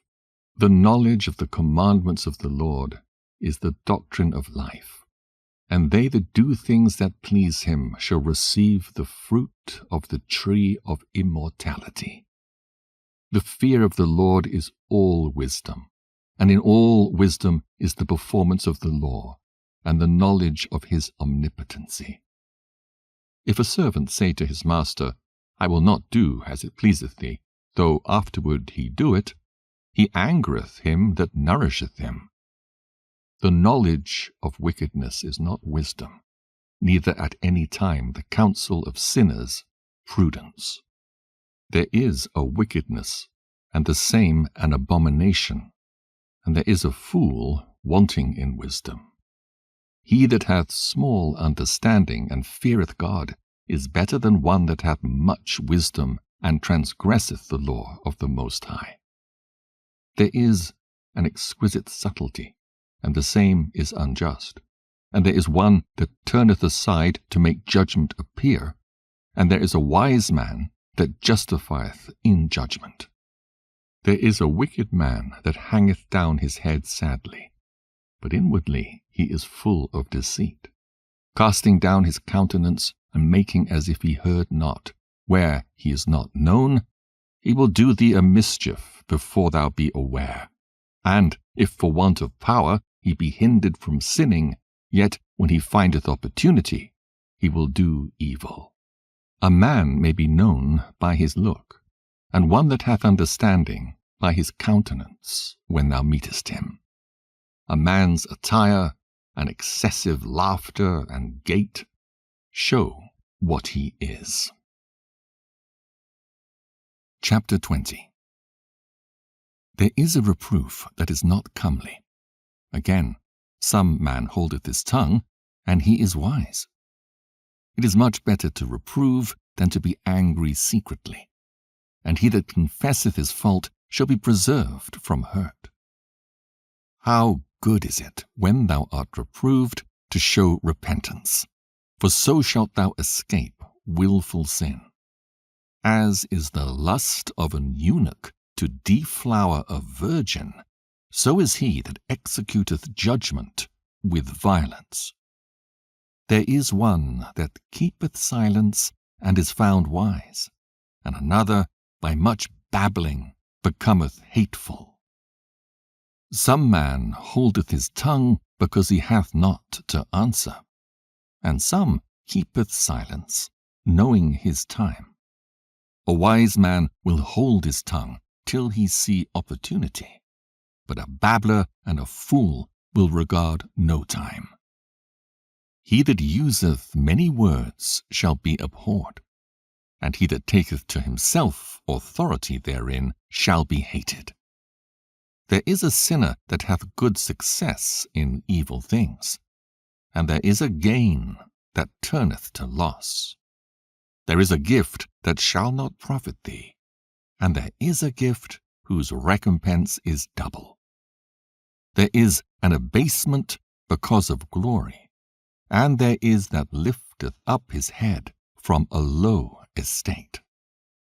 There is that buyeth much for a little, and repayeth it sevenfold. A wise man by his words maketh him beloved, but the graces of fools shall be poured out. The gift of a fool shall do thee no good when thou hast it, neither yet of the envious for his necessity, for he looketh to receive many things for one. He giveth little and upbraideth much. He openeth his mouth like a crier. Today he lendeth, and tomorrow will he ask it again. Such an one is to be hated of God and man. The fool saith, I have no friends. I have no thank for all my good deeds. And they that eat my bread speak evil of me. How oft and of how many shall he be laughed to scorn? For he knoweth not aright what it is to have, and it is all one unto him as if he had it not. To slip upon a pavement is better than to slip with the tongue. So the fall of the wicked shall come speedily. An unreasonable tale will always be in the mouth of the unwise. A wise sentence shall be rejected when it cometh out of a fool's mouth, for he will not speak it in due season. There is that is hindered from sinning through want, and when he taketh rest he shall not be troubled. There is that destroyeth his own soul through bashfulness, and by accepting of persons overthroweth himself. There is that for bashfulness promiseth to his friend, and maketh him his enemy for nothing. A lie is a foul blot in a man, yet it is continually in the mouth of the untaught. A thief is better than a man that is accustomed to lie, but they both shall have destruction to heritage. The disposition of a liar is dishonorable, and his shame is ever with him. A wise man shall promote himself to honor with his words, and he that hath understanding will please great men. He that tilleth his land shall increase his heap, and he that pleaseth great men shall get pardon for iniquity. Presents and gifts blind the eyes of the wise, and stop up his mouth that he cannot reprove. Wisdom that is hid, and treasure that is hoarded up, what profit is in them both? Better is he that hideth his folly than a man that hideth his wisdom. Necessary patience in seeking the Lord is better than he that leadeth his life without a guide. Chapter 21. My son, hast thou sinned? Do so no more, but ask pardon for thy former sins. Flee from sin as from the face of a serpent, for if thou comest too near it, it will bite thee. The teeth thereof are as the teeth of a lion, slaying the souls of men. All iniquity is as a two-edged sword, the wounds whereof cannot be healed. To terrify and do wrong will waste riches. Thus the house of proud men shall be made desolate. A prayer out of a poor man's mouth reacheth to the ears of God, and his judgment cometh speedily. He that hateth to be reproved is in the way of sinners, but he that feareth the Lord will repent from his heart. An eloquent man is known far and near, but a man of understanding knoweth when he slippeth. He that buildeth his house with other men's money is like one that gathereth himself stones for the tomb of his burial. The congregation of the wicked is like tow wrapped together, and the end of them is a flame of fire to destroy them. The way of sinners is made plain with stones, but at the end thereof is the pit of hell. He that keepeth the law of the Lord getteth the understanding thereof, and the perfection of the fear of the Lord is wisdom. He that is not wise will not be taught, but there is a wisdom which multiplieth bitterness. The knowledge of a wise man shall abound like a flood, and his counsel is like a pure fountain of life. The inner parts of a fool are like a broken vessel, and he will hold no knowledge as long as he liveth. If a skillful man hear a wise word, he will commend it, and add unto it. But as soon as one of no understanding heareth it, it displeaseth him, and he casteth it behind his back. The talking of a fool is like a burden in the way, but grace shall be found in the lips of the wise. They inquire at the mouth of the wise man in the congregation, and they shall ponder his words in their heart. As is a house that is destroyed, so is wisdom to a fool, and the knowledge of the unwise is as talk without sense. Doctrine unto fools is as fetters on the feet, and like manacles on the right hand. A fool lifteth up his voice with laughter, but a wise man doth scarce smile a little. Learning is unto a wise man as an ornament of gold, and like a bracelet upon his right arm. A foolish man's foot is soon in his neighbor's house, but a man of experience is ashamed of him. A fool will peep in at the door into the house, but he that is well nurtured will stand without. It is the rudeness of a man to hearken at the door, but a wise man will be grieved with the disgrace. The lips of talkers will be telling such things as pertain not unto them, but the words of such as have understanding are weighed in the balance.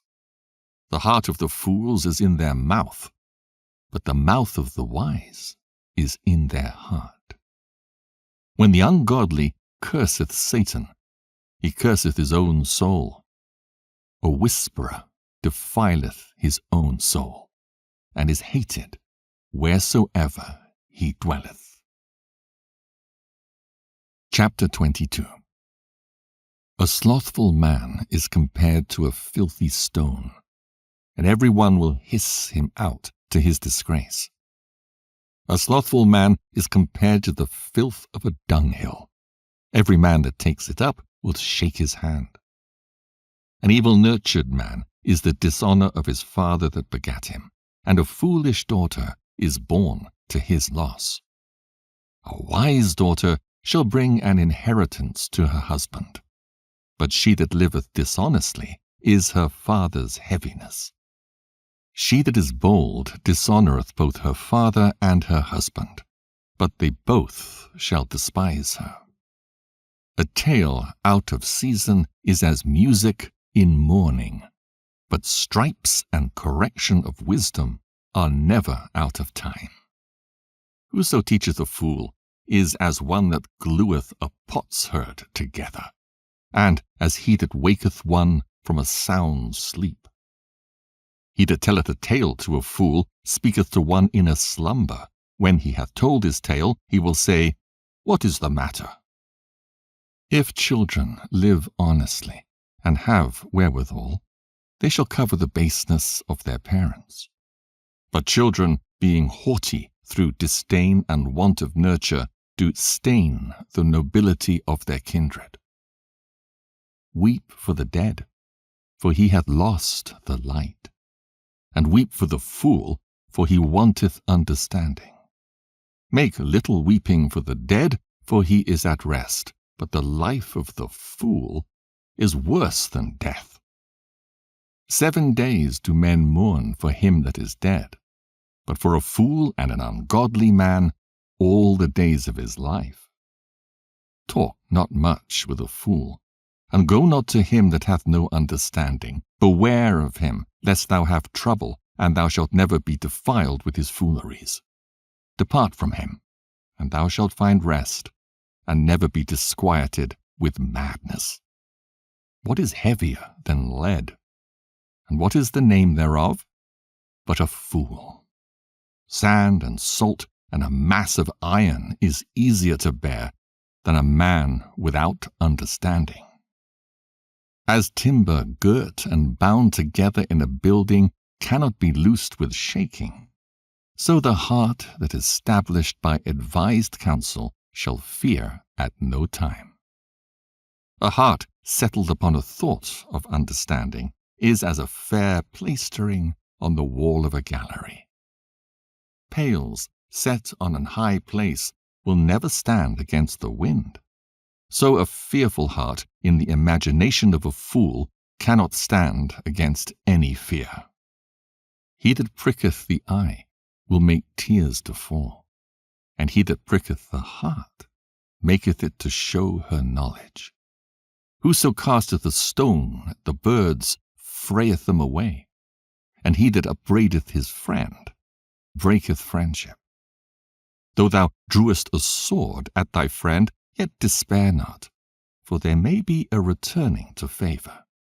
If thou hast opened thy mouth against thy friend, fear not, for there may be a reconciliation, except for upbraiding or pride or disclosing of secrets or a treacherous wound. For these things every friend will depart. Be faithful to thy neighbor in his poverty, that thou mayest rejoice in his prosperity. Abide steadfast unto him in the time of his trouble, that thou mayest be heir with him in his heritage. For a mean estate is not always to be contemned, nor the rich that is foolish to be had in admiration. As the vapor and smoke of a furnace goeth before the fire, so reviling before blood. I will not be ashamed to defend a friend, neither will I hide myself from him. And if any evil happen unto me by him, every one that heareth it will beware of him. Who shall set a watch before my mouth, and a seal of wisdom upon my lips, that I fall not suddenly by them, and that my tongue destroy me not? Chapter 23. O Lord, Father and Governor of all my whole life, leave me not to their counsels, and let me not fall by them. Who will set scourges over my thoughts, and the discipline of wisdom over mine heart, that they spare me not for mine ignorances, and it pass not by my sins, lest my ignorances increase, and my sins abound to my destruction, and I fall before mine adversaries, and mine enemy rejoice over me, whose hope is far from thy mercy. O Lord, Father and God of my life, give me not a proud look, but turn away from thy servants always a haughty mind. Turn away from me vain hopes and concupiscence, and thou shalt hold him up that is desirous always to serve thee. Let not the greediness of the belly, nor lust of the flesh take hold of me, and give not over me thy servant into an impudent mind. Hear, O ye children, the discipline of the mouth. He that keepeth it shall never be taken in his lips. The sinner shall be left in his foolishness. Both the evil speaker and the proud shall fall thereby. Accustom not thy mouth to swearing, neither use thyself to the naming of the Holy One. For as a servant that is continually beaten shall not be without a blue mark, so he that sweareth and nameth God continually shall not be faultless. A man that useth much swearing shall be filled with iniquity, and the plague shall never depart from his house. If he shall offend, his sin shall be upon him. And if he acknowledge not his sin, he maketh a double offense. And if he swear in vain, he shall not be innocent, but his house shall be full of calamities. There is a word that is clothed about with death. God grant that it not be found in the heritage of Jacob. For all such things shall be far from the godly, and they shall not wallow in their sins. Use not thy mouth to intemperate swearing, for therein is the word of sin. Remember thy father and thy mother when thou sittest among great men. Be not forgetful before them, and so thou by thy custom become a fool, and wish that thou hadst not been born, and curse the day of thy nativity. The man that is accustomed to opprobrious words will never be reformed all the days of his life. Two sorts of men multiply sin, and the third will bring wrath. A hot mind is as a burning fire. It will never be quenched till it be consumed. A fornicator in the body of his flesh will never cease till he hath kindled a fire. All bread is sweet to a whoremonger. He will not leave off till he die. A man that breaketh wedlock, saying thus in his heart, Who seeth me? I am compassed about with darkness, the walls cover me, and nobody seeth me. What need I to fear? The Most High will not remember my sins. Such a man only feareth the eyes of man, and knoweth not that the eyes of the Lord are 10,000 times brighter than the sun, beholding all the ways of men, and considering the most secret parts. He knew all things ere ever they were created.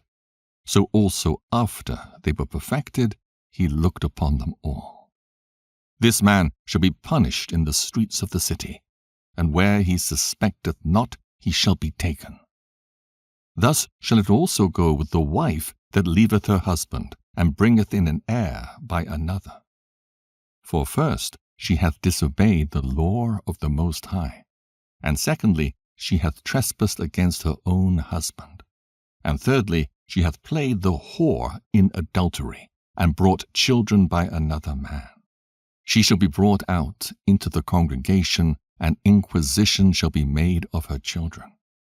Her children shall not take root, and her branches shall bring forth no fruit.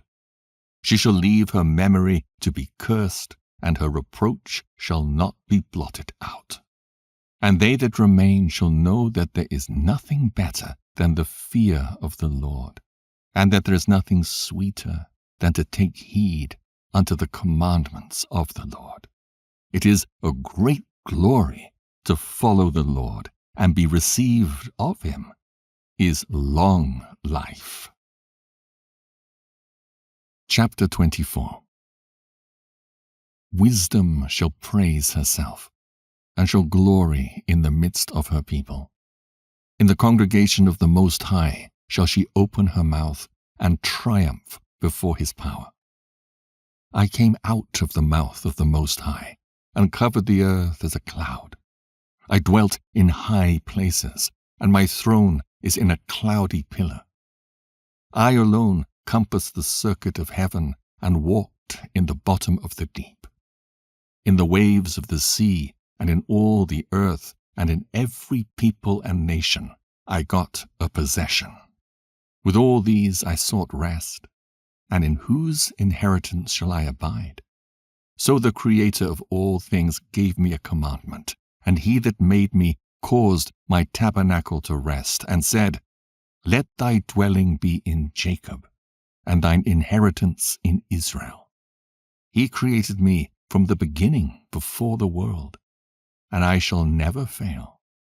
In the holy tabernacle I served before him, and so was I established in Sion. Likewise in the beloved city he gave me rest, and in Jerusalem was my power. And I took root in an honorable people, even in the portion of the Lord's inheritance. I was exalted like a cedar in Libanus, and as a cypress tree upon the mountains of Hermon.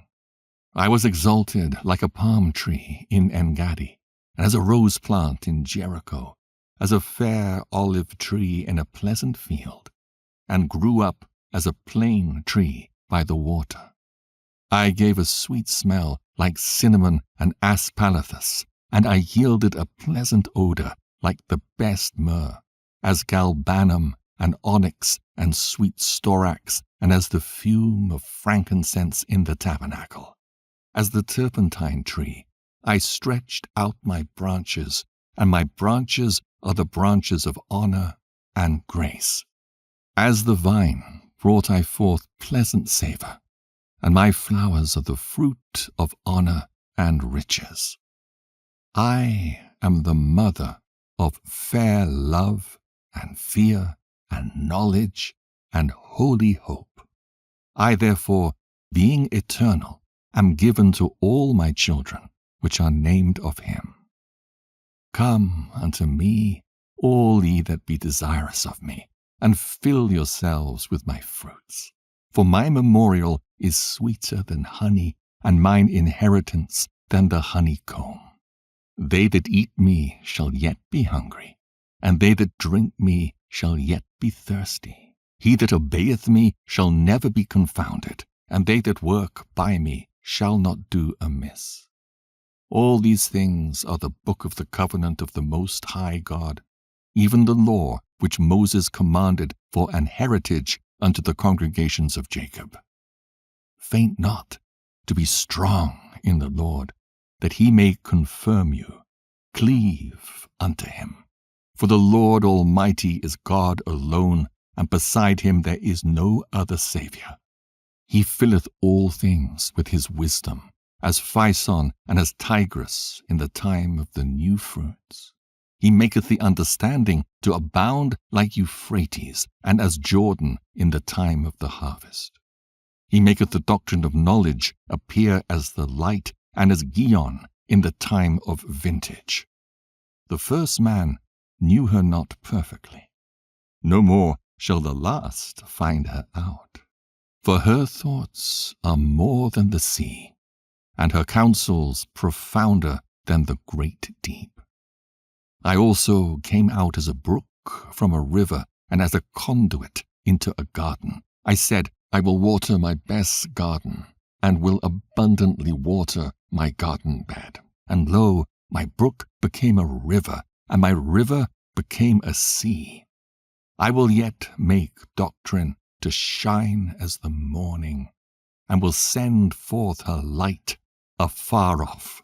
I will yet pour out doctrine as prophecy, and leave it to all ages forever.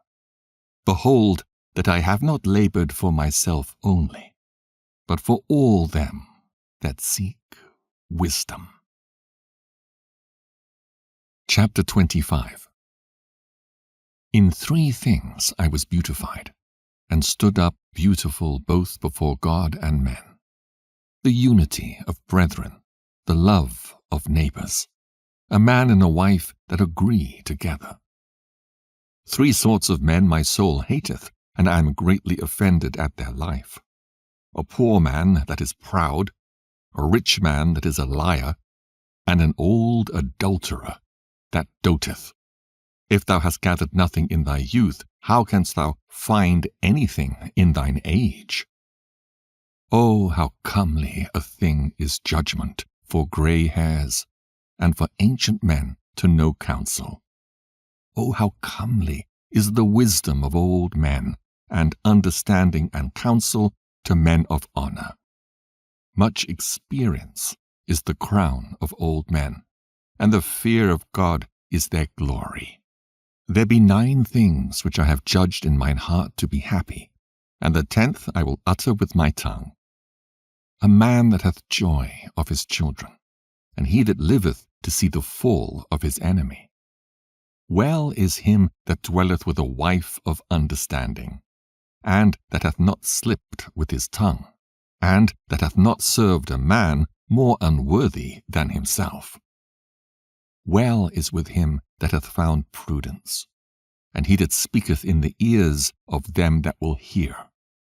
Oh, how great is he that findeth wisdom! Yet there is none above him that feareth the Lord. But the love of the Lord passeth all things for illumination. He that holdeth it, whereto shall he be likened? The fear of the Lord is the beginning of his love, and faith is the beginning of cleaving unto him. Give me any plague, but the plague of the heart, and any wickedness, but the wickedness of a woman, and any affliction, but the affliction from them that hate me, and any revenge, but the revenge of enemies. There is no head above the head of a serpent, and there is no wrath above the wrath of an enemy. I had rather dwell with a lion and a dragon than to keep house with a wicked woman. The wickedness of a woman changeth her face, and darkeneth her countenance like sackcloth. Her husband shall sit among his neighbors, and when he heareth it, it shall sigh bitterly. All wickedness is but little to the wickedness of a woman. Let the portion of a sinner fall upon her. As the climbing up a sandy way is to the feet of the aged, so is a wife full of words to a quiet man. Stumble not at the beauty of a woman, and desire her not for pleasure. A woman, if she maintain her husband, is full of anger, impudence, and much reproach. A wicked woman abateth the courage, maketh an heavy countenance, and a wounded heart. A woman that will not comfort her husband in distress maketh weak hands and feeble knees. Of the woman came the beginning of sin, and through her we all die. Give the water no passage, neither a wicked woman liberty to gad abroad. If she go not out as thou wouldst have her, cut her off from thy flesh, and give her a bill of divorce, and let her go. Chapter 26. Blessed is the man that hath a virtuous wife, for the number of his days shall be double. A virtuous woman rejoiceth her husband, and he shall fulfill the years of his life in peace. A good wife is a good portion, which shall be given in the portion of them that fear the Lord. Whether a man be rich or poor, if he have a good heart toward the Lord, he shall at all times rejoice with a cheerful countenance.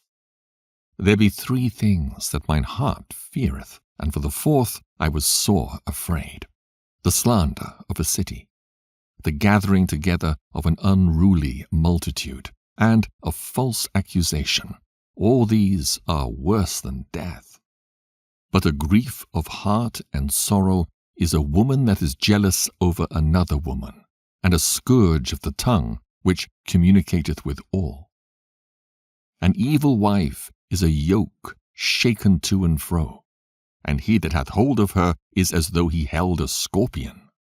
A drunken woman and a gadder abroad causeth great anger, and she will not cover her own shame.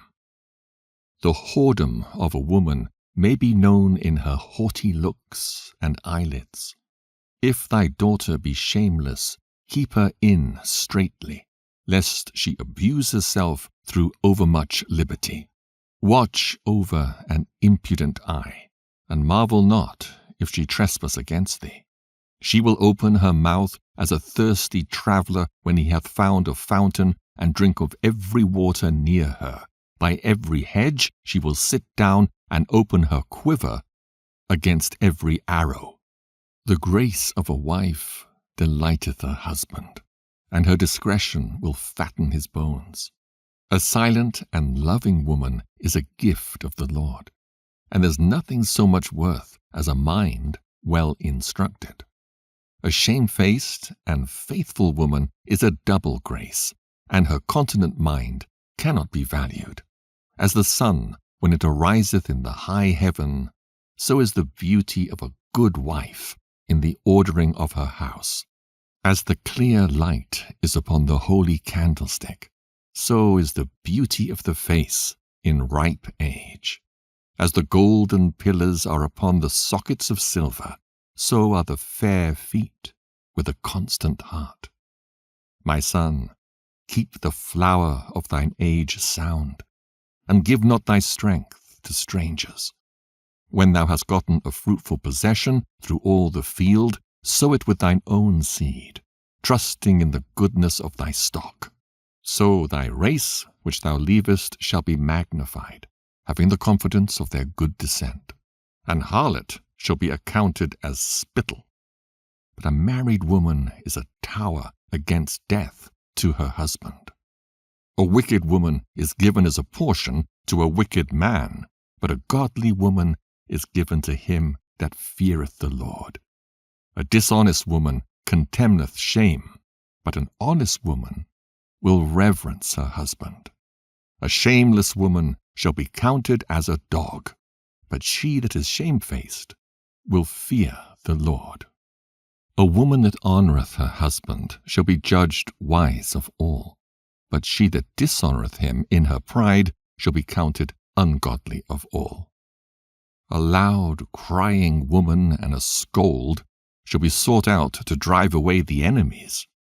There be two things that grieve my heart, and the third maketh me angry: a man of war that suffereth poverty, and men of understanding that are not set by, and one that returneth from righteousness to sin. The Lord prepareth such an one for the sword. A merchant shall hardly keep himself from doing wrong, and an huckster shall not be freed from sin. Chapter 27. Many have sinned for a small matter, and he that seeketh for abundance shall turn his eyes away. As a nail sticketh fast between the joinings of the stones, so doth sin stick close between buying and selling. Unless a man hold himself diligently in the fear of the Lord, his house shall soon be overthrown. As when one sifteth with a sieve, the refuse remaineth, so the filth of man in his talk. The furnace proveth the potter's vessels, so the trial of man is in his reasoning. The fruit declareth if the tree have been dressed, so is the utterance of a conceit in the heart of man. Praise no man before thou hearest him speak, for this is the trial of men. If thou followest righteousness, thou shalt obtain her, and put her on as a glorious long robe. The birds will resort unto their like, so will truth return unto them that practice in her. As the lion lieth in wait for the prey, so sin for them that work iniquity. The discourse of a godly man is always with wisdom, but a fool changeth as the moon. If thou be among the indiscreet, observe the time, but be continually among men of understanding. The discourse of fools is irksome, and their sport is the wantonness of sin. The talk of him that sweareth much maketh the hair stand upright, and their brawls make one stop his ears. The strife of the proud is bloodshedding, and their revilings are grievous to the ear. Whoso discovereth secrets loseth his credit, and shall never find friend to his mind. Love thy friend, and be faithful unto him. But if thou betrayest his secrets, follow no more after him. For as a man hath destroyed his enemy, so hast thou lost the love of thy neighbor. As one that letteth a bird go out of his hand, so hast thou let thy neighbor go, and shalt not get him again. Follow after him no more, for he is too far off. He is as a roe escaped out of the snare. As for a wound, it may be bound up, and after reviling there may be reconcilement. But he that betrayeth secrets is without hope. He that winketh with the eyes worketh evil, and he that knoweth him will depart from him. When thou art present, he will speak sweetly, and will admire thy words, but at the last he will writhe his mouth and slander thy sayings. I have hated many things, but nothing like him, for the Lord will hate him. Whoso casteth a stone on high casteth it on his own head, and a deceitful stroke shall make wounds. Whoso diggeth a pit shall fall therein, and he that setteth a trap shall be taken therein. He that worketh mischief, it shall fall upon him, and he shall not know whence it cometh. Mockery and reproach are from the proud, but vengeance as a lion shall lie in wait for them. They that rejoice at the fall of the righteous shall be taken in the snare, and anguish shall consume them before they die. Malice and wrath, even these are abominations, and the sinful man shall have them both. Chapter 28. He that revengeth shall find vengeance from the Lord, and he will surely keep his sins in remembrance. Forgive thy neighbor the hurt that he hath done unto thee, so shall thy sins also be forgiven when thou prayest. One man beareth hatred against another, and doth he seek pardon from the Lord? He showeth no mercy to a man which is like himself, and doth he ask forgiveness of his own sins? If he that is but flesh nourish hatred, who will entreat for pardon of his sins? Remember thy end, and let enmity cease. Remember corruption and death, and abide in the commandments. Remember the commandments, and bear no malice to thy neighbor. Remember the covenant of the highest, and wink at ignorance. Abstain from strife, and thou shalt diminish thy sins. For a furious man will kindle strife. A sinful man disquieteth friends, and maketh debate among them that be at peace. As the matter of the fire is, so it burneth. And as a man's strength is, so is his wrath.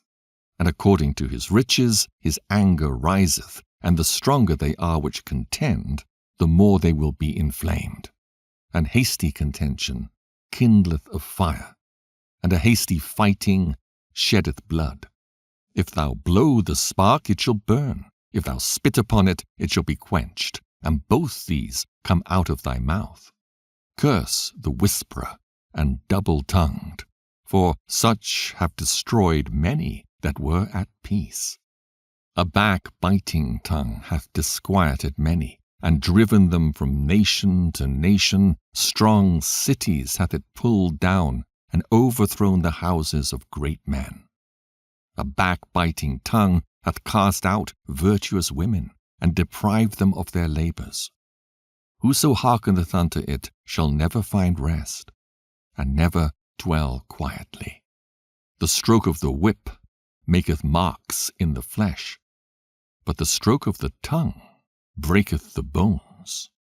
Many have fallen by the edge of the sword, but not so many as have fallen by the tongue. Well is he that is defended through the venom thereof, who hath not drawn the yoke thereof, nor hath been bound in her bands. For the yoke thereof is a yoke of iron, and the bands thereof are bands of brass. The death thereof is an evil death. The grave were better than it. It shall not have rule over them that fear God, neither shall they be burned with the flame thereof.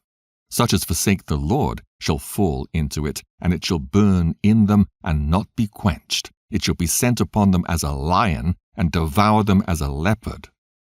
Look that thou hedge thy possession about with thorns, and bind up thy silver and gold, and weigh thy words in a balance, and make a door and bar for thy mouth. Beware thou slide not by it, lest thou fall before him that lieth in wait. Chapter 29. He that is merciful will lend unto his neighbor, and he that strengtheneth his hand keepeth the commandments.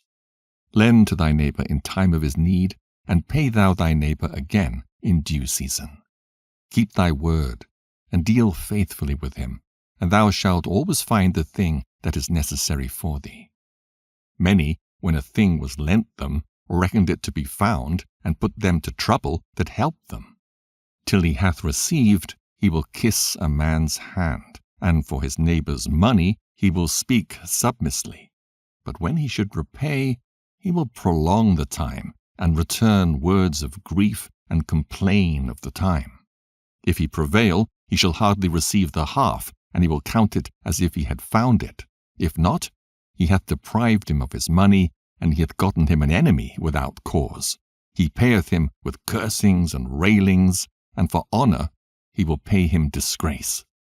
Many therefore have refused to lend for other men's ill dealing, fearing to be defrauded. Yet have thou patience with a man in poor estate, and delay not to show him mercy. Help the poor for the commandment's sake, and turn him not away because of his poverty. Lose thy money for thy brother and thy friend, and let it not rust under a stone to be lost. Lay up thy treasure according to the commandments of the Most High, and it shall bring thee more profit than gold. Shut up alms in thy storehouses, and it shall deliver thee from all affliction. It shall fight for thee against thine enemies, better than a mighty shield and strong spear. An honest man is surety for his neighbor, but he that is impudent will forsake him. Forget not the friendship of thy surety, for he hath given his life for thee. A sinner will overthrow the good estate of his surety, and he that is of an unthankful mind will leave him in danger that delivered him. Suretyship hath undone many of good estate, and shaken them as a wave of the sea. Mighty men hath it driven from their houses, so that they wandered among strange nations. A wicked man, transgressing the commandments of the Lord, shall fall into suretyship, and he that undertaketh and followeth other men's business for gain shall fall into suits. Help thy neighbor according to thy power, and beware that thou thyself fall not into the same. The chief thing for life is water, and bread, and clothing, and an house to cover shame. Better is the life of a poor man in a mean cottage than delicate fare in another man's house.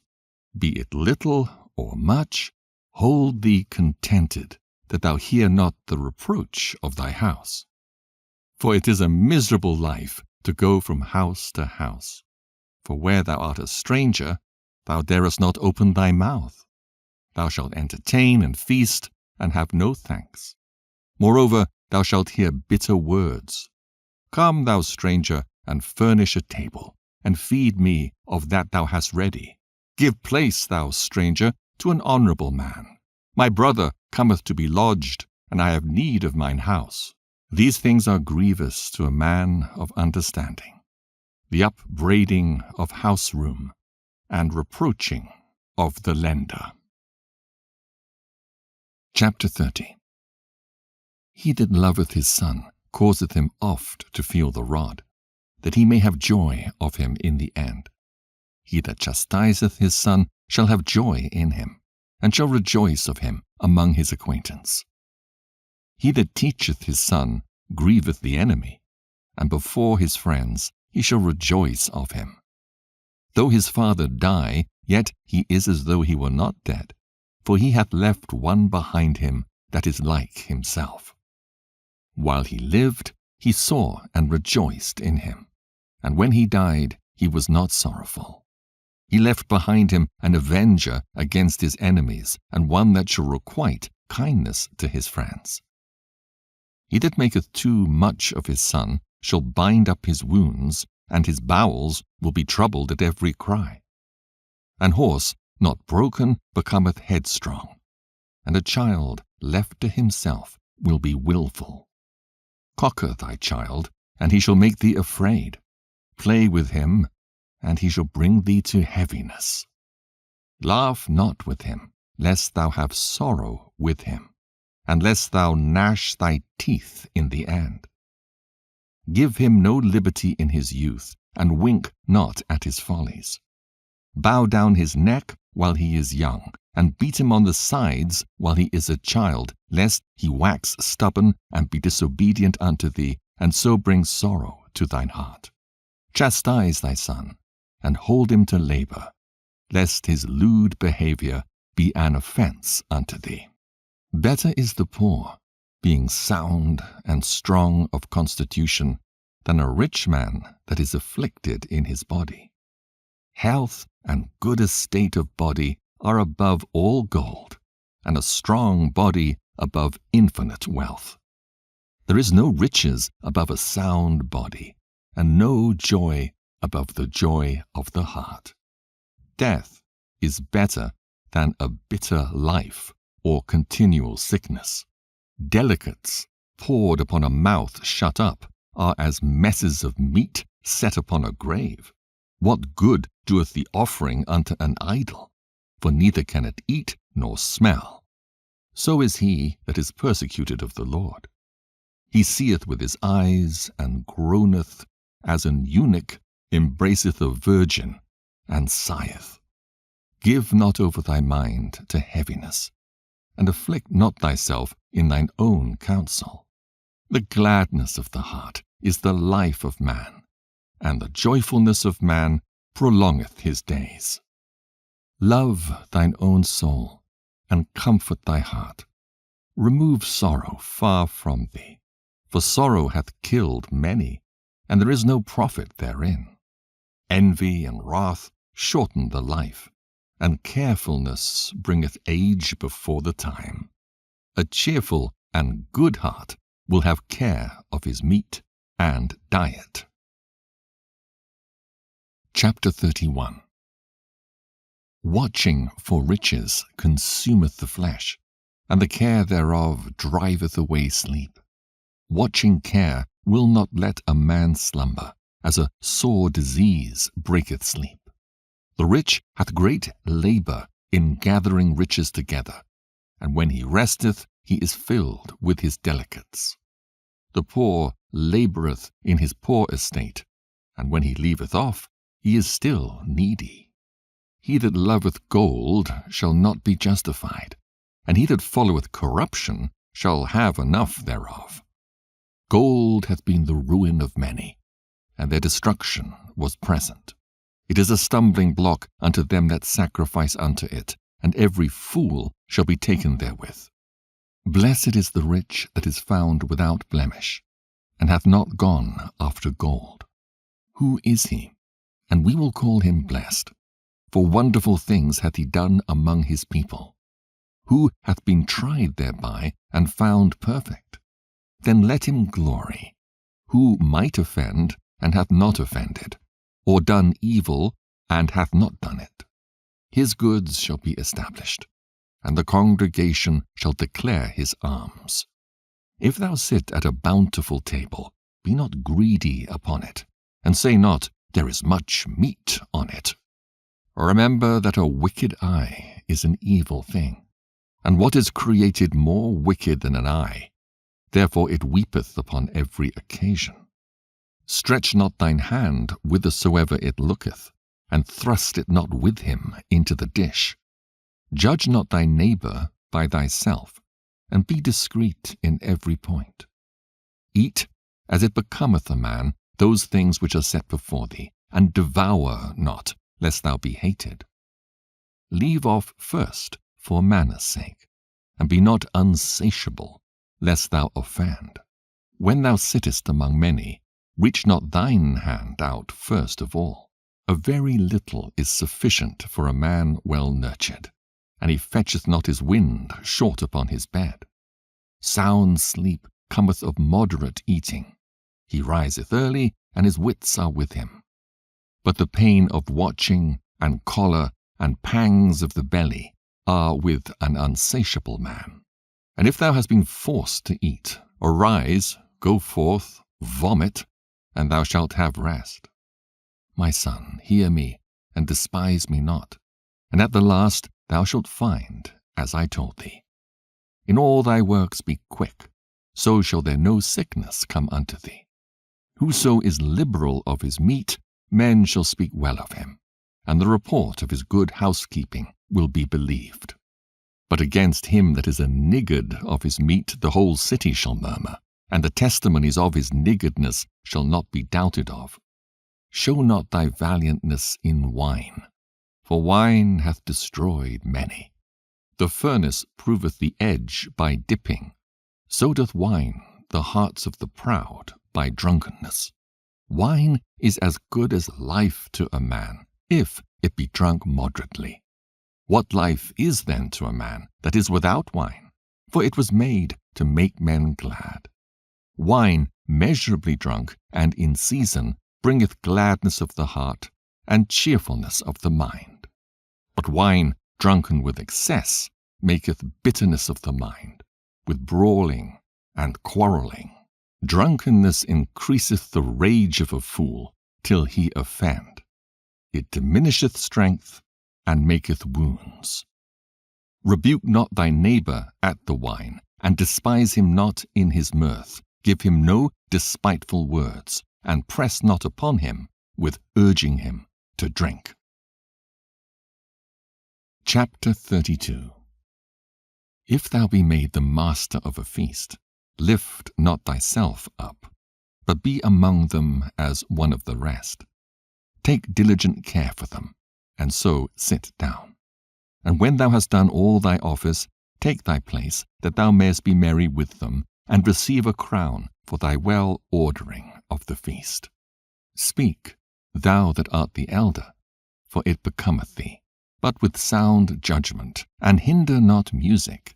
Pour not out words when there is a musician, and show not forth wisdom out of time. A concert of music in a banquet of wine is as a signet of carbuncle set in gold. As a signet of an emerald set in a work of gold, so is the melody of music with pleasant wine. Speak, young man, if there be need of thee, and yet scarcely when thou art twice asked. Let thy speech be short, comprehending much in few words. Be as one that knoweth, and yet holdeth his tongue. If thou be among great men, make not thyself equal with them. And when ancient men are in place, use not many words. Before the thunder goeth lightning, and before a shamefaced man shall go favor.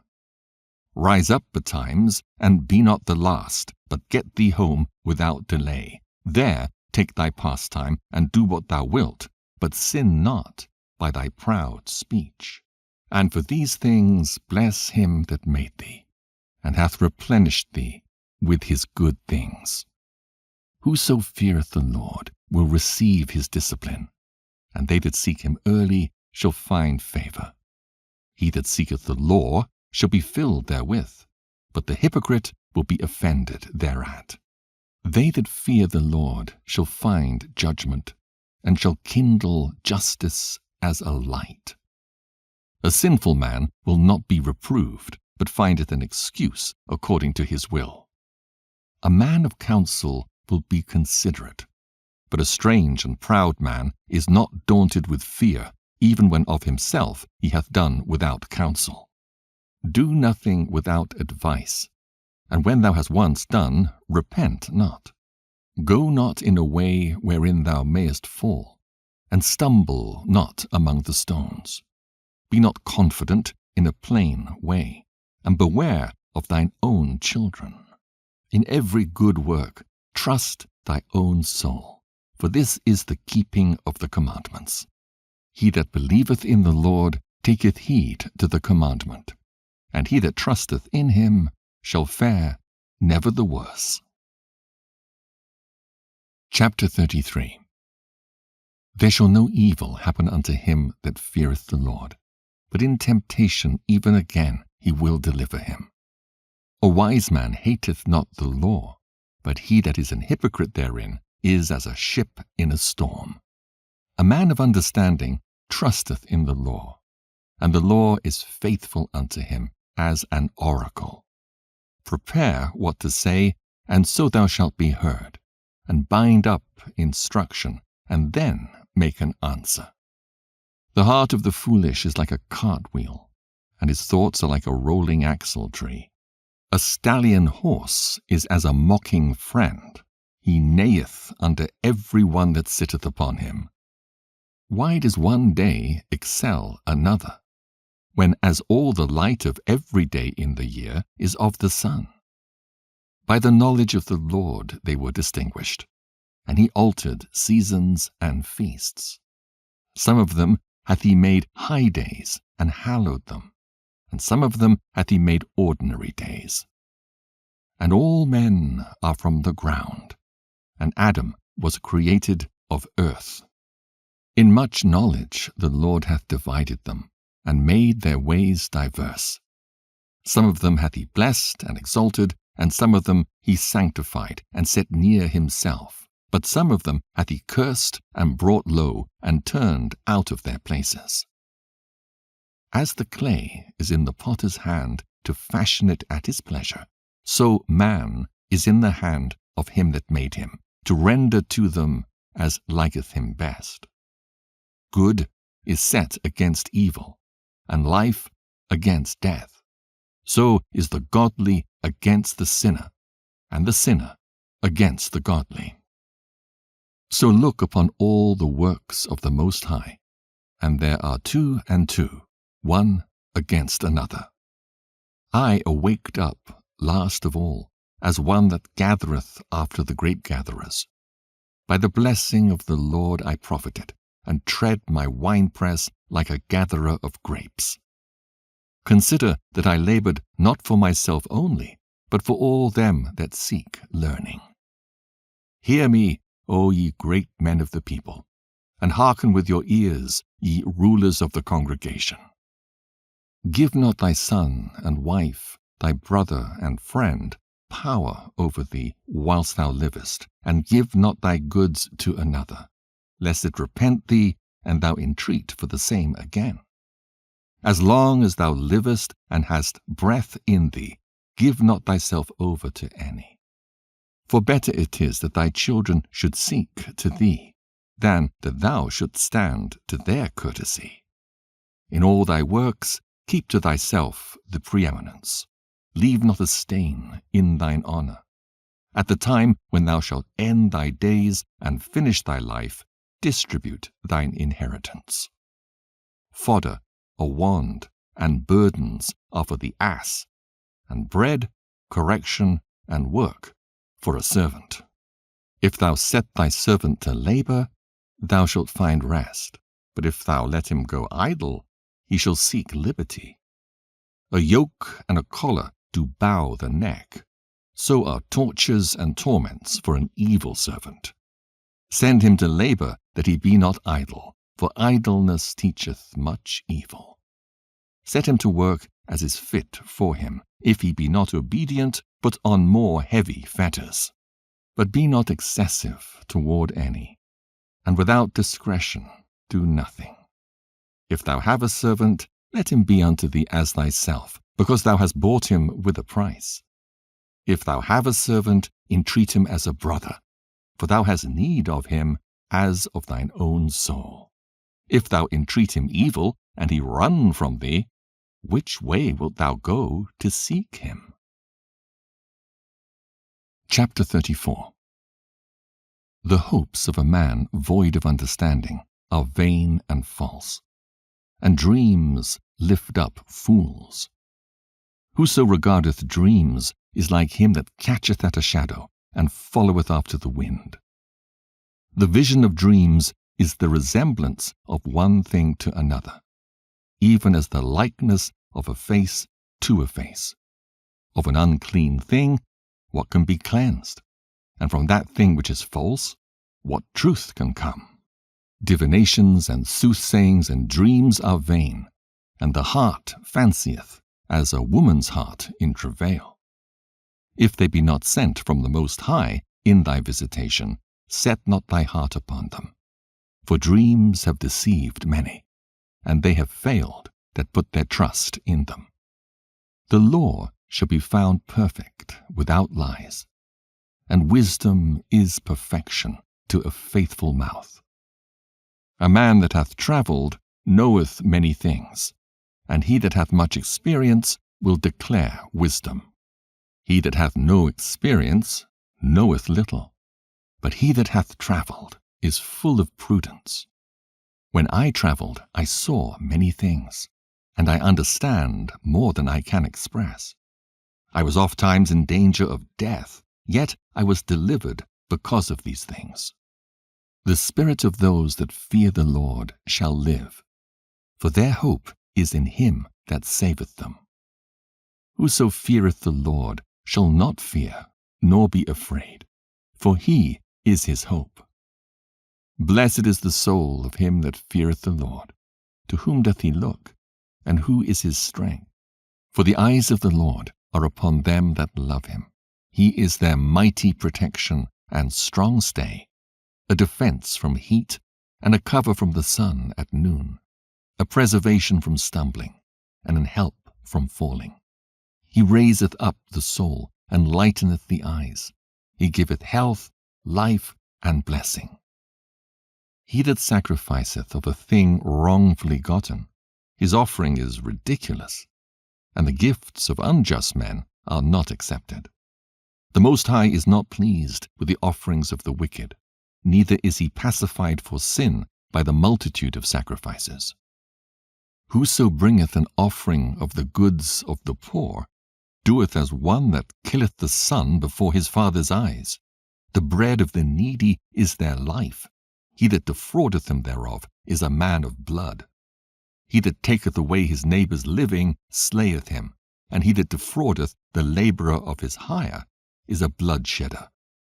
When one buildeth and another pulleth down, what profit have they then but labour?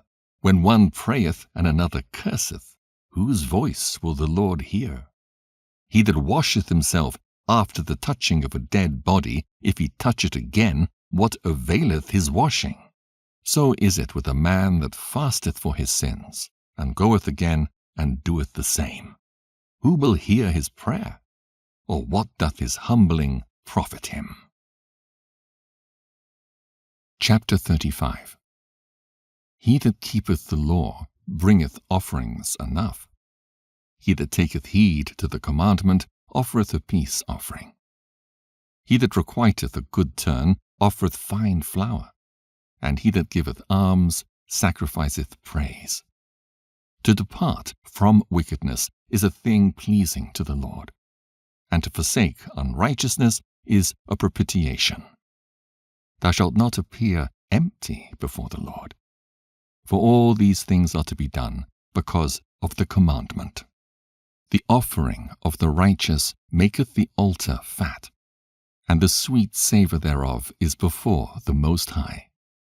The sacrifice of a just man is acceptable, and the memorial thereof shall never be forgotten. Give the Lord his honour with a good eye, and diminish not the firstfruits of thine hands. In all thy gifts show a cheerful countenance, and dedicate thy tithes with gladness. Give unto the Most High according as he hath enriched thee, and as thou hast gotten, give with a cheerful eye.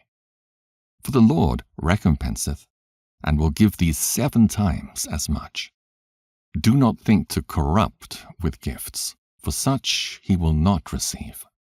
And trust not to unrighteous sacrifices, for the Lord is judge, and with him is no respect of persons. He will not accept any person against a poor man, but will hear the prayer of the oppressed. He will not despise the supplication of the fatherless, nor the widow when she poureth out her complaint. Do not the tears run down the widow's cheeks?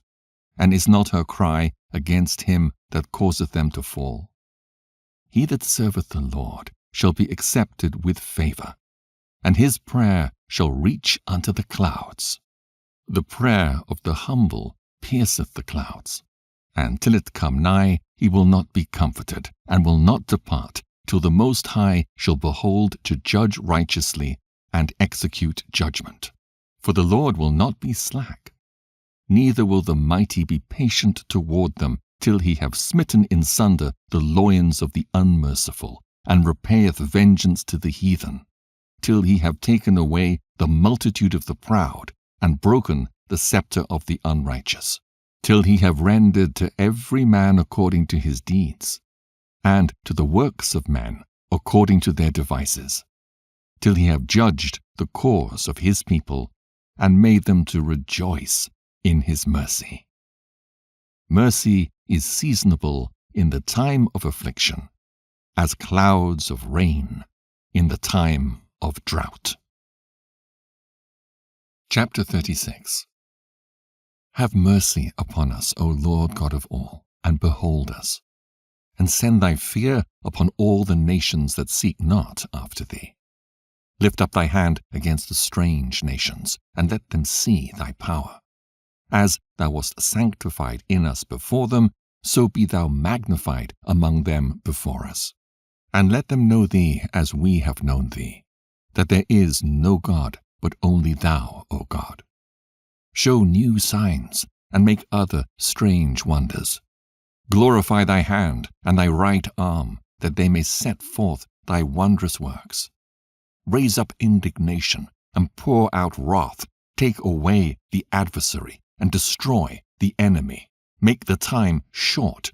Remember the covenant, and let them declare thy wonderful works. Let him that escapeth be consumed by the rage of the fire, and let them perish that oppress the people. Smite in sunder the heads of the rulers of the heathen that say, There is none other but we. Gather all the tribes of Jacob together, and inherit thou them as from the beginning. O Lord, have mercy upon the people that is called by thy name, and upon Israel, whom thou hast named thy firstborn. O, be merciful unto Jerusalem, thy holy city, the place of thy rest. Fill Sion with thine unspeakable oracles, and thy people with thy glory. Give testimony unto those that thou hast possessed from the beginning, and raise up prophets that have been in thy name. Reward them that wait for thee, and let thy prophets be found faithful. O Lord, hear the prayer of thy servants, according to the blessing of Aaron over thy people, that all they which dwell upon the earth may know that thou art the Lord, the eternal God. The belly devoureth all meats, yet is one meat better than another. As the palate tasteth divers kinds of venison, so doth an heart of understanding false speeches. A froward heart causeth heaviness, but a man of experience will recompense him. A woman will receive every man, yet is one daughter better than another. The beauty of a woman cheereth the countenance, and a man loveth nothing better. If there be kindness, meekness, and comfort in her tongue, then is not her husband like other men. He that getteth a wife beginneth a possession, a help like unto himself, and a pillar of rest. Where no hedge is, there the possession is spoiled, and he that hath no wife will wander up and down mourning. Who will trust a thief well appointed that skippeth from city to city? So who will believe a man that hath no house, and lodgeth wheresoever the night taketh him? Chapter 37. Every friend saith, I am his friend also, but there is a friend which is only a friend in name. Is it not a grief unto death when a companion and friend is turned to an enemy? O wicked imagination, whence camest thou in to cover the earth with deceit? There is a companion which rejoiceth in the prosperity of a friend, but in the time of trouble will be against him. There is a companion which helpeth his friend for the belly, and taketh up the buckler against the enemy. Forget not thy friend in thy mind, and be not unmindful of him in thy riches. Every counselor extolleth counsel, but there is some that counselleth for himself. Beware of a counselor, and know before what need he hath, for he will counsel for himself, lest he cast the lot upon thee, and say unto thee, Thy way is good, and afterward he stand on the other side to see what shall befall thee. Consult not with one that suspecteth thee, and hide thy counsel from such as envy thee. Neither consult with a woman touching her of whom she is jealous, neither with a coward in matters of war, nor with a merchant concerning exchange, nor with a buyer of selling, nor with an envious man of thankfulness, nor with an unmerciful man touching kindness, nor with the slothful for any work, nor with an hireling for a year of finishing work, nor with an idle servant of much business. Hearken not unto these in any matter of counsel, but be continually with a godly man, whom thou knowest to keep the commandments of the Lord, whose mind is according to thy mind, and will sorrow with thee if thou shalt miscarry. And let the counsel of thine own heart stand, for there is no man more faithful unto thee than it. For a man's mind is sometime wont to tell him more than 7 watchmen that sit above in an high tower. And above all this, pray to the Most High that he will direct thy way in truth. Let reason go before every enterprise, and counsel before every action. The countenance is a sign of changing of the heart. 4 manner of things appear: good and evil, life and death, but the tongue ruleth over them continually. There is one that is wise, and teacheth many, and yet is unprofitable to himself. There is one that showeth wisdom in words, and is hated. He shall be destitute of all food, for grace is not given him from the Lord, because he is deprived of all wisdom. Another is wise to himself, and the fruits of understanding are commendable in his mouth. A wise man instructeth his people, and the fruits of his understanding fail not.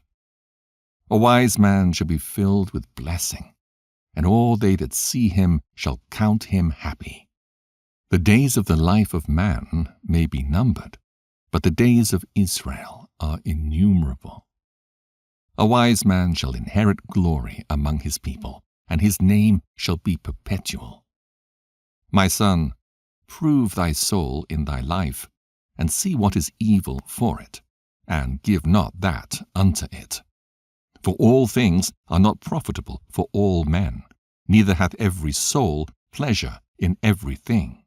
Be not unsatiable in any dainty thing, nor too greedy upon meats.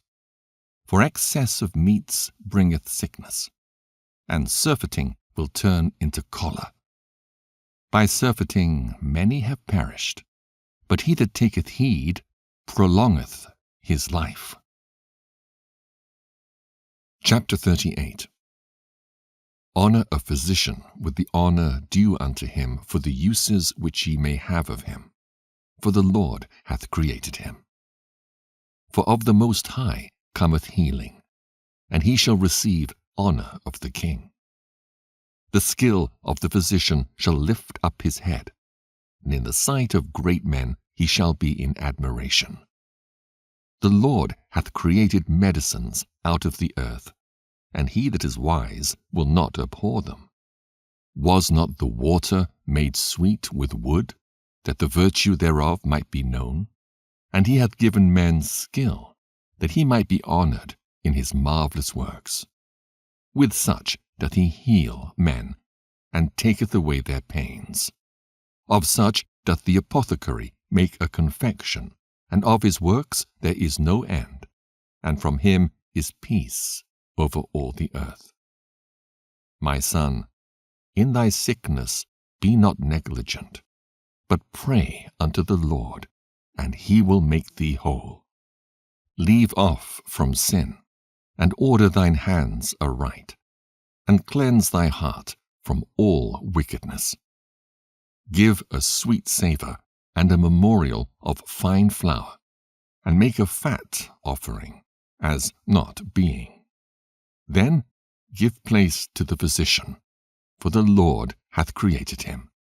Let him not go from thee, for thou hast need of him. There is a time when in their hands there is good success, for they shall also pray unto the Lord, that he would prosper that which they give for ease and remedy, to prolong life.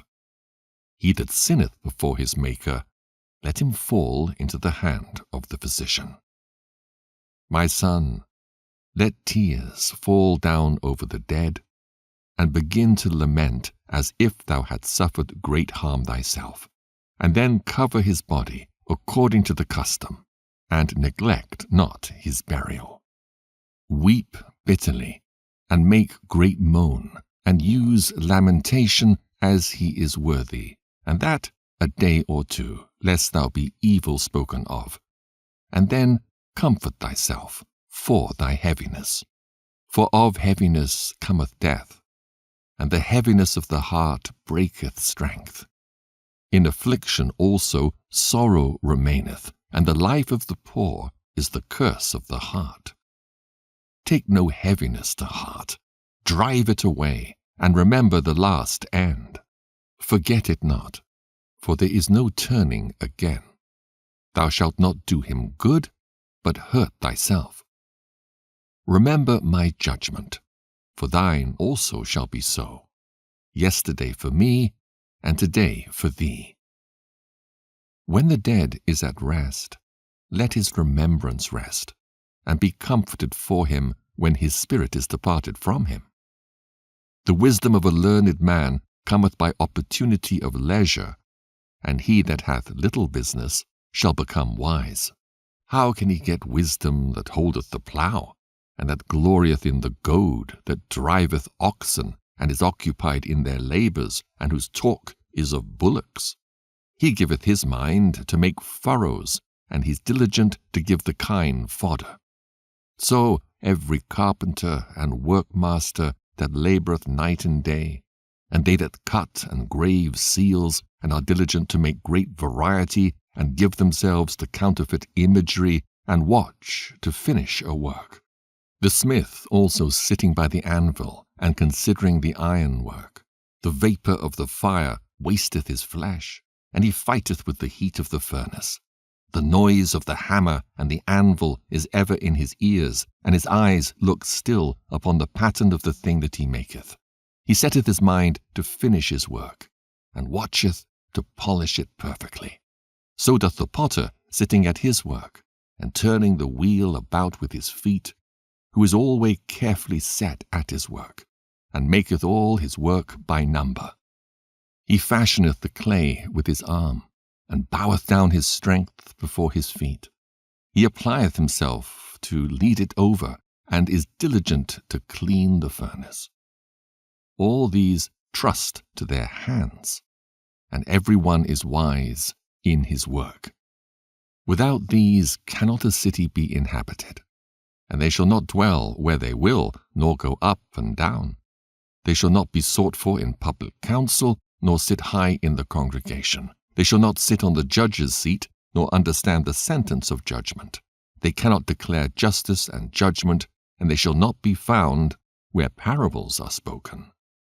But they will maintain the state of the world, and all their desire is in the work of their craft. Chapter 39. But he that giveth his mind to the law of the Most High, and is occupied in the meditation thereof, will seek out the wisdom of all the ancient, and be occupied in prophecies. He will keep the sayings of the renowned men, and where subtle parables are, he will be there also. He will seek out the secrets of grave sentences, and be conversant in dark parables. He shall serve among great men, and appear before princes. He will travel through strange countries, for he hath tried the good and the evil among men. He will give his heart to resort early to the Lord that made him, and will pray before the Most High, and will open his mouth in prayer and make supplication for his sins. When the great Lord will, he shall be filled with the spirit of understanding. He shall pour out wise sentences and give thanks unto the Lord in his prayer. He shall direct his counsel and knowledge, and in his secrets shall he meditate. He shall show forth that which he hath learned, and shall glory in the lore of the covenant of the Lord. Many shall commend his understanding, and so long as the world endureth, it shall not be blotted out. His memorial shall not depart away, and his name shall live from generation to generation. Nations shall show forth his wisdom, and the congregation shall declare his praise. If he die, he shall leave a greater name than 1,000, and if he live, he shall increase it. Yet have I more to say, which I have thought upon, for I am filled as the moon at the full. Hearken unto me, ye holy children, and bud forth as a rose growing by the brook of the field. And give ye a sweet savour as frankincense, and flourish as a lily. Send forth a smell, and sing a song of praise. Bless the Lord in all his works. Magnify his name, and show forth his praise with the songs of your lips, and with harps, and in praising him ye shall say after this manner, All the works of the Lord are exceeding good, and whatsoever he commandeth shall be accomplished in due season. And none may say, What is this? Wherefore is that? For at time convenient they shall all be sought out. At his commandment the waters stood as an heap, and at the words of his mouth the receptacles of waters. At his commandment is done whatsoever pleaseth him, and none can hinder when he will save. The works of all flesh are before him, and nothing can be hid from his eyes. He seeth from everlasting to everlasting, and there is nothing wonderful before him. A man need not say, What is this? Wherefore is that? For he hath made all things for their uses. His blessing covered the dry land as a river, and watered it as a flood. As he hath turned the waters into saltness, so shall the heathen inherit his wrath. All his ways are plain unto the holy, so are they stumbling blocks unto the wicked. For the good are good things created from the beginning, so evil things for sinners. The principal things for the whole use of man's life are water, fire, iron, and salt, flour of wheat, honey, milk, and the blood of the grape, and oil, and clothing. All these things are for good to the godly, so to the sinners they are turned into evil. There be spirits that are created for vengeance, which in their fury lay on sore strokes. In the time of destruction they pour out their force, and appease the wrath of him that made them. Fire, and hail, and famine, and death, all these were created for vengeance. Teeth of wild beasts, and scorpions, serpents, and the sword, punishing the wicked to destruction. They shall rejoice in his commandment, and they shall be ready upon earth when need is, and when their time is come, they shall not transgress his word. Therefore from the beginning I was resolved, and thought upon these things, and have left them in writing. All the works of the Lord are good, and he will give every needful thing in due season, so that a man cannot say, This is worse than that, for in time they shall all be well approved. And therefore praise ye the Lord with the whole heart and mouth, and bless the name of the Lord. Chapter 40. Great travail is created for every man, and an heavy yoke is upon the sons of Adam, from the day that they go out of their mother's womb till the day that they return to the mother of all things. Their imagination of things to come and the day of death trouble their thoughts and cause fear of heart. From him that sitteth on a throne of glory, unto him that is humbled in earth and ashes. From him that weareth purple and a crown, unto him that is clothed with a linen frock. Wrath and envy, trouble and unquietness, fear of death and anger and strife, and in the time of rest upon his bed his night sleep, do change his knowledge.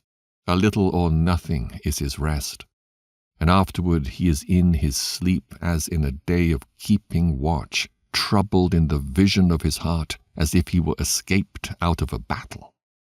When all is safe, he awaketh, and marvelleth that the fear was nothing.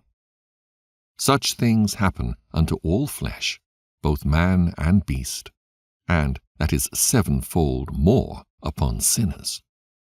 Death and bloodshed, strife and sword, calamities, famine, tribulation, and the scourge, these things are created for the wicked, and for their sakes came the flood. All things that are of the earth shall turn to the earth again, and that which is of the waters doth return into the sea. All bribery and injustice shall be blotted out, but true dealing shall endure forever. The goods of the unjust shall be dried up like a river, and shall vanish with noise like a great thunder in rain. While he openeth his hand, he shall rejoice.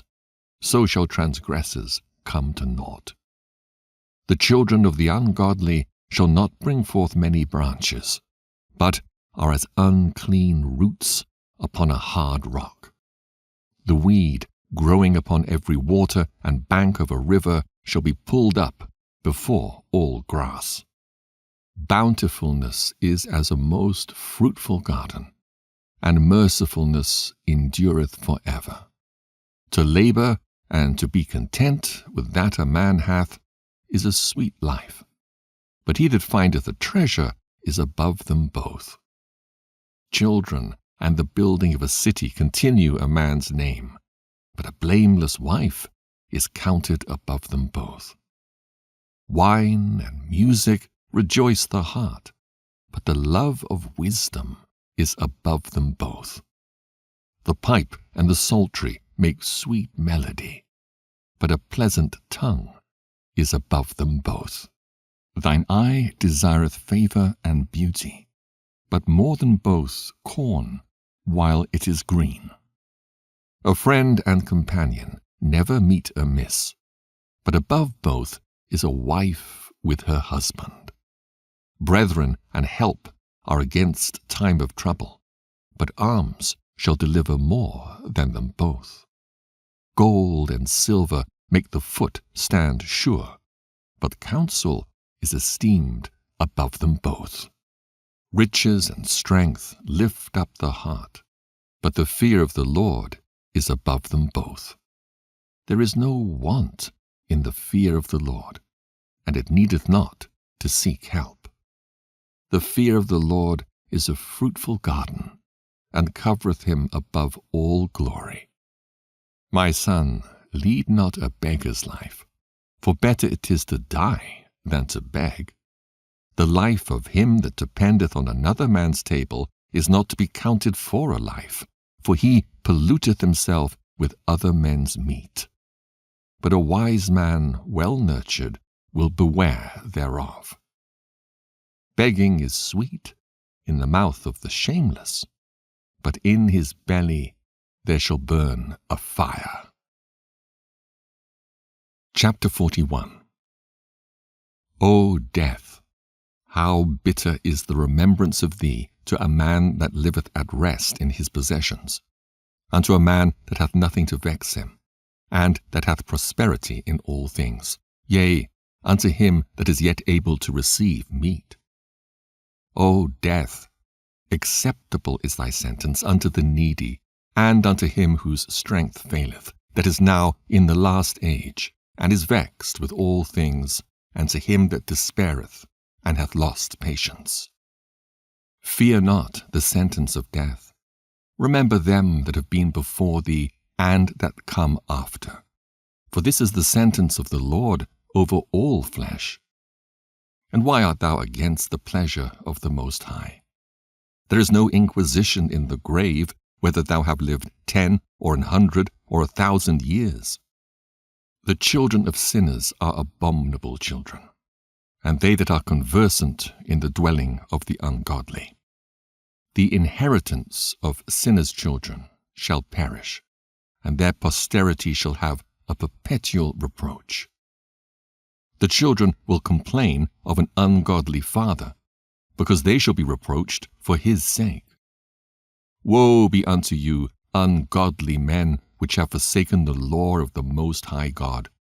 For if ye increase, it shall be to your destruction. And if ye be born, ye shall be born to a curse. And if ye die, a curse shall be your portion. All that are of the earth shall turn to earth again. So the ungodly shall go from a curse to destruction. The mourning of men is about their bodies, but an ill name of sinners shall be blotted out. Have regard to thy name, for that shall continue with thee above 1,000 great treasures of gold. A good life hath but few days, but a good name endureth forever.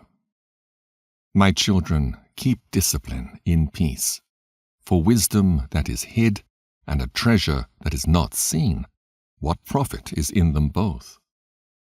A man that hideth his foolishness is better than a man that hideth his wisdom. Therefore, be shamefaced according to my word, for it is not good to retain all shamefacedness, neither is it altogether approved in everything. Be ashamed of whoredom before father and mother, and of a lie before a prince and a mighty man, of an offense before a judge and ruler, of iniquity before a congregation and people, of unjust dealing before thy partner and friend, and of theft in regard of the place where thou sojournest, and in regard of the truth of God and his covenant, and to lean with thine elbow upon the meat, and of scorning to give and take, and of silence before them that salute thee, and to look upon an harlot, and to turn away thy face from thy kinsman, or to take away a portion or a gift, or to gaze upon another man's wife, or to be over busy with his maid, and come not near her bed, or of upbraiding speeches before friends, and after thou hast given, upbraid not, or of iterating and speaking again that which thou hast heard, and of revealing of secrets. So shalt thou be truly shamefaced, and find favor before all men. Chapter 42. Of these things be not thou ashamed, and accept no person to sin thereby. Of the law of the Most High and his covenant, and of judgment to justify the ungodly, of reckoning with thy partners and travelers, or of the gift of the heritage of friends, of exactness of balance and weights, or of getting much or little, and of merchants' indifferent selling, of much correction of children, and to make the side of an evil servant to bleed. Sure keeping is good where an evil wife is, and shut up where many hands are. Deliver all things in number and weight, and put all in writing that thou givest out or receivest in. Be not ashamed to inform the unwise and foolish and the extreme aged that contendeth with those that are young. Thus shalt thou be truly learned and approved of all men living. The father waketh for the daughter when no man knoweth, and the care for her taketh away sleep. When she is young, lest she pass away the flower of her age, and being married, lest she should be hated. In her virginity lest she should be defiled and gotten with child in her father's house, and having a husband, lest she should misbehave herself, and when she is married, lest she should be barren. Keep a sure watch over a shameless daughter, lest she make thee a laughingstock to thine enemies, and a byword in the city, and a reproach among the people, and make thee ashamed before the multitude. Behold not everybody's beauty, and sit not in the midst of women. For from garments cometh a moth, and from women wickedness. Better is the churlishness of a man than a courteous woman, a woman, I say, which bringeth shame and reproach. I will now remember the works of the Lord, and declare the things that I have seen. In the words of the Lord are his works. The sun that giveth light looketh upon all things, and the work thereof is full of the glory of the Lord. The Lord hath not given power to the saints to declare all his marvelous works, which the Almighty Lord firmly settled, that whatsoever is might be established for his glory. He seeketh out the deep and the heart, and considereth their crafty devices. For the Lord knoweth all that may be known, and he beholdeth the signs of the world. He declareth the things that are past and for to come, and revealeth the steps of hidden things. No thought escapeth him, neither any word is hidden from him. He hath garnished the excellent works of his wisdom, and he is from everlasting to everlasting. Unto him may nothing be added, neither can he be diminished, and he hath no need of any counselor. Oh, how desirable are all his works, and that a man may see even to a spark. All these things live and remain forever for all uses, and they are all obedient. All things are double one against another, and he hath made nothing imperfect. One thing establisheth the good for another, and who shall be filled with beholding his glory? Chapter 43. The pride of the height, the clear firmament, the beauty of heaven with his glorious show. The sun, when it appeareth, declaring at his rising a marvelous instrument, the work of the Most High. At noon it parcheth the country, and who can abide the burning heat thereof? A man blowing a furnace is in works of heat, but the sun burneth the mountains 3 times more, breathing out fiery vapors and sending forth bright beams. It dimmeth the eyes. Great is the Lord that made it, and at his commandment runneth hastily. He made the moon also to serve in her season for a declaration of times and a sign of the world. From the moon is the sign of feasts, a light that decreaseth in her perfection. The month is called after her name, increasing wonderfully in her changing, being an instrument of the armies above, shining in the firmament of heaven. The beauty of heaven, the glory of the stars, an ornament giving light in the highest places of the Lord. At the commandment of the Holy One, they will stand in their order, and never faint in their watches. Look upon the rainbow, and praise him that made it. Very beautiful it is in the brightness thereof. It compasseth the heaven about with a glorious circle, and the hands of the Most High have bended it. By his commandment he maketh the snow to fall aplace, and sendeth swiftly the lightnings of his judgment. Through this the treasures are opened, and clouds fly forth as fowls. By his great power he maketh the clouds firm, and the hailstones are broken small. At his sight the mountains are shaken, and at his will the south wind bloweth. The noise of the thunder maketh the earth to tremble. So doth the northern storm and the whirlwind. As birds flying he scattereth the snow, and falling down thereof is as the lighting of grasshoppers. The eye marvelleth at the beauty of the whiteness thereof, and the heart is astonished at the reigning of it.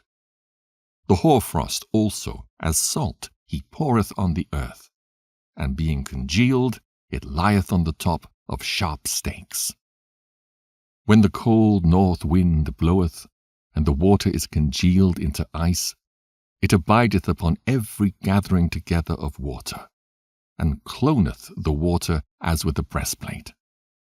It devoureth the mountains, and burneth the wilderness, and consumeth the grass as fire. A present remedy of all is a mist coming speedily. A dew coming after heat refresheth. By his counsel he appeaseth the deep, and planteth islands therein. They that sail on the sea tell of the danger thereof, and when we hear it with our ears, we marvel thereat.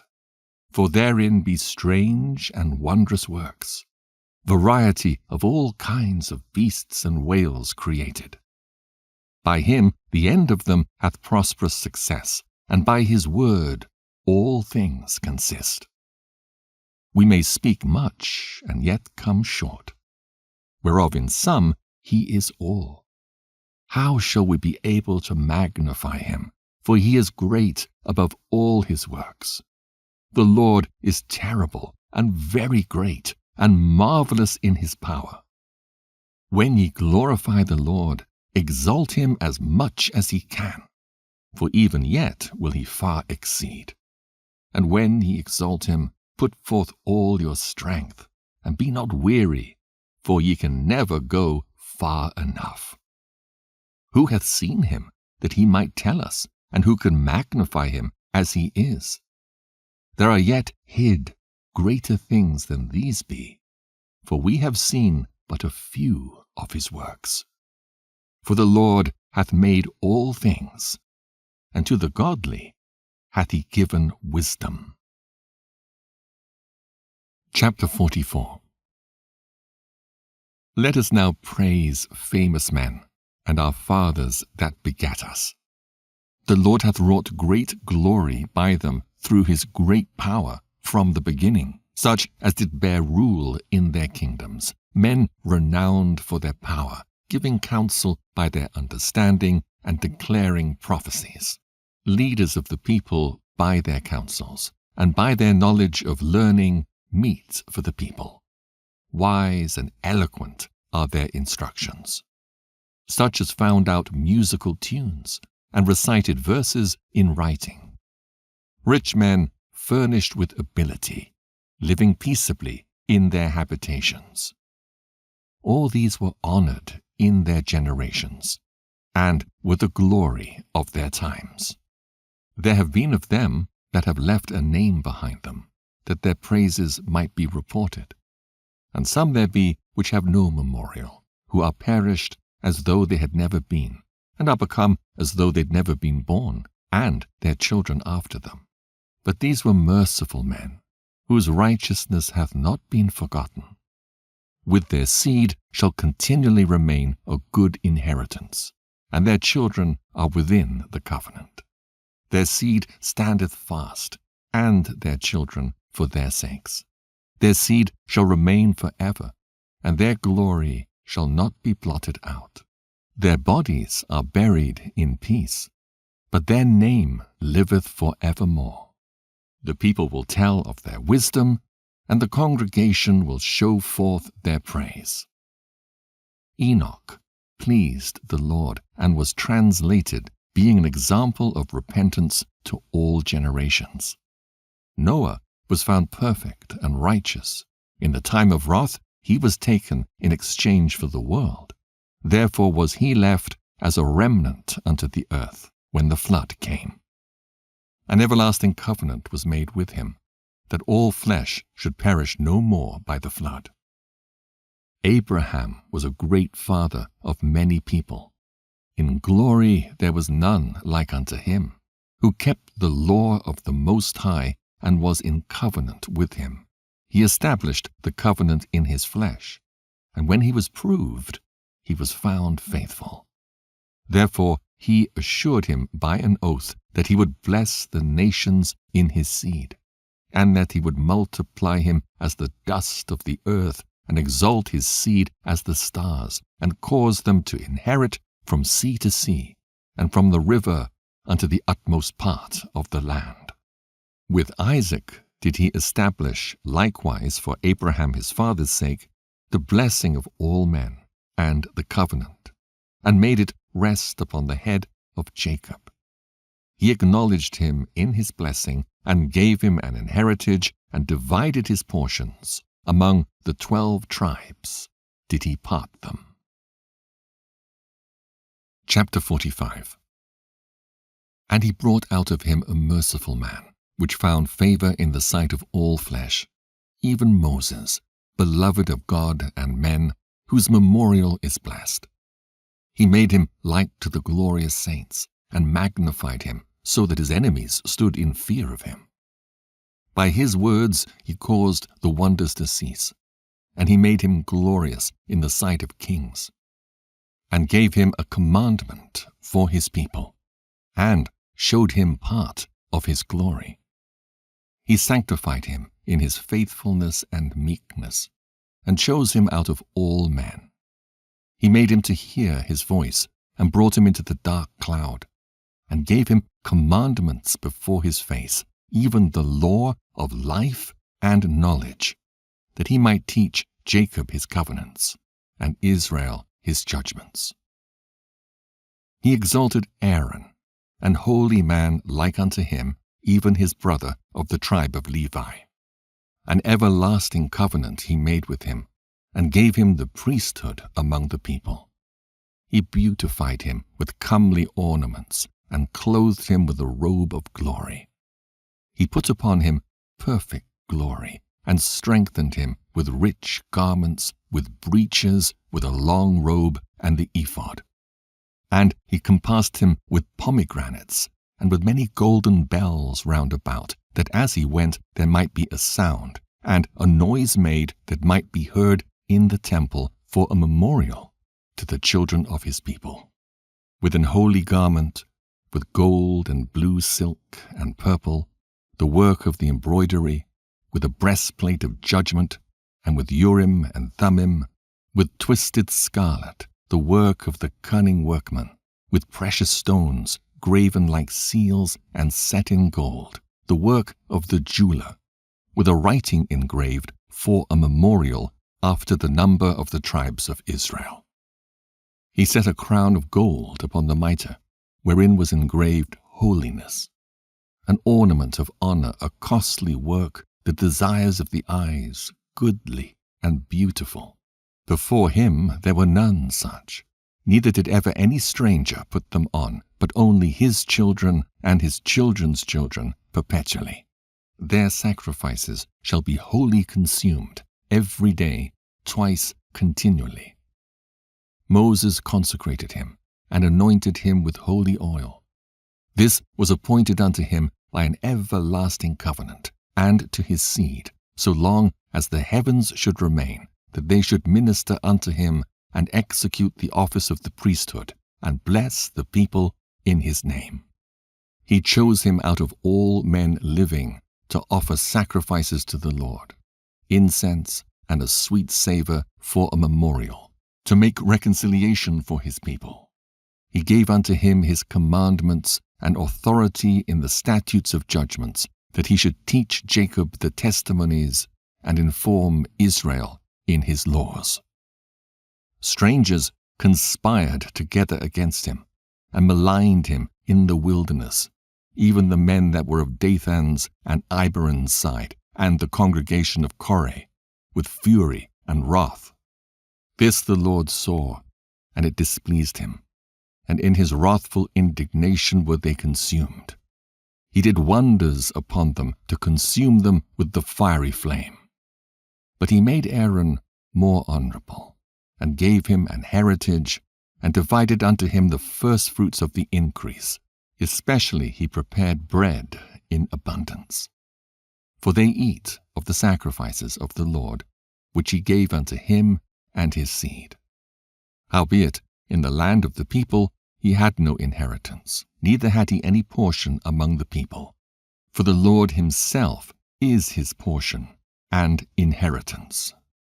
The third in glory is Phinehas, the son of Eleazar, because he had zeal in the fear of the Lord, and stood up with good courage of heart, when the people were turned back, and made reconciliation for Israel. Therefore was there a covenant of peace made with him, that he should be the chief of the sanctuary and of his people, and that he and his posterity should have the dignity of the priesthood forever, according to the covenant made with David, son of Jesse, of the tribe of Judah, that the inheritance of the king should be to his posterity alone. So the inheritance of Aaron should also be unto his seed. God give you wisdom in your heart to judge his people in righteousness, that their good things be not abolished, and that their glory may endure forever. Chapter 46. Joshua the son of Nun was valiant in the wars, and was the successor of Moses in prophecies, who according to his name was made great for the saving of the elect of God, and taking vengeance of the enemies that rose up against them, that he might set Israel in their inheritance. How great glory gat he when he did lift up his hands and stretched out his sword against the cities! Who before him so stood to it? For the Lord himself brought his enemies unto him. Did not the sun go back by his means? And was not one day as long as two? He called upon the Most High Lord when the enemies pressed upon him on every side, and the great Lord heard him. And with hailstones of mighty power he made the battle to fall violently upon the nations. And in the descent of Beth-horon he destroyed them that resisted, that the nations might know all their strength, because he fought in the sight of the Lord, and he followed the Mighty One. In the time of Moses also he did a work of mercy, he and Caleb the son of Jephunneh, in that they withstood the congregation and withheld the people from sin, and appeased the wicked murmuring. And of 600,000 people on foot, they too were preserved to bring them in to the heritage, even unto the land that floweth with milk and honey. The Lord gave strength also unto Caleb, which remained with him unto his old age, so that he entered upon the high places of the land, and his seed obtained it for an heritage, that all the children of Israel might see that it is good to follow the Lord. And concerning the judges, every one by name, whose heart went not a whoring, nor departed from the Lord, let their memory be blessed. Let their bones flourish out of their place, and let the name of them that were honored be continued upon their children. Samuel, the prophet of the Lord, beloved of his Lord, established a kingdom and anointed princes over his people. By the law of the Lord he judged the congregation, and the Lord had respect unto Jacob. By his faithfulness he was found a true prophet, and by his word he was known to be faithful in vision. He called upon the mighty Lord when his enemies pressed upon him on every side, when he offered the sucking lamb. And the Lord thundered from heaven, and with a great noise made his voice to be heard. And he destroyed the rulers of the Tyrians and all the princes of the Philistines. And before his long sleep he made protestations in the sight of the Lord and his anointed, I have not taken any man's goods, so much as a shoe, and no man did accuse him. And after his death he prophesied, and showed the king his end, and lifted up his voice from the earth in prophecy, to blot out the wickedness of the people. Chapter 47. And after him rose up Nathan to prophesy in the time of David. As is the fat taken away from the peace offering, so was David chosen out of the children of Israel. He played with lions as with kids, and with bears as with lambs.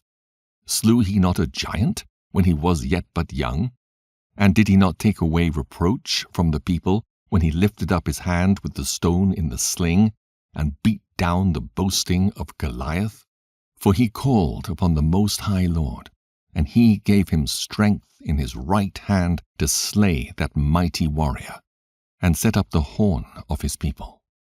So the people honored him with 10,000s, and praised him in the blessings of the Lord, in that he gave him a crown of glory. For he destroyed the enemies on every side, and brought to naught the Philistines his adversaries, and brake their horn in sunder unto this day. In all his works he praised the Holy One Most High with words of glory. With his whole heart he sung songs, and loved him that made him.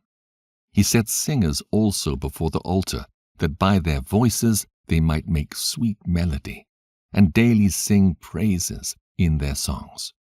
He beautified their feasts, and set in order the solemn times until the end, that they might praise his holy name, and that the temple might sound from morning. The Lord took away his sins, and exalted his horn forever. He made him a covenant of kings, and a throne of glory in Israel. After him rose up a wise son, and for his sake he dwelt at large. Solomon reigned in a peaceable time, and was honored, for God made all quiet round about him, that he might build an house in his name, and prepare his sanctuary forever. How wise wast thou in thy youth, and as a flood filled with understanding. Thy soul covered the whole earth, and thou fillest it with dark parables. Thy name went far unto the islands, and for thy peace thou wast beloved. The countries marveled at thee for thy songs and proverbs and parables and interpretations. By the name of the Lord God, which is called the Lord God of Israel, thou didst gather gold as tin, and didst multiply silver as lead. Thou didst bow thy loins unto women, and by thy body thou wast brought into subjection. Thou didst stain thy honor and pollute thy seed, so that thou broughtest wrath upon thy children, and wast grieved for thy folly. So the kingdom was divided, and out of Ephraim ruled a rebellious kingdom. But the Lord will never leave off his mercy, neither shall any of his works perish, neither will he abolish the posterity of his elect, and the seed of him that loveth him he will not take away. Wherefore he gave a remnant unto Jacob, and out of him a root unto David. Thus rested Solomon with his fathers. And of his seed he left behind him Rehoboam, even the foolishness of the people, and one that had no understanding, who turned away the people through his counsel. There was also Jeroboam the son of Nebat, who caused Israel to sin, and showed Ephraim the way of sin. And their sins were multiplied exceedingly, that they were driven out of the land. For they sought out all wickedness, till the vengeance came upon them. Chapter 48. Then stood up Elias the prophet as fire, and his word burned like a lamp. He brought a sore famine upon them, and by his zeal he diminished their number. By the word of the Lord he shut up the heaven, and also 3 times brought down fire. O Elias, how wast thou honored in thy wondrous deeds! And who may glory like unto thee? Who didst raise up a dead man from death, and his soul from the place of the dead, by the word of the Most High? Who broughtest kings to destruction, and honorable men from their bed? Who heardest the rebuke of the Lord in Sinai, and in Horeb the judgment of vengeance? Who anointedst kings to take revenge, and prophets to succeed after him? Who was taken up in a whirlwind of fire, and in a chariot of fiery horses? who was ordained for reproofs in their times, to pacify the wrath of the Lord's judgment before it break forth into fury, and to turn the heart of the father unto the son, and to restore the tribes of Jacob. Blessed are they that saw thee, and slept in love, for we shall surely live. Elias it was who was covered with a whirlwind, and Eliseus was filled with his spirit. Whilst he lived, he was not moved with the presence of any prince, neither could any bring him into subjection. No word could overcome him, and after his death, his body prophesied. He did wonders in his life, and at his death were his works marvelous. For all this the people repented not, neither departed they from their sins, till they were spoiled and carried out of their land, and were scattered through all the earth. Yet there remained a small people, and a ruler in the house of David, of whom some did that which was pleasing to God, and some multiplied sins. Ezekias fortified his city, and brought in water into the midst thereof. He digged the hard rock with iron, and made wells for waters. In his time Sennacherib came up, and sent Rabsaces, and lifted up his hand against Sion, and boasted proudly. Then trembled their hearts and hands, and they were in pain, as women in travail. But they called upon the Lord which is merciful, and stretched out their hands toward him. And immediately the Holy One heard them out of heaven, and delivered them by the ministry of Isai. He smote the host of the Assyrians, and his angel destroyed them. For Ezekias had done the thing that pleased the Lord, and was strong in the ways of David his father, as Isai the prophet, who was great and faithful in his vision, had commanded him. In his time the sun went backward, and he lengthened the king's life. He saw by an excellent spirit what should come to pass at the last, and he comforted them that mourned in Sion. He showed what should come to pass forever, and secret things, or ever they came. Chapter 49. The remembrance of Josias is like the composition of perfume that is made by the art of the apothecary. It is sweet as honey in all mouths, and as music at a banquet of wine. He behaved himself uprightly in the conversion of the people, and took away the abominations of iniquity. He directed his heart unto the Lord, and in the time of the ungodly he established the worship of God. All except David and Ezekias and Josias were defective, for they forsook the law of the Most High. Even the kings of Judah failed. Therefore he gave their power unto others, and their glory to a strange nation. They burnt the chosen city of the sanctuary, and made the streets desolate, according to the prophecy of Jeremiah. For they entreated him evil, who nevertheless was a prophet, sanctified in his mother's womb, that he might root out and afflict and destroy, and that he might build up also and plant. It was Ezekiel who saw the glorious vision which was showed him upon the chariot of the cherubims. For he made mention of the enemies under the figure of the rain, and directed them that went right. And of the 12 prophets, let the memorial be blessed, and let their bones flourish again out of their place.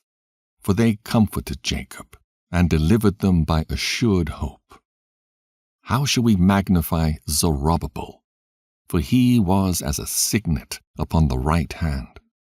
So was Jesus the son of Josedech, who in their time builded the house and set up an holy temple to the Lord, which was prepared for everlasting glory.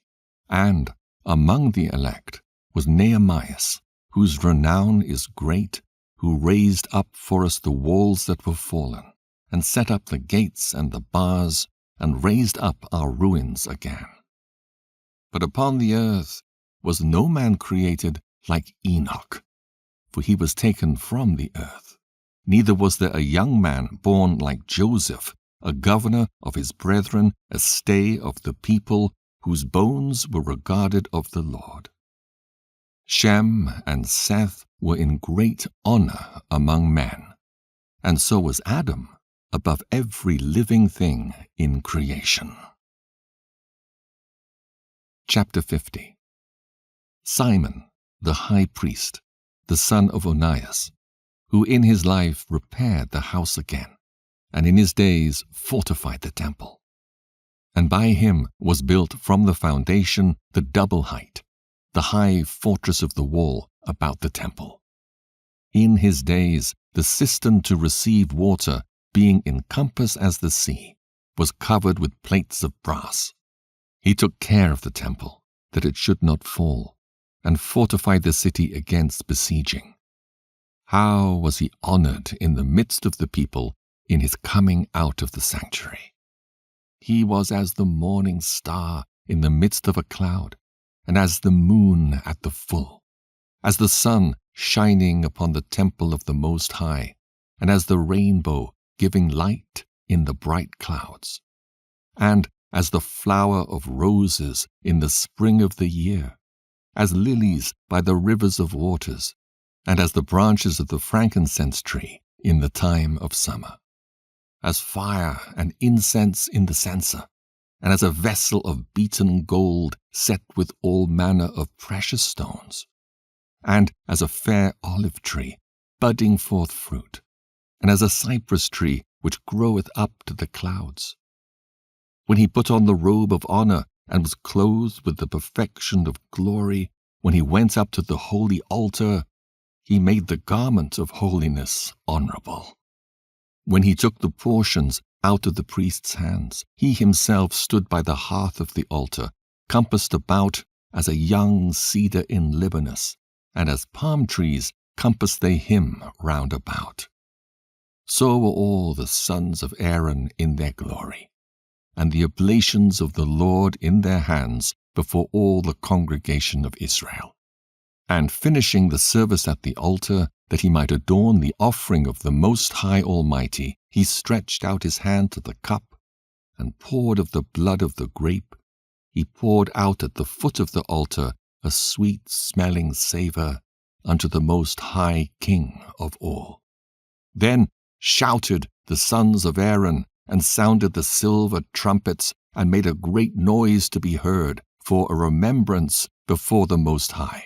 Then all the people together hasted, and fell down to the earth upon their faces, to worship their Lord God Almighty, the Most High. The singers also sang praises with their voices, with great variety of sounds was there made sweet melody. And the people besought the Lord, the Most High, by prayer before him that is merciful, till the solemnity of the Lord was ended, and they had finished his service. Then he went down and lifted up his hands over the whole congregation of the children of Israel, to give the blessing of the Lord with his lips, and to rejoice in his name.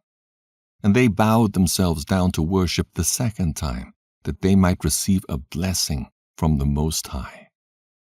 Now therefore, bless ye the God of all, which only doeth wondrous things everywhere, which exalteth our days from the womb, and dealeth with us according to his mercy. He grants us joyfulness of heart, and that peace may be in our days in Israel forever, that he would confirm his mercy with us, and deliver us at his time. There be two manner of nations which my heart abhorreth, and the third is no nation. They that sit upon the mountain of Samaria, and they that dwell among the Philistines, and that foolish people that dwell in Sichem. Jesus, the son of Sirach of Jerusalem, hath written in this book the instruction of understanding and knowledge, who out of his heart poureth forth wisdom.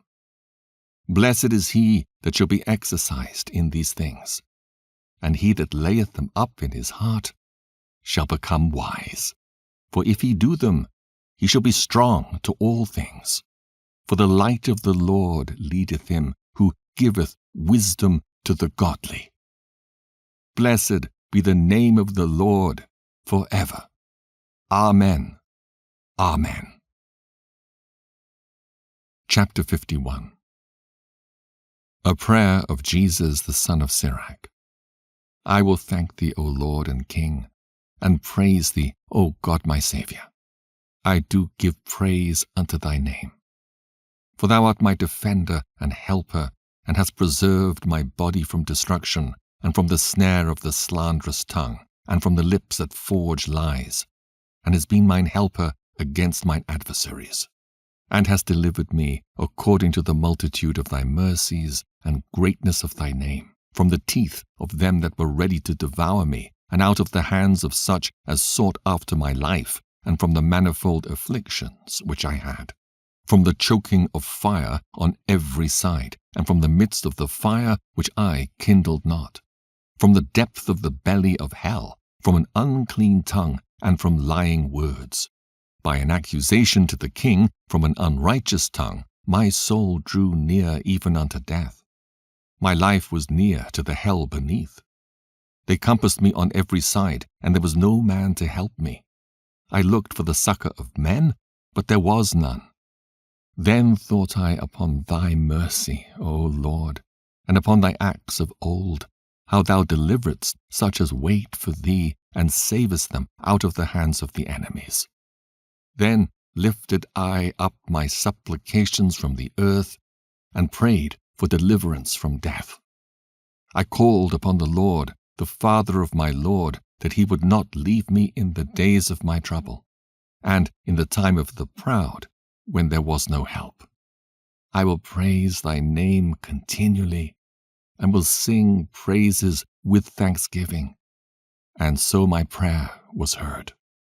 For thou savedst me from destruction, and deliveredst me from the evil time. Therefore will I give thanks and praise thee, and bless thy name, O Lord. When I was yet young, or ever I went abroad, I desired wisdom openly in my prayer. I prayed for her before the temple, and will seek her out even to the end. Even from the flower till the grape was ripe, hath my heart delighted in her. My foot went the right way. From my youth up I sought after her. I bowed down mine ear a little, and received her, and gat much learning. I profited therein. Therefore will I ascribe glory unto him that giveth me wisdom. For I purposed to do after her, and earnestly I followed that which is good. So shall I not be confounded. My soul wrestled with her, and in my doings I was exact. I stretched forth my hands to the heaven above, and bewailed my ignorances of her. I directed my soul unto her, and I found her in pureness. I have had my heart joined with her from the beginning. Therefore shall I not be forsaken. My heart was troubled in seeking her. Therefore have I gotten a good possession. The Lord hath given me a tongue for my reward, and I will praise him therewith. Draw near unto me, ye unlearned, and dwell in the house of learning. Wherefore are ye slow, and what say ye to these things, seeing your souls are very thirsty? I opened my mouth and said, Buy her for yourselves without money. Put your neck under the yoke, and let your soul receive instruction. She is hard at hand to find. Behold with your eyes how that I have gotten but little labor, and have gotten unto me much rest. Get learning with a great sum of money, and get much gold by her. Let your soul rejoice in his mercy, and be not ashamed of his praise. Work your work betimes, and in his time he will give you your reward. Wisdom of Solomon. Chapter 1. Love righteousness, ye that be judges of the earth. Think of the Lord with a good heart, and in simplicity of heart seek him.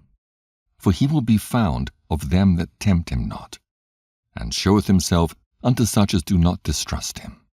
For froward thoughts separate from God, and his power, when it is tried, reproveth the unwise. For unto a malicious soul wisdom shall not enter, nor dwell in the body that is subject unto sin. For the Holy Spirit of discipline will flee deceit, and remove from thoughts that are without understanding, and will not abide when unrighteousness cometh in. For wisdom is a loving spirit, and will not acquit a blasphemer of his words. For God is witness of his reins, and a true beholder of his heart, and a hearer of his tongue. For the Spirit of the Lord filleth the world, and that which containeth all things hath knowledge of the voice. Therefore he that speaketh unrighteous things cannot be hid, neither shall vengeance, when it punisheth, pass by him. For inquisition shall be made into the counsels of the ungodly, and the sound of his words shall come unto the Lord for manifestation of his wicked deeds. For the ear of jealousy heareth all things, and the noise of murmurings is not hid. Therefore beware of murmuring, which is unprofitable, and refrain your tongue from backbiting. For there is no word so secret that shall go for naught, and the mouth that belieth slayeth the soul. Seek not death in the era of your life, and pull not upon yourselves destruction with the works of your hands. For God made not death, neither hath he pleasure in the destruction of the living. For he created all things, that they might have their being.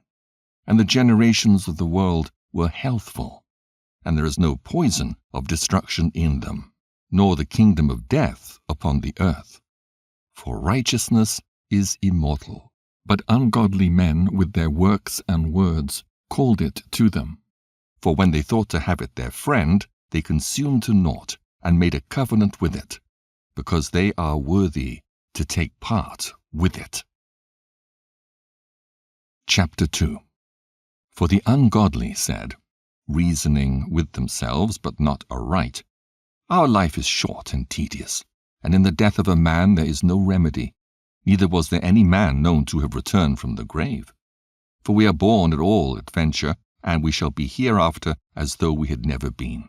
For the breath of our nostrils is as smoke, and a little spark in the moving of our heart, which, being extinguished, our body shall be turned into ashes, and our spirit shall vanish as the soft air. And our name shall be forgotten in time, and no man shall have our works in remembrance, and our life shall pass away as the trace of a cloud, and shall be dispersed as a mist that is driven away with the beams of the sun, and overcome with the heat thereof.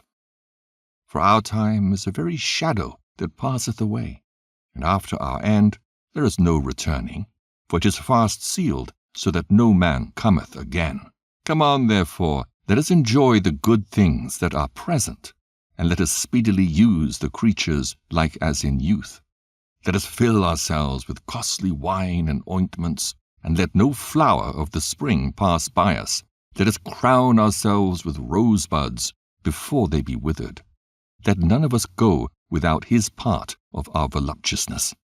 Let us leave tokens of our joyfulness in every place, for this is our portion, and our lot is this. Let us oppress the poor righteous man.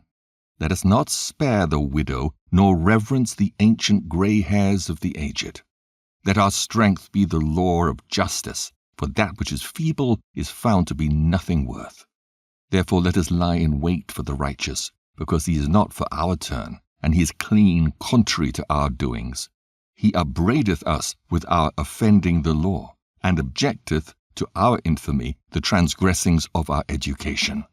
He professeth to have the knowledge of God, and he calleth himself the child of the Lord. He was made to reprove our thoughts. He is grievous unto us even to behold, for his life is not like other men's. His ways are of another fashion. We are esteemed of him as counterfeits. He abstaineth from our ways as from filthiness. He pronounceth the end of the just to be blessed, and maketh his boast that God is his father.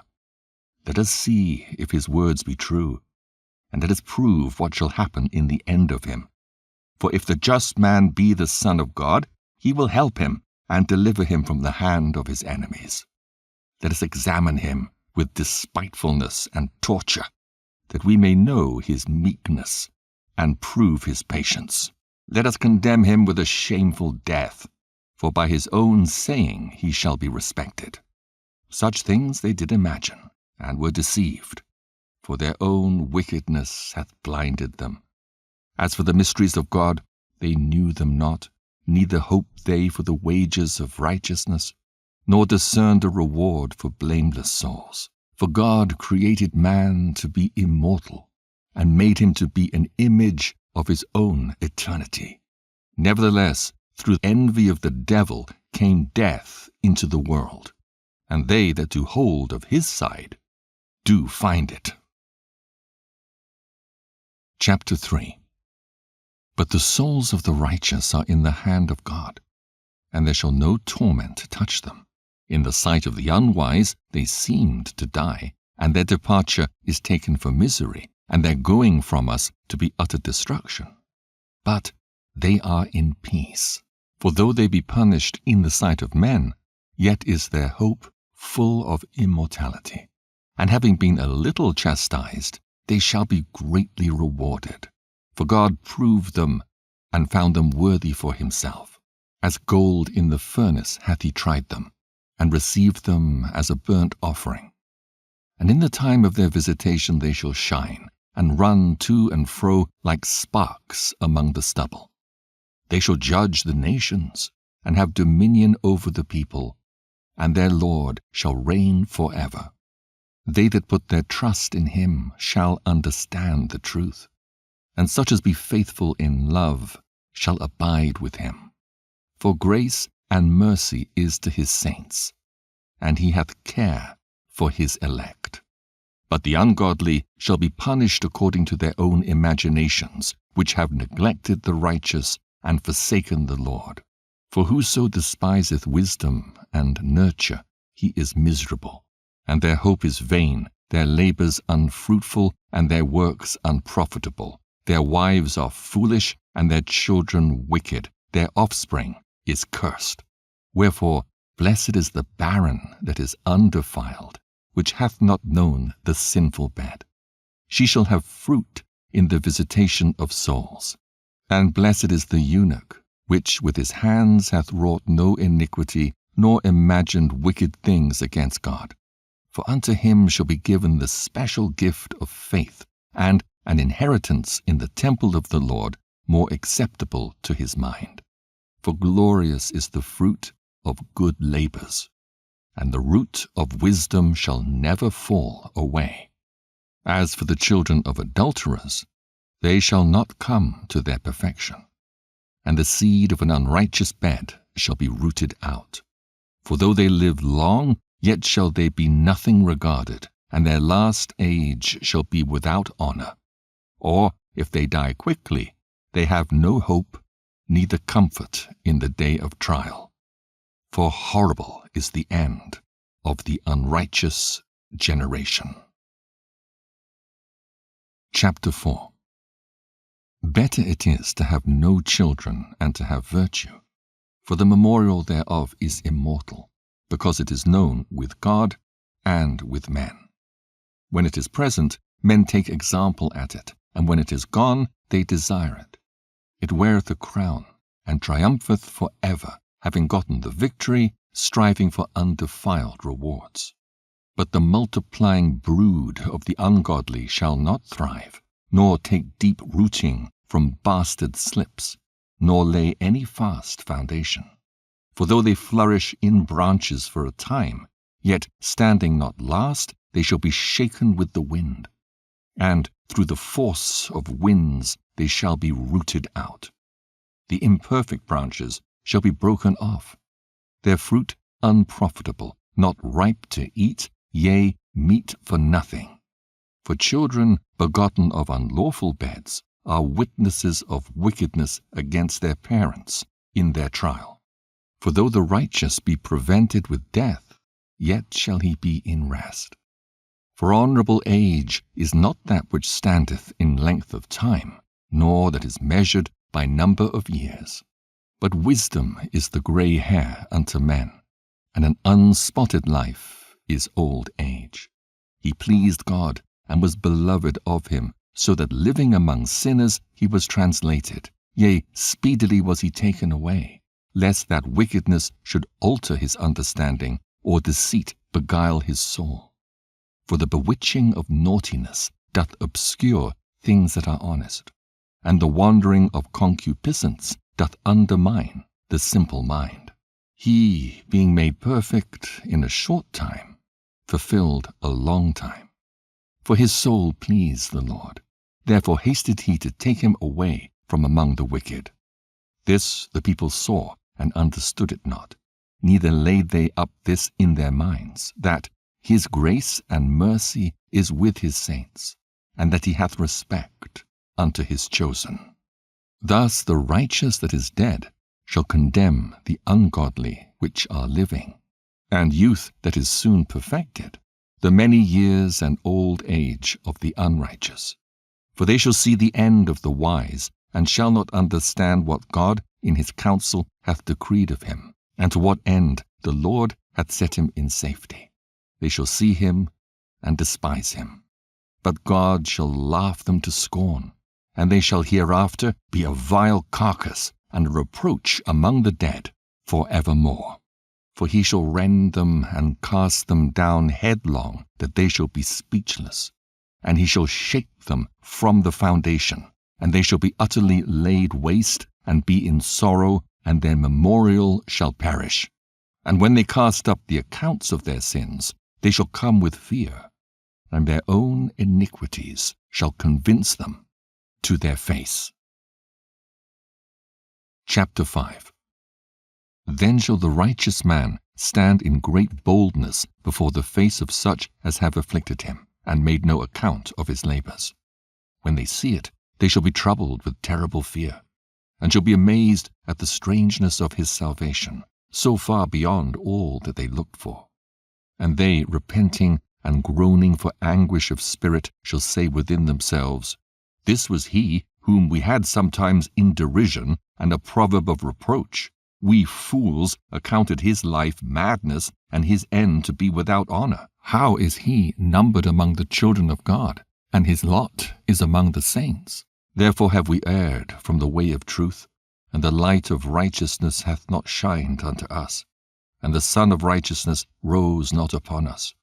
We wearied ourselves in the way of wickedness and destruction. Yea, we have gone through deserts where there lay no way. But as for the way of the Lord, we have not known it. What hath pride profited us?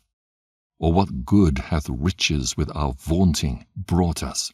All those things are passed away like a shadow, and as a post that hasted by, and as a ship that passeth over the waves of the water, which, when it is gone by, the trace thereof cannot be found, neither the pathway of the keel in the waves. Or as when a bird hath flown through the air, there's no token of her way to be found, but the light air, being beaten with the stroke of her wings, and parted with the violent noise and motion of them, is passed through, and therein afterwards no sign where she went is to be found. Or like as when an arrow is shot at a mark, it parteth the air, which immediately cometh together again, so that a man cannot know where it went through. Even so we, in like manner, as soon as we were born, began to draw to our end, and had no sign of virtue to show, but were consumed in our own wickedness. For the hope of the ungodly is like dust that is blown away with the wind, like a thin froth that is driven away with the storm, like as the smoke which is dispersed here and there with a tempest, and passeth away as the remembrance of a guest that tarrieth but a day. But the righteous live for evermore.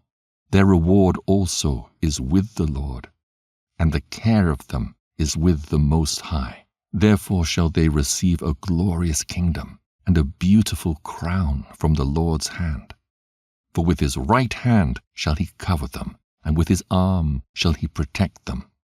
He shall take to him his jealousy for complete armor, and make the creature his weapon for the revenge of his enemies. He shall put on righteousness as a breastplate, and true judgment instead of an helmet.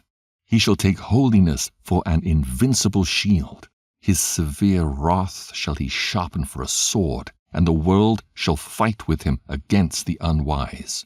Then shall the right-aiming thunderbolts go abroad, and from the clouds, as from a well-drawn bow, shall they fly to the mark.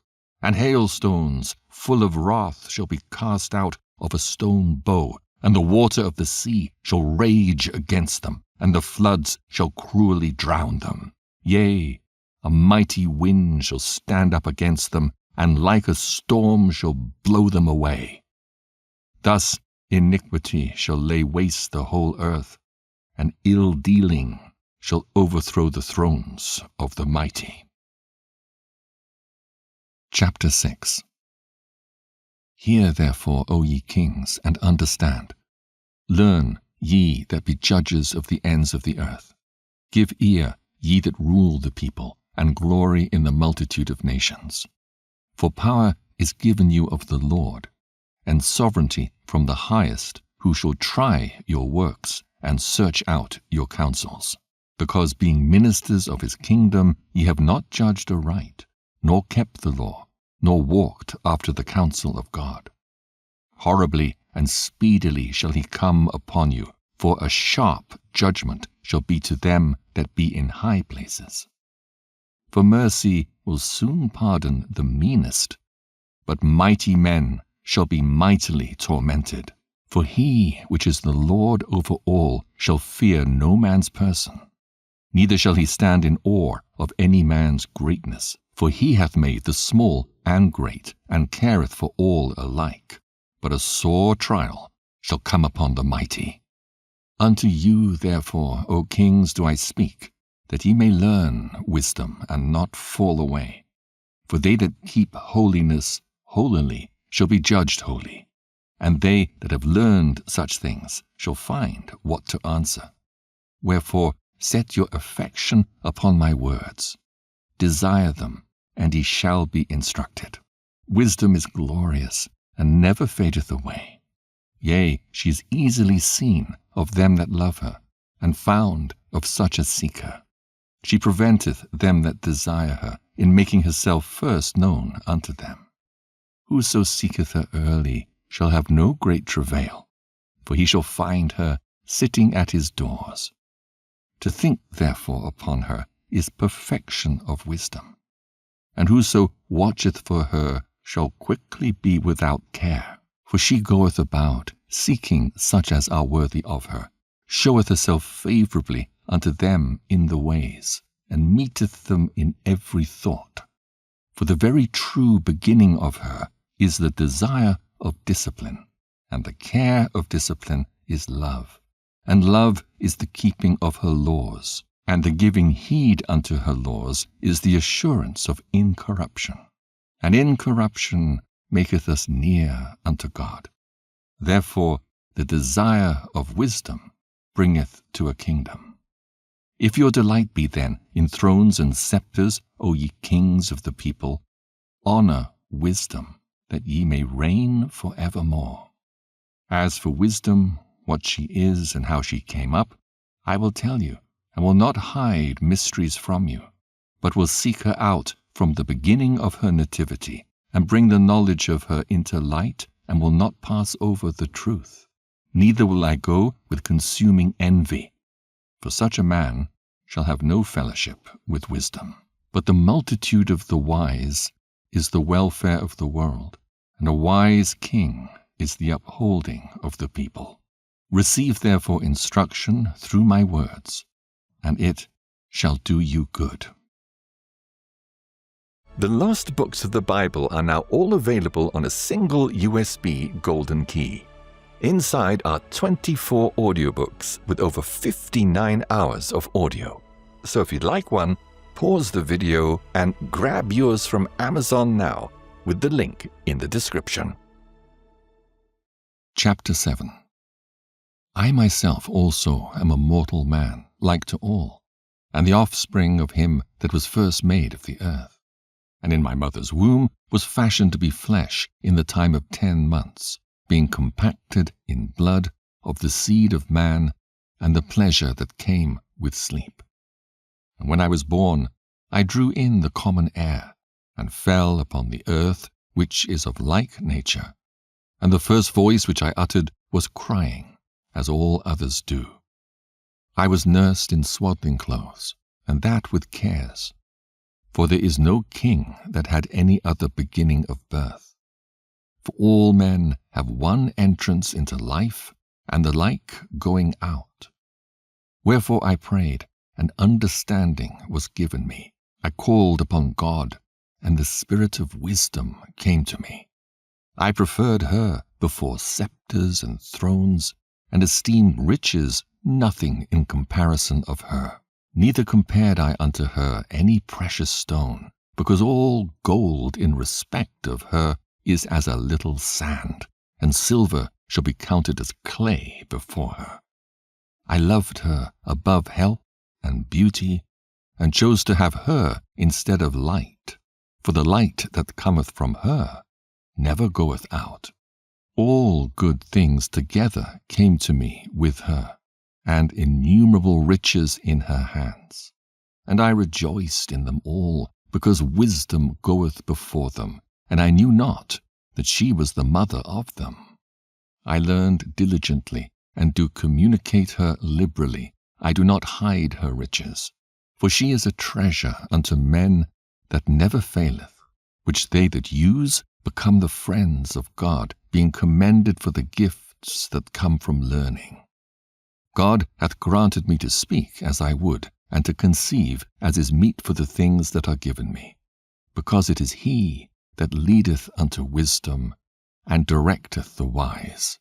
For in his hand are both we and our words, all wisdom also, and the knowledge of workmanship.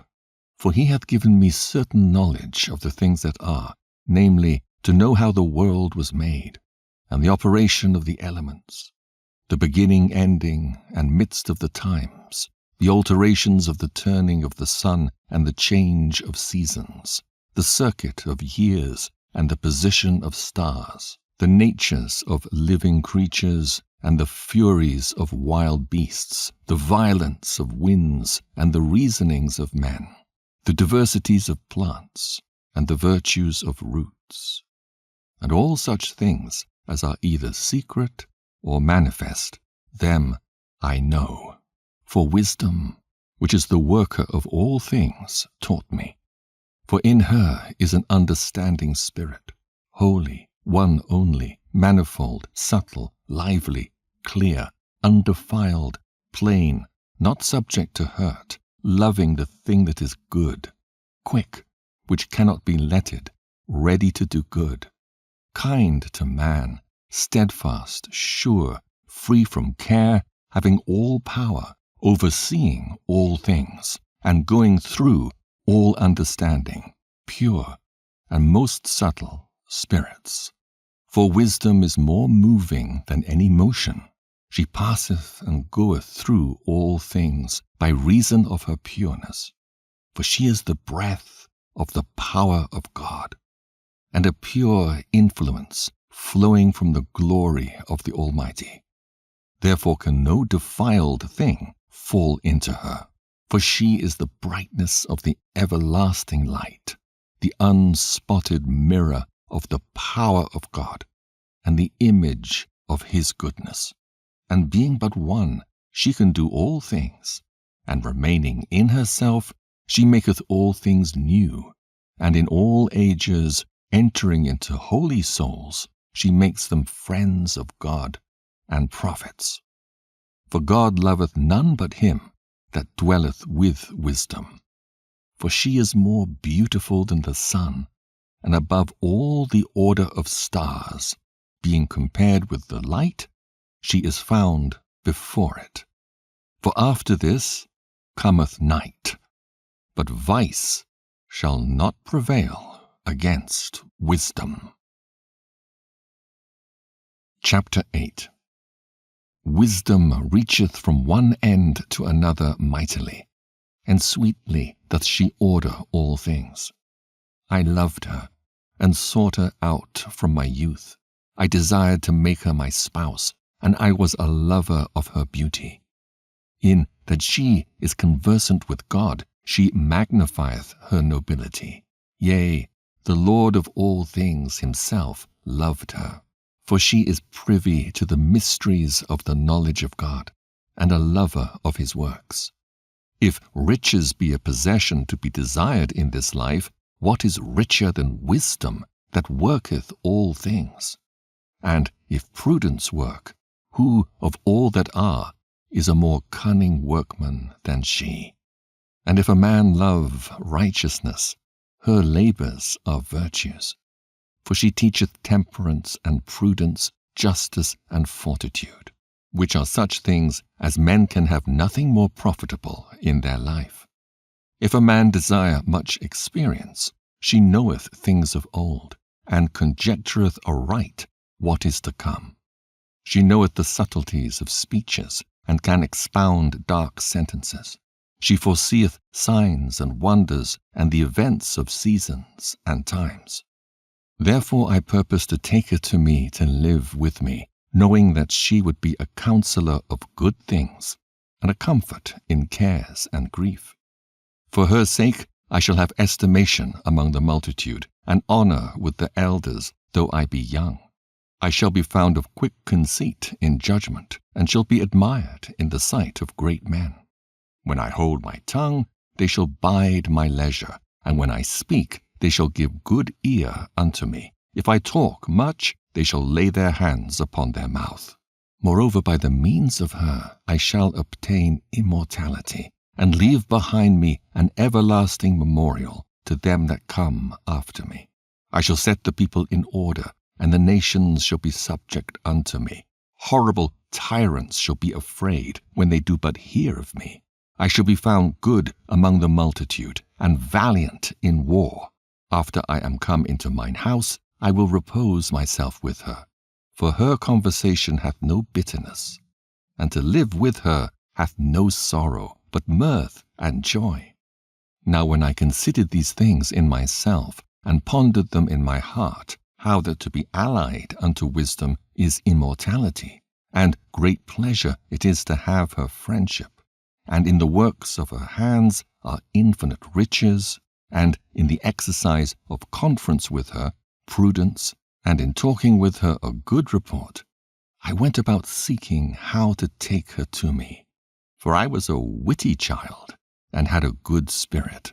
Yea, rather, being good, I came into a body undefiled.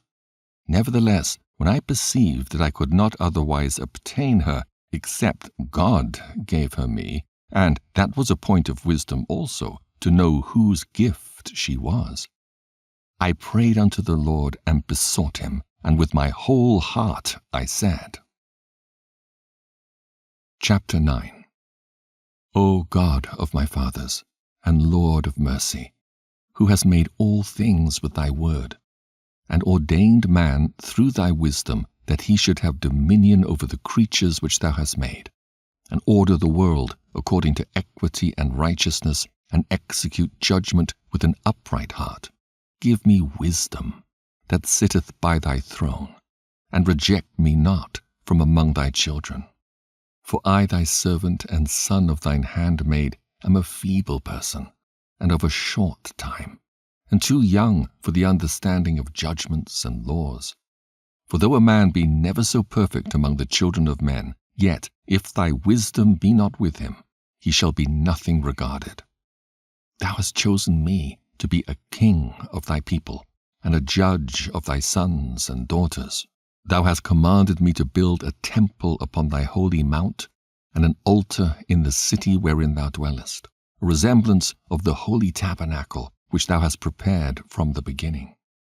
And wisdom was with thee, which knoweth thy works, and was present when thou madest the world, and knew what was acceptable in thy sight, and right in thy commandments.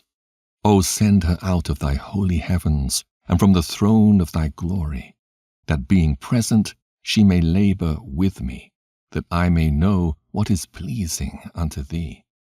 For she knoweth and understandeth all things, and she shall lead me soberly in my doings, and preserve me in her power. So shall my works be acceptable, and then shall I judge thy people righteously, and be worthy to sit in my Father's seat.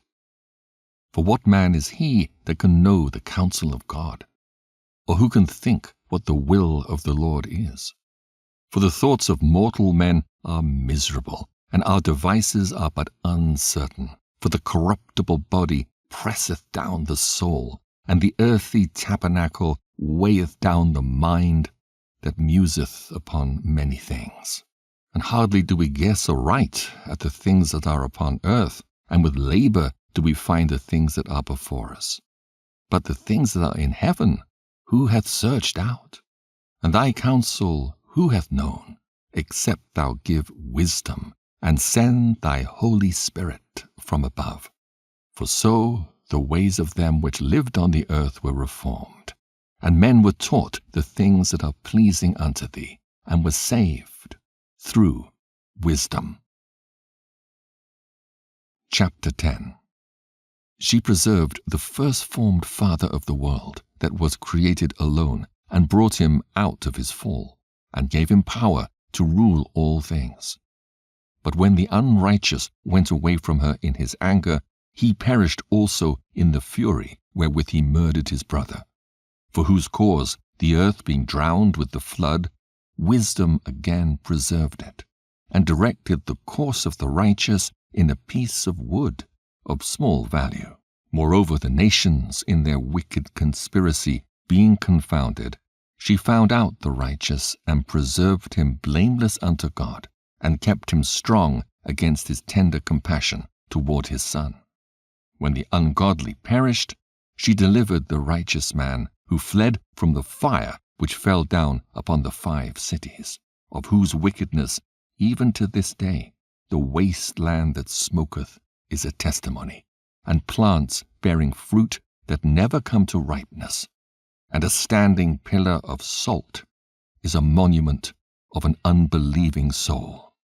For regarding not wisdom, they gat not only this hurt, that they knew not the things which were good, but also left behind them to the world a memorial of their foolishness, so that in the things wherein they offended they could not so much as be hid. But wisdom delivered from pain those that attended upon her. When the righteous fled from his brother's wrath, she guided him in the right paths, showed him the kingdom of God, and gave him knowledge of holy things, made him rich in his travels, and multiplied the fruit of his labors. In the covetousness of such as oppressed him, she stood by him and made him rich. She defended him from his enemies, and kept him safe from those that lay in wait. And in a sore conflict she gave him the victory, that he might know that goodness is stronger than all. When the righteous was sold, she forsook him not, but delivered him from sin. She went down with him into the pit, and left him not in bonds, till she brought him the scepter of the kingdom, and power against those that oppressed him. As for them that had accused him, she showed them to be liars, and gave him perpetual glory. She delivered the righteous people and blameless seed from the nation that oppressed them. She entered into the soul of the servant of the Lord, and withstood dreadful kings in wonders and signs, rendered to the righteous a reward of their labors, guided them in a marvelous way, and was unto them for a cover by day and a light of stars in the night season. Brought them through the Red Sea, and led them through much water, but she drowned their enemies and cast them up out of the bottom of the deep. Therefore the righteous spoiled the ungodly, and praised thy holy name, O Lord, and magnified with one accord thine hand that fought for them. For wisdom opened the mouth of the dumb, and made the tongues of them that cannot speak eloquent. Chapter 11. She prospered their works in the hand of the holy prophet. They went through the wilderness that was not inhabited, and pitched tents in places where there lay no way. They stood against their enemies and were avenged of their adversaries. When they were thirsty, they called upon thee, and water was given them out of the flinty rock, and their thirst was quenched out of the hard stone. For by what things their enemies were punished, by the same they, in their need, were benefited. For instead of a perpetual running river troubled with foul blood, for a manifest reproof of that commandment whereby the infants were slain, thou gavest unto them abundance of water, by a means which they hoped not for, declaring by that thirst then how thou hadst punished their adversaries. For when they were tried, albeit but in mercy chastised, they knew how the ungodly were judged in wrath and tormented, thirsting in another manner than the just. For these thou didst admonish and try as a father, but the other, as a severe king, thou didst condemn and punish. Whether they were absent or present, they were vexed alike. For a double grief came upon them, and a groaning for the remembrance of things past. For when they heard by their own punishments the other to be benefited, they had some feeling of the Lord, for whom they respected with scorn, when he was long before thrown out at the casting forth of the infants, him in the end, when they saw what came to pass, they admired. But for the foolish devices of their wickedness, whereby being deceived they worship serpents, void of reason, and vile beasts, thou didst send a multitude of unreasonable beasts upon them for vengeance, that they might know that wherewithal a man sinneth, by the same also shall he be punished. For thy almighty hand, that made the world of matter without form, wanted not means to send among them a multitude of bears, or fierce lions, or unknown wild beasts, full of rage, newly created, breathing out either a fiery vapor, or filthy scents of scattered smoke, or shooting horrible sparkles out of their eyes, wherewith not only the harm might dispatch them at once, but also the terrible sight utterly destroy them. Yea, and without these might they have fallen down with one blast, being persecuted of vengeance, and scattered abroad through the breath of thy power. But thou hast ordered all things in measure, and number, and weight. For thou canst show thy great strength at all times when thou wilt. And who may withstand the power of thine arm?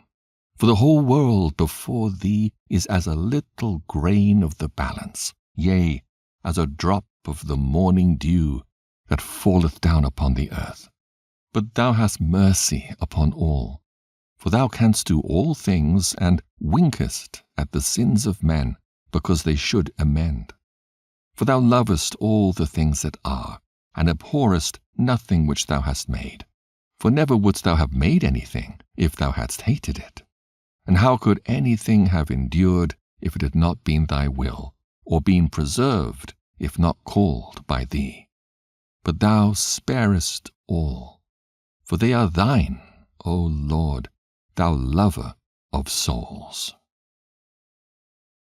Chapter 12. For thine incorruptible spirit is in all things. Therefore chastenest thou them by little and little that offend, and warnest them by putting them in remembrance wherein they have offended, that, leaving their wickedness, they may believe on thee, O Lord. For it was thy will to destroy by the hands of our fathers both those old inhabitants of thy holy land, whom thou hatest for doing most odious works of witchcrafts and wicked sacrifices, and also those merciless murderers of children and devourers of man's flesh and the feasts of blood, with their priests out of the midst of their idolatrous crew, and the parents that killed with their own hands souls destitute of help, that the land, which thou esteemest above all other, might receive a worthy colony of God's children. Nevertheless, even those thou sparedst as men, and didst send wasps forerunners of thine host, to destroy them by little and little. Not that thou wast unable to bring the ungodly under the hand of the righteous in battle, or to destroy them at once with cruel beasts or with one rough word, but executing thy judgments upon them by little and little, thou gavest them place of repentance, not being ignorant that they were a naughty generation, and that their malice was bred in them, and that their cogitation would never be changed. For it was a cursed seed from the beginning. Neither didst thou for fear of any man give them pardon for those things wherein they sinned. For who shall say, What hast thou done? Or who shall withstand thy judgment? Or who shall accuse thee for the nations that perish, whom thou made? Or who shall come to stand against thee, to be revenged for the unrighteous men? For neither is there any God but thou, that careth for all, to whom thou mightest show that judgment is not unright. Neither shall king or tyrant be able to set his face against thee for any whom thou hast punished. Forasmuch then as thou art righteous thyself, thou orderest all things righteously, thinking it not agreeable with thy power to condemn him that hath not deserved to be punished. For thy power is the beginning of righteousness, and because thou art the Lord of all, it maketh thee to be gracious unto all. For when men will not believe that thou art of a full power, thou showest thy strength, and among them that know it, thou makest their boldness manifest. But thou, mastering thy power, judgest with equity, and orderest us with great favor.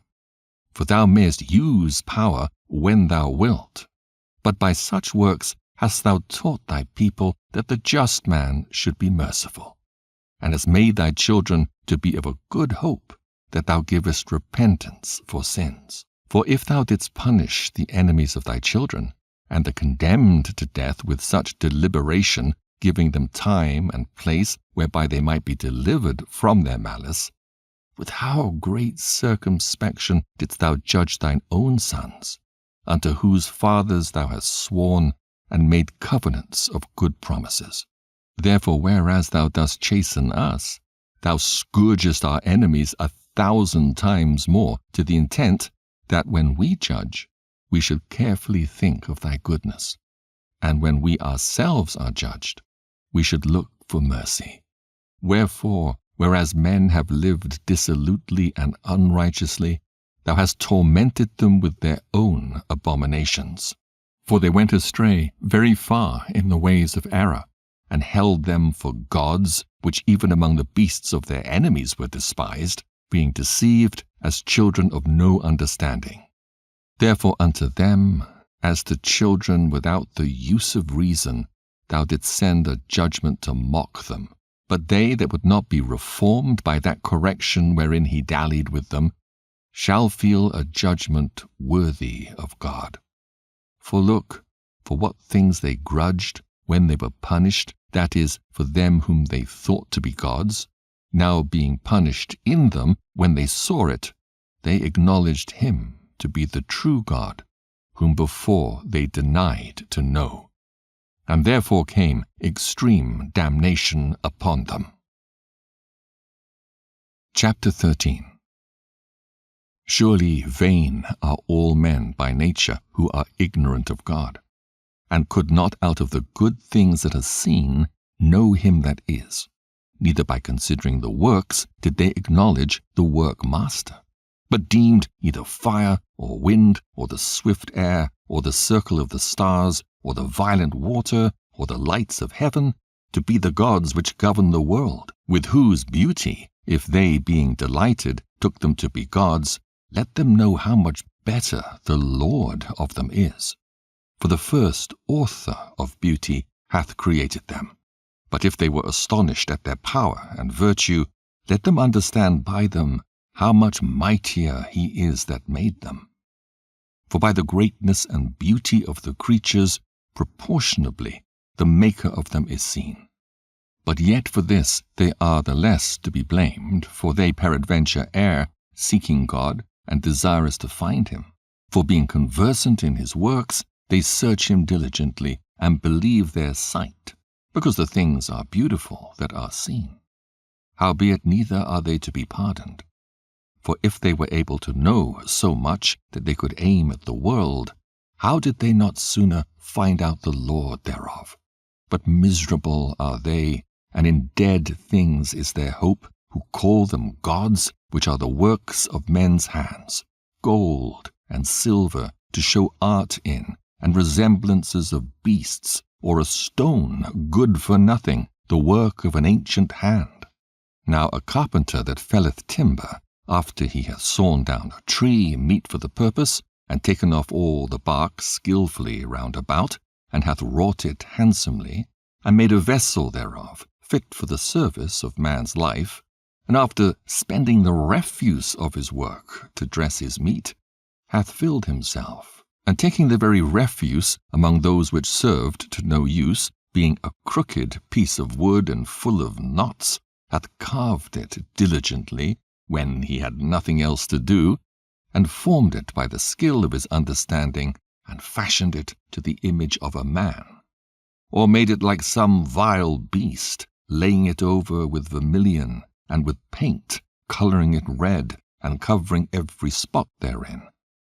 And when he had made a convenient room for it, set it in a wall, and made it fast with iron. For he provided for it that it might not fall, knowing that it was unable to help itself, for it is an image, and hath need of help. Then maketh he prayer for his goods, for his wife and children, and is not ashamed to speak to that which hath no life. For health he calleth upon that which is weak. For life prayeth to that which is dead. For aid humbly beseecheth that which hath least means to help.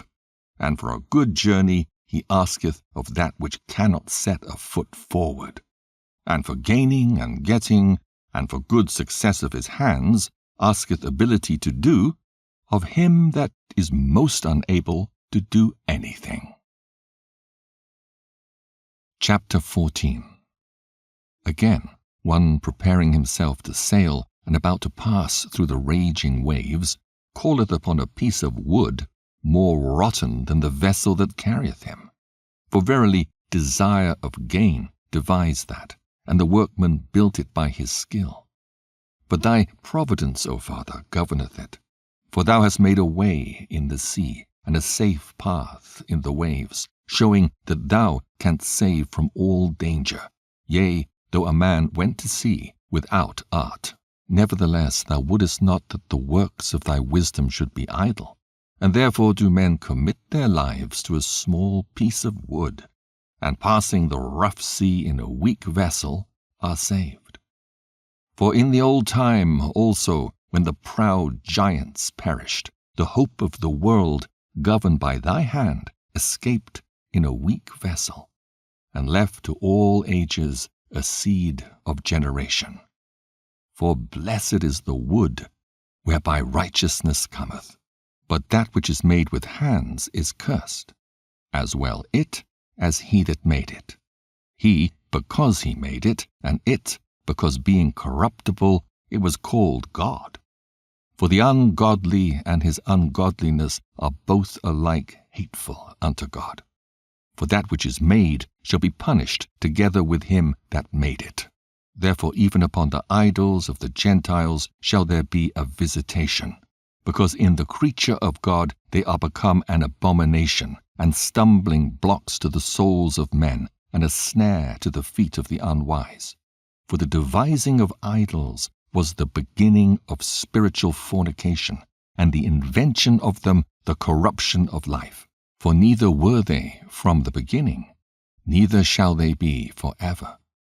For by the vain glory of men they entered into the world, and therefore shall they come shortly to an end. For a father afflicted with untimely mourning, when he hath made an image of his child soon taken away, now honoured him as a god, which was then a dead man, and delivered to those that were under him ceremonies and sacrifices. Thus in process of time an ungodly custom grown strong was kept as a law, and graven images were worshipped by the commandments of kings, whom Men could not honor in presence, because they dwelt far off. They took the counterfeit of his visage from far, and made an express image of a king whom they honored, to the end that by this their frowardness they might flatter him that was absent, as if he were present. Also the singular diligence of the artificer did help to set forward the ignorant to more superstition. For he, peradventure willing to please one in authority, forced all his skill to make the resemblance of the best fashion.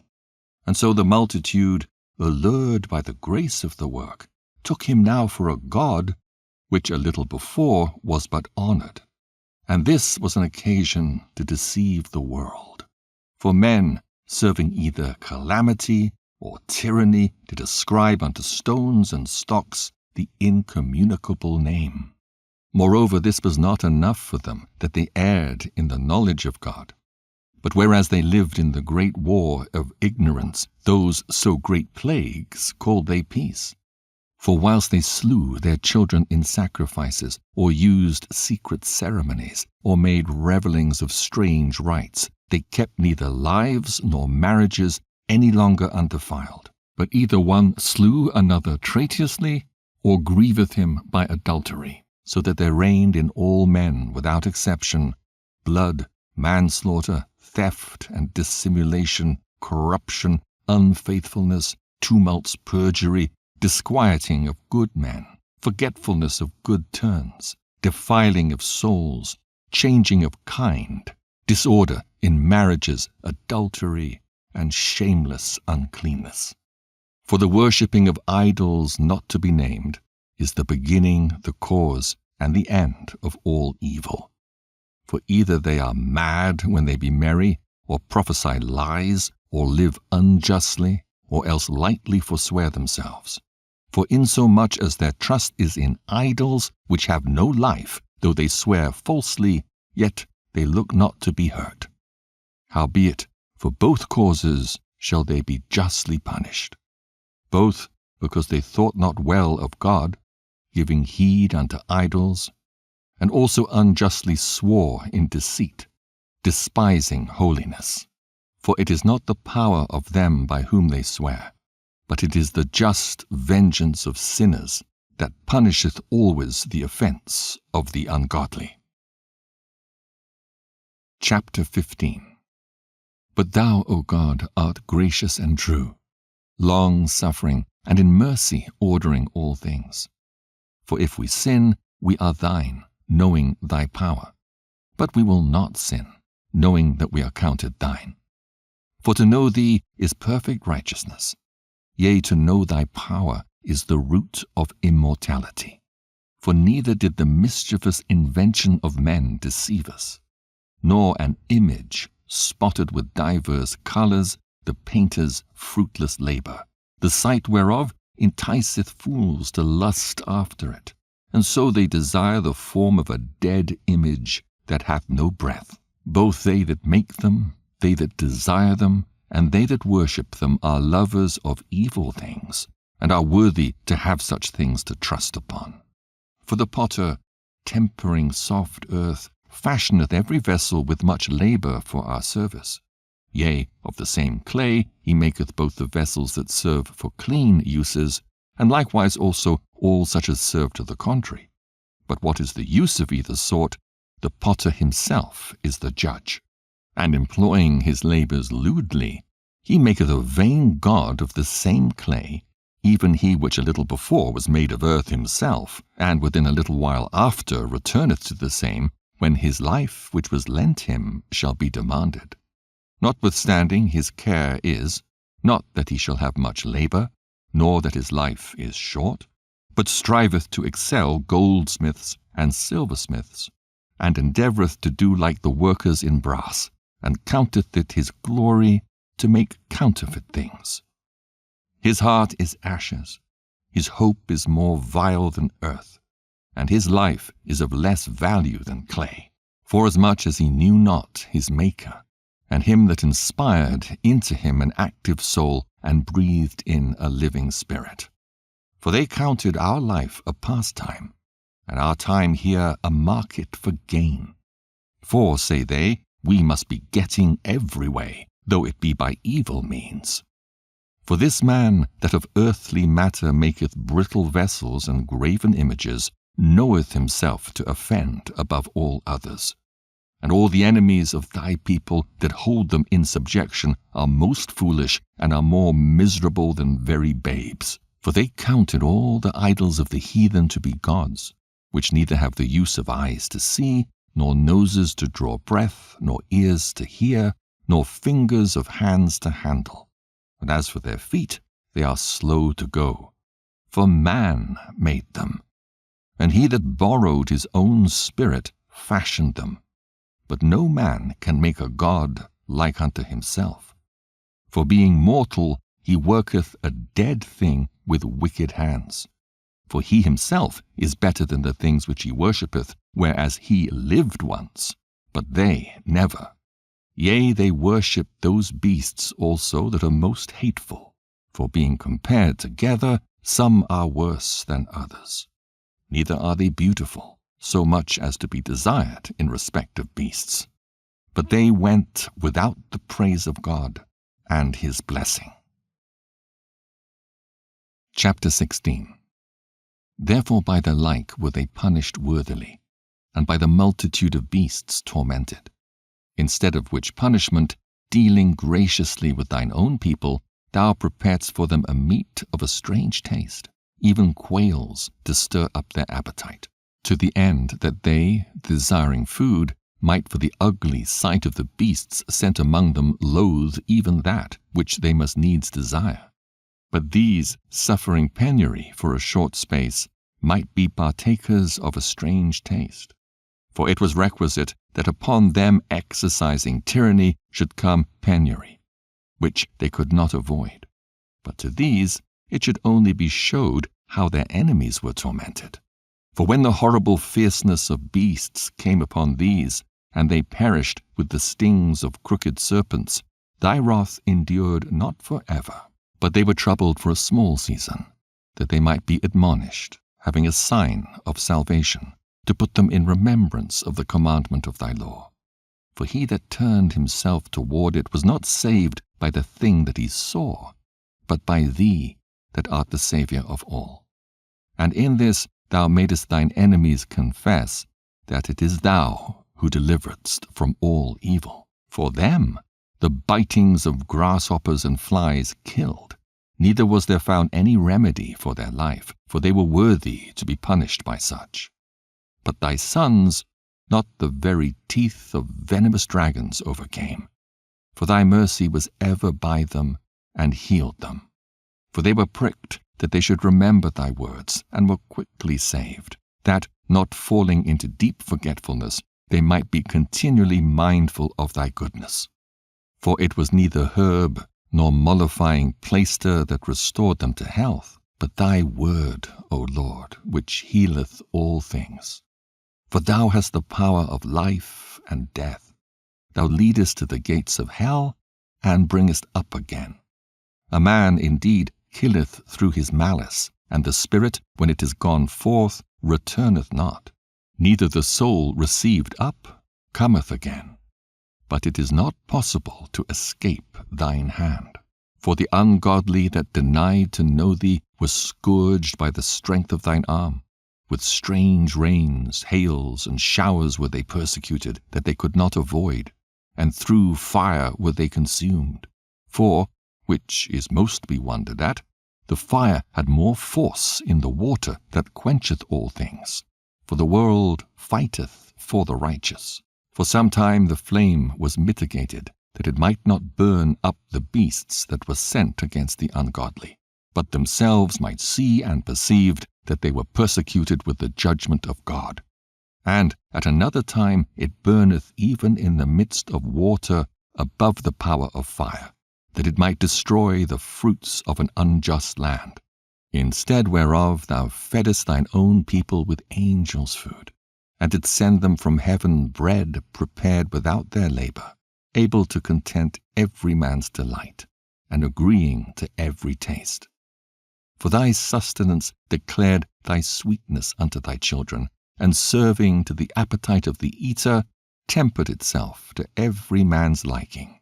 But snow and ice endured the fire, and melted not, that they might know that fire burning in the hail and sparkling in the rain did destroy the fruits of the enemies. But this again did even forget his own strength, that the righteous might be nourished.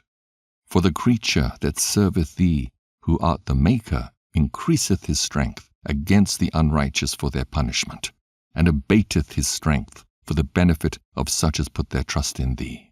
Therefore, even then was it altered into all fashions, and was obedient to thy grace that nourisheth all things, according to the desire of them that had need, that thy children, O Lord, whom thou lovest, might know that it is not the growing of fruits that nourisheth man, but that it is thy word which preserveth them that put their trust in thee.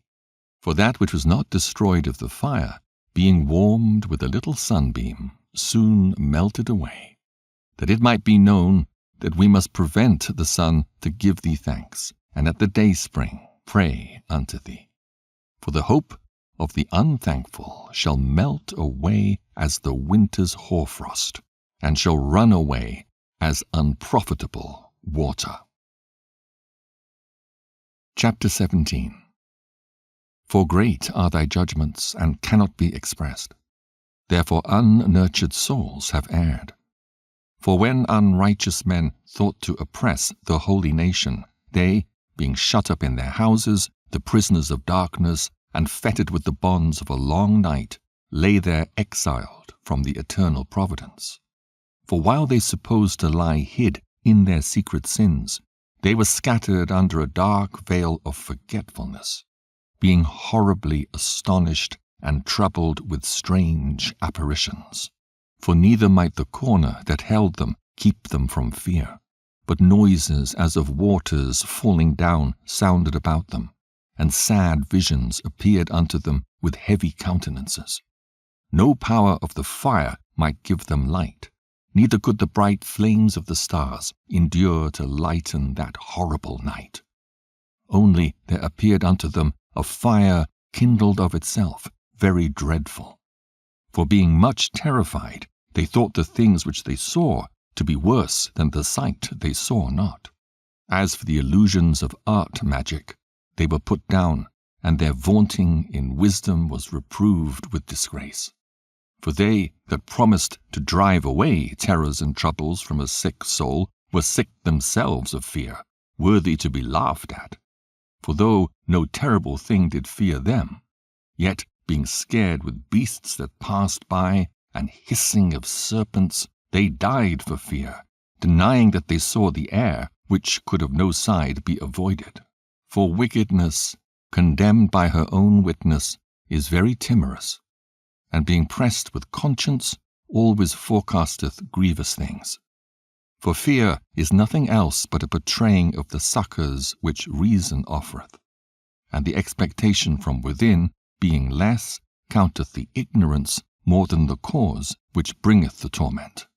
But they sleeping the same sleep that night, which was indeed intolerable, and which came upon them out of the bottoms of inevitable hell, were partly vexed with monstrous apparitions, and partly fainted, their heart failing them.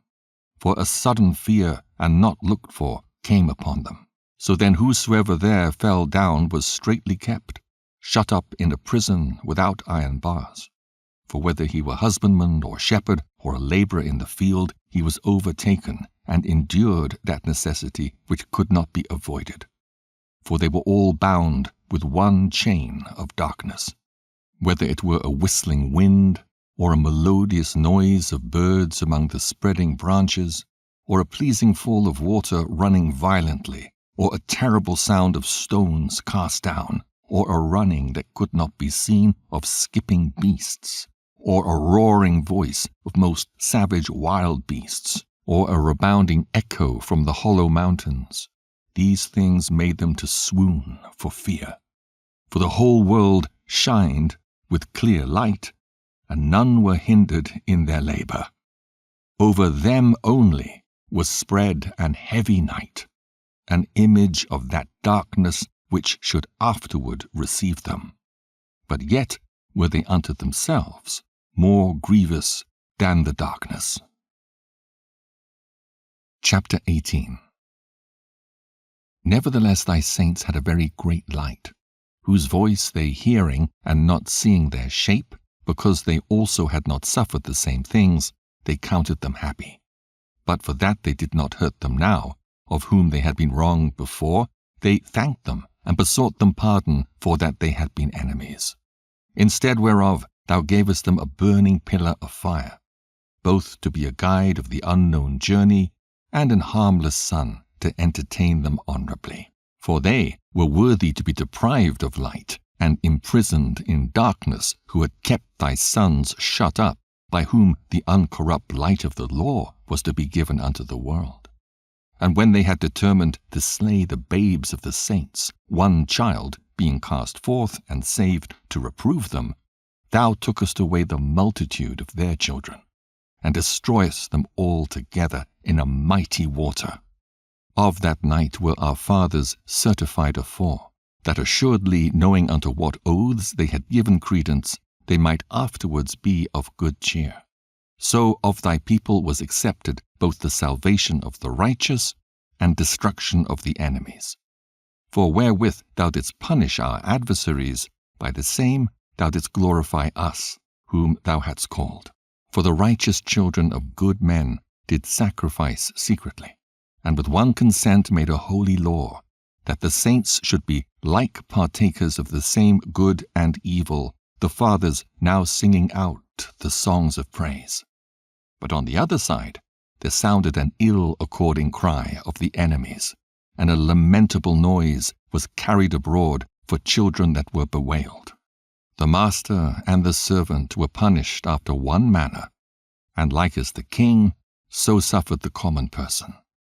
So they all together had innumerable dead with one kind of death, neither were the living sufficient to bury them, for in one moment the noblest offspring of them was destroyed. For whereas they would not believe anything by reason of the enchantments, upon the destruction of the firstborn, they acknowledged this people to be the sons of God.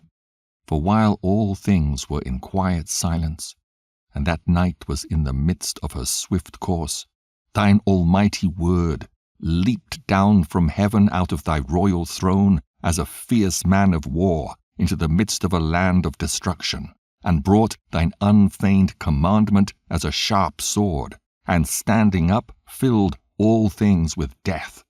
And it touched the heaven, but it stood upon the earth. Then suddenly visions of horrible dreams troubled them sore, and terrors came upon them unlooked for.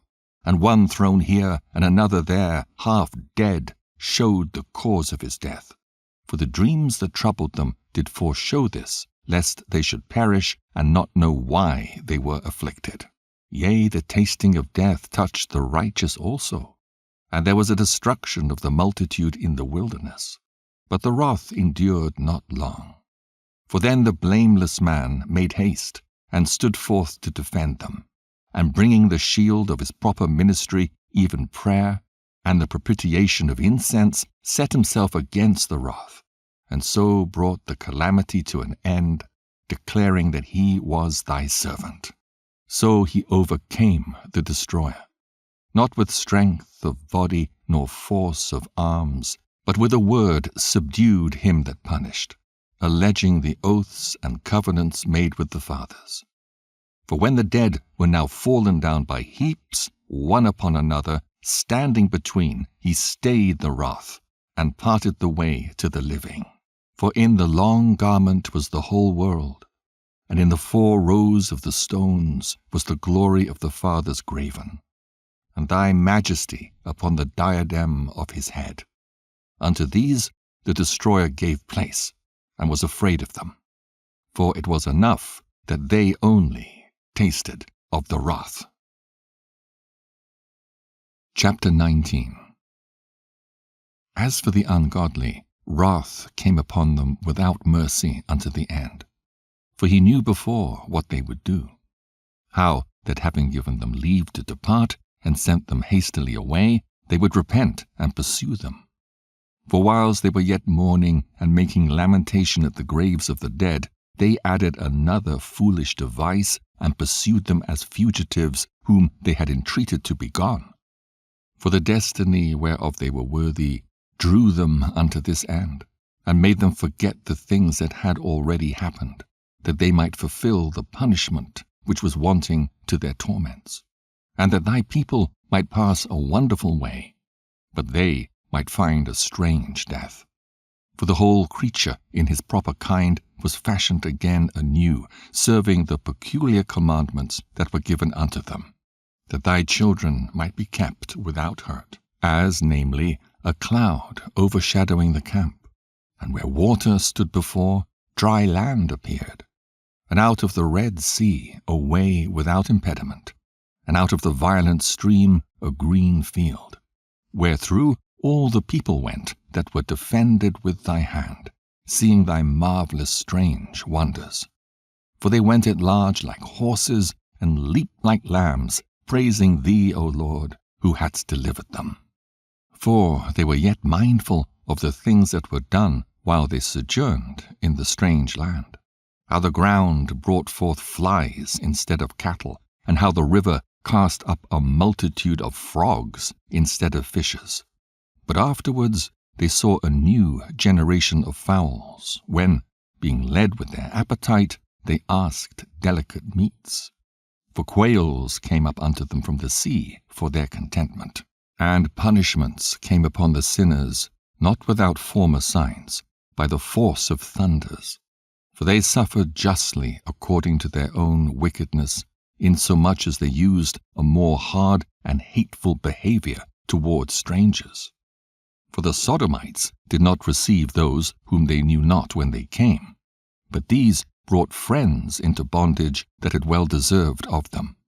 And not only so, but peradventure some respect shall be had of those, because they used strangers not friendly. But these very grievously afflicted them, whom they had received with feastings, and were already made partakers of the same laws with them.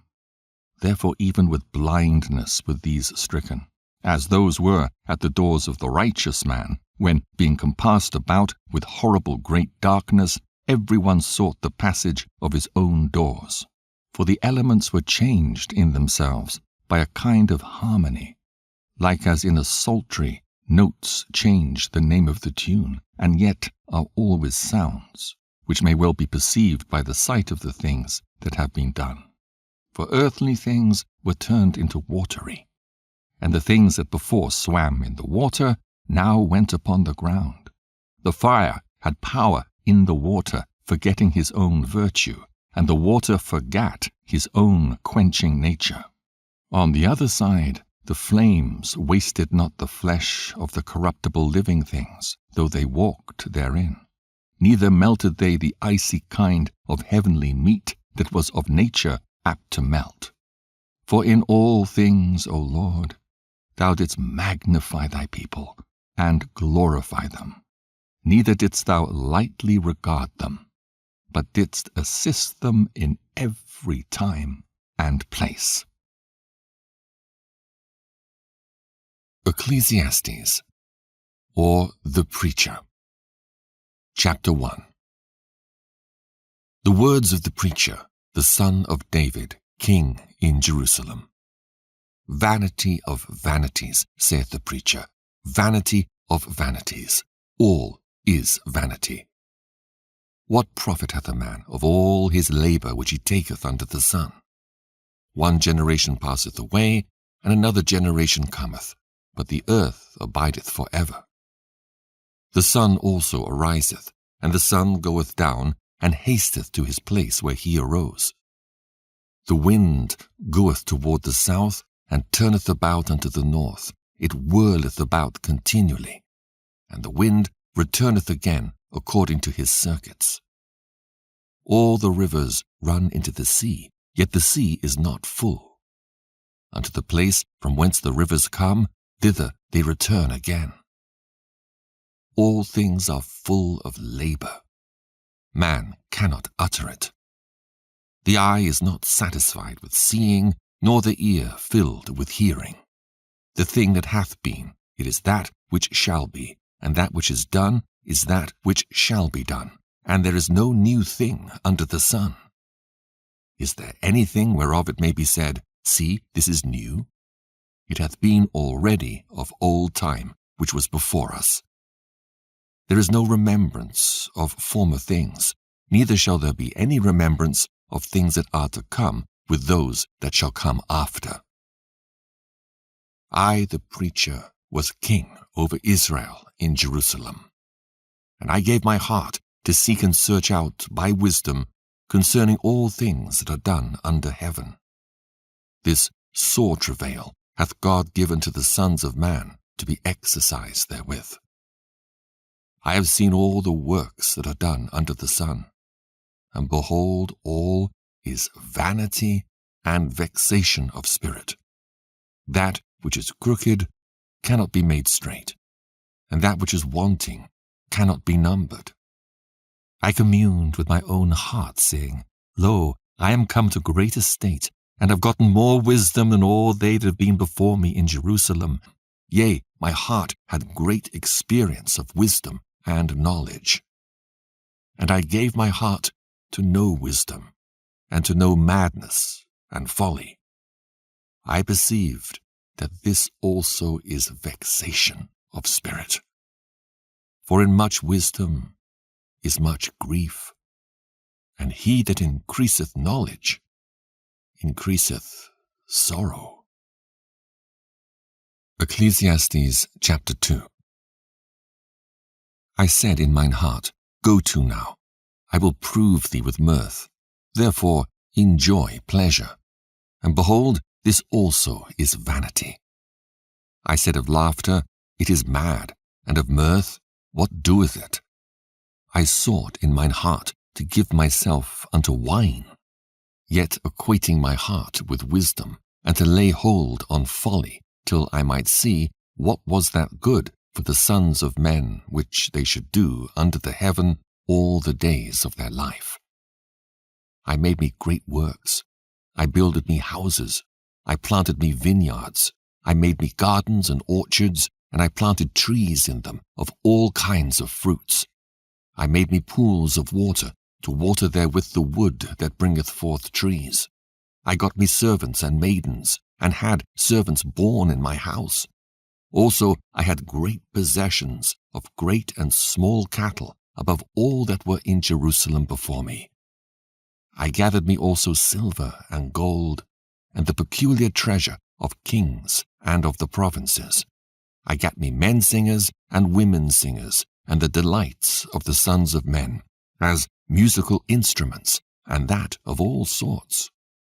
So I was great, and increased more than all that were before me in Jerusalem.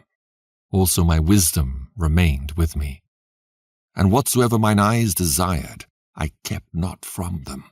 I withheld not my heart from any joy, for my heart rejoiced in all my labor, and this was my portion of all my labor. Then I looked on all the works that my hands had wrought, and on the labor that I had labored to do, and behold, all was vanity and vexation of spirit, and there was no profit under the sun. And I turned myself to behold wisdom and madness and folly. For what can the man do that cometh after the king? Even that which hath been already done. Then I saw that wisdom excelleth folly, as far as light excelleth darkness. The wise man's eyes are in his head, but the fool walketh in darkness. And I myself perceived also that one event happeneth to them all. Then said I in my heart, As it happeneth to the fool, so it happeneth even to me. And why was I then more wise? Then I said in my heart that this also is vanity. For there is no remembrance of the wise more than of the fool forever, seeing that which now is in the days to come shall be forgotten. And how dieth the wise man? As the fool. Therefore I hated life, because the work that is wrought under the sun is grievous unto me, for all is vanity and vexation of spirit. Yea, I hated all my labor which I had taken under the sun, because I should leave it unto the man that shall be after me. And who knoweth whether he shall be a wise man or a fool? Yet shall he have rule over all my labor wherein I have labored, and wherein I have showed myself wise under the sun. This is also vanity. Therefore I went about to cause my heart to despair of all the labor which I took under the sun. For there is a man whose labor is in wisdom, and in knowledge, and in equity. Yet to a man that hath not labored, therein shall he leave it for his portion. This also is vanity, and a great evil. For what hath man of all his labor, and of the vexation of his heart, wherein he hath labored under the sun?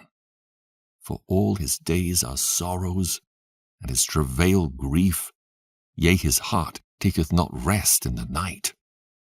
This is also vanity. There is nothing better for a man than that he should eat and drink, and that he should make his soul enjoy good in his labor. This also I saw, that it was from the hand of God. For who can eat, or who else can hasten hereunto more than I? For God giveth to a man that is good in his sight wisdom and knowledge and joy.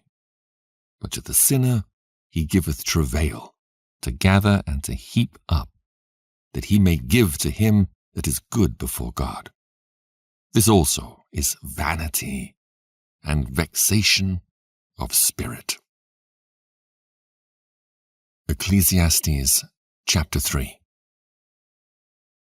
To everything there is a season, and a time to every purpose under the heaven, a time to be born, and a time to die, a time to plant, and a time to pluck up that which is planted, a time to kill, and a time to heal, a time to break down, and a time to build up, a time to weep, and a time to laugh, a time to mourn, and a time to dance, a time to cast away stones, and a time to gather stones together, a time to embrace, and a time to refrain from embracing, a time to get, and a time to lose, a time to keep, and a time to cast away, a time to rend, and a time to sow, a time to keep silence, and a time to speak, a time to love, and a time to hate, a time of war, and a time of peace.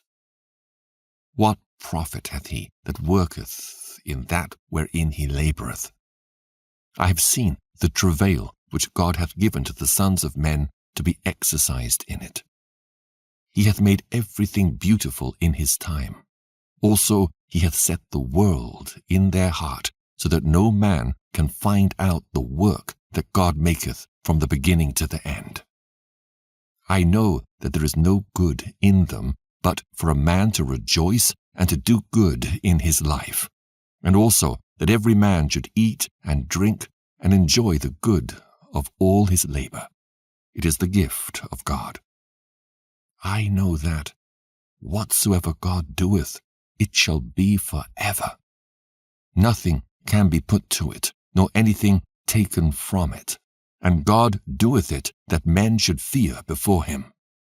That which hath been is now, and that which is to be hath already been. And God requireth that which is past. And moreover, I saw under the sun the place of judgment, that wickedness was there, and the place of righteousness, that iniquity was there. I said in mine heart, God shall judge the righteous and the wicked. For there is a time there for every purpose, and for every work. I said in mine heart concerning the estate of the sons of men, that God might manifest them, and that they might see that they themselves are beasts. For that which befalleth the sons of men befalleth beasts. Even one thing befalleth them. As the one dieth, so dieth the other. Yea, they have all one breath, so that a man hath no preeminence above a beast. For all is vanity. All go unto one place, all are of the dust, and all turn to dust again. Who knoweth the spirit of a man that goeth upward, and the spirit of the beast that goeth downward to the earth? Wherefore I perceive that there is nothing better than that a man should rejoice in his own works, for that is his portion. For who shall bring him to see what shall be after him?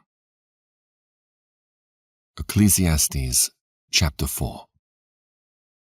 So I returned and considered all the oppressions that are done unto the son, and behold the tears of such as were oppressed, and they had no comforter. And on the side of their oppressors there was power, but they had no comforter. Wherefore I praise the dead which are already dead, more than the living which are yet alive. Yea, better is he than both they which hath not yet been, who hath not seen the evil work that is done unto the Son. Again I considered all travail and every right work, that for this a man is envied of his neighbor. This is also vanity and vexation of spirit. The fool foldeth his hands together, and eateth his own flesh. Better is an handful with quietness than both the hands full with travail and vexation of spirit. Then I returned, and I saw vanity under the sun. There is one alone, and there is not a second. Yea, he hath neither child nor brother. Yet is there no end of all his labor.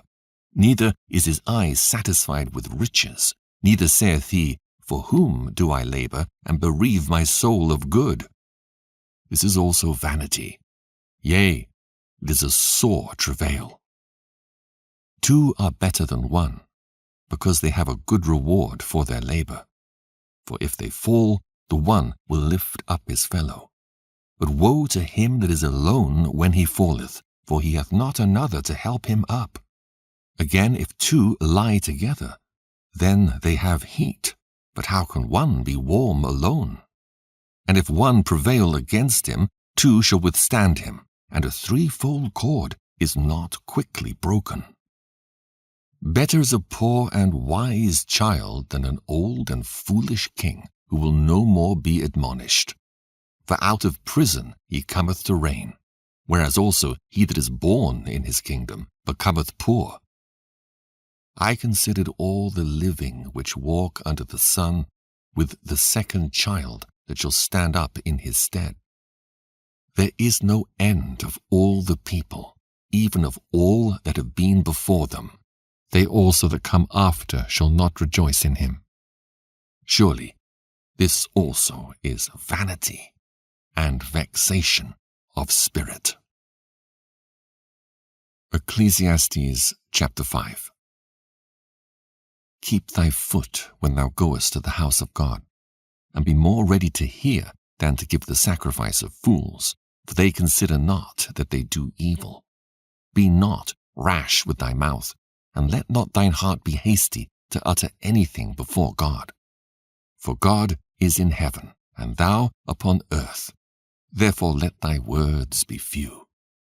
For a dream cometh through the multitude of business, and a fool's voice is known by the multitude of words. When thou vowest a vow unto God, defer not to pay it. For he hath no pleasure in fools. Pay that which thou hast vowed. Better is it that thou shouldest not vow, than that thou shouldest vow and not pay. Suffer not thy mouth to cause thy flesh to sin, neither say thou before the angel that it was an error.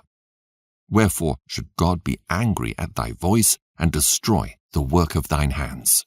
For in the multitude of dreams and many words there are also divers vanities. But fear thou God.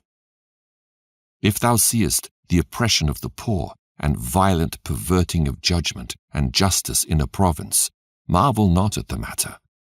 For he that is higher than the highest regardeth, and there be higher than they. Moreover, the profit of the earth is for all. The king himself is served by the field. He that loveth silver shall not be satisfied with silver, nor he that loveth abundance with increase. This is also vanity. When goods increase, they are increased that eat them. And what good is there to the owners thereof, saving the beholding of them with their eyes?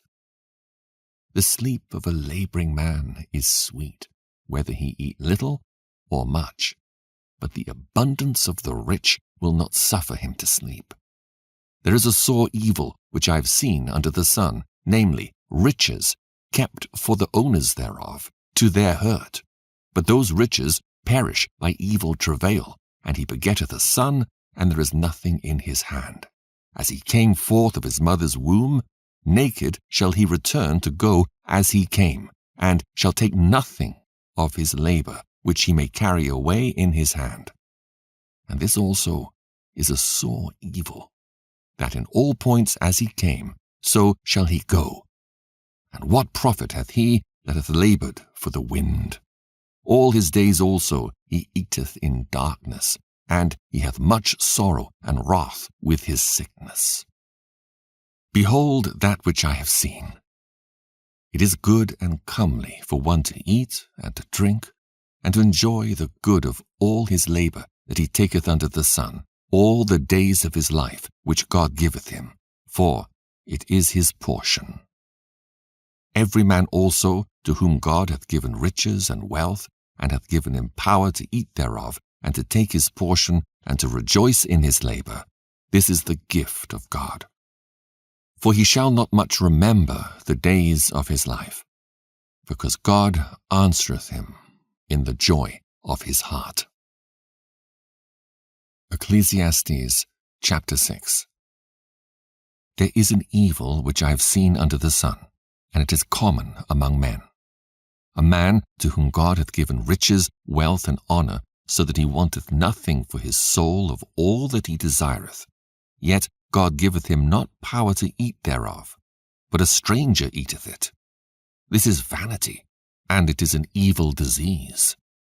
If a man beget 100 children, and live many years, so that the days of his years be many, and his soul be not filled with good, and also that he have no burial, I say that an untimely birth is better than he. For he cometh in with vanity, and departeth in darkness, and his name shall be covered with darkness. Moreover, he hath not seen the sun, nor known anything. This hath more rest than the other. Yea, though he live 1,000 years twice told, yet hath he seen no good. Do not all go to one place. All the labour of man is for his mouth, and yet the appetite is not filled.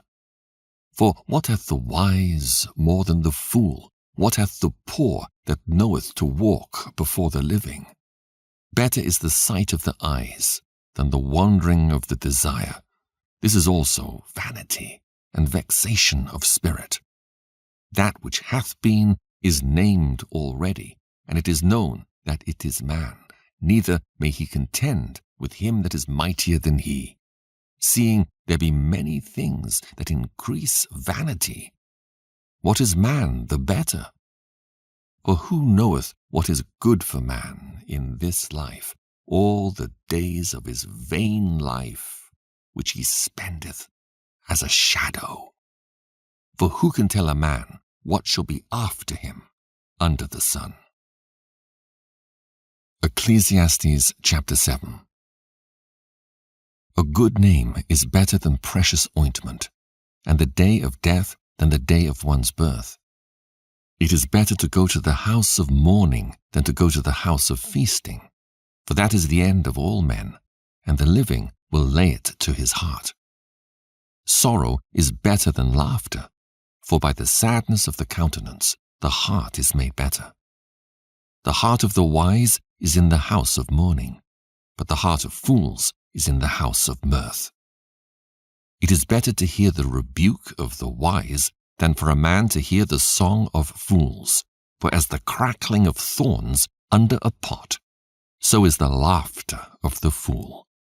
This also is vanity. Surely oppression maketh a wise man mad, and a gift gift destroyeth the heart. Better is the end of a thing than the beginning thereof, and the patient in spirit is better than the proud in spirit. Be not hasty in thy spirit to be angry, for anger resteth in the bosom of fools. Say not thou, what is the cause that the former days were better than these? For thou dost not inquire wisely concerning this. Wisdom is good with an inheritance, and by it there is profit to them that see the sun. For wisdom is a defense, and money is a defense. But the excellency of knowledge is that wisdom giveth life to them that have it. Consider the work of God, for who can make that straight which he hath made crooked? In the day of prosperity be joyful, but in the day of adversity consider. God also hath set the one over against the other, to the end that man should find nothing after him. All things have I seen in the days of my vanity. There is a just man that perisheth in his righteousness, and there is a wicked man that prolongeth his life in his wickedness.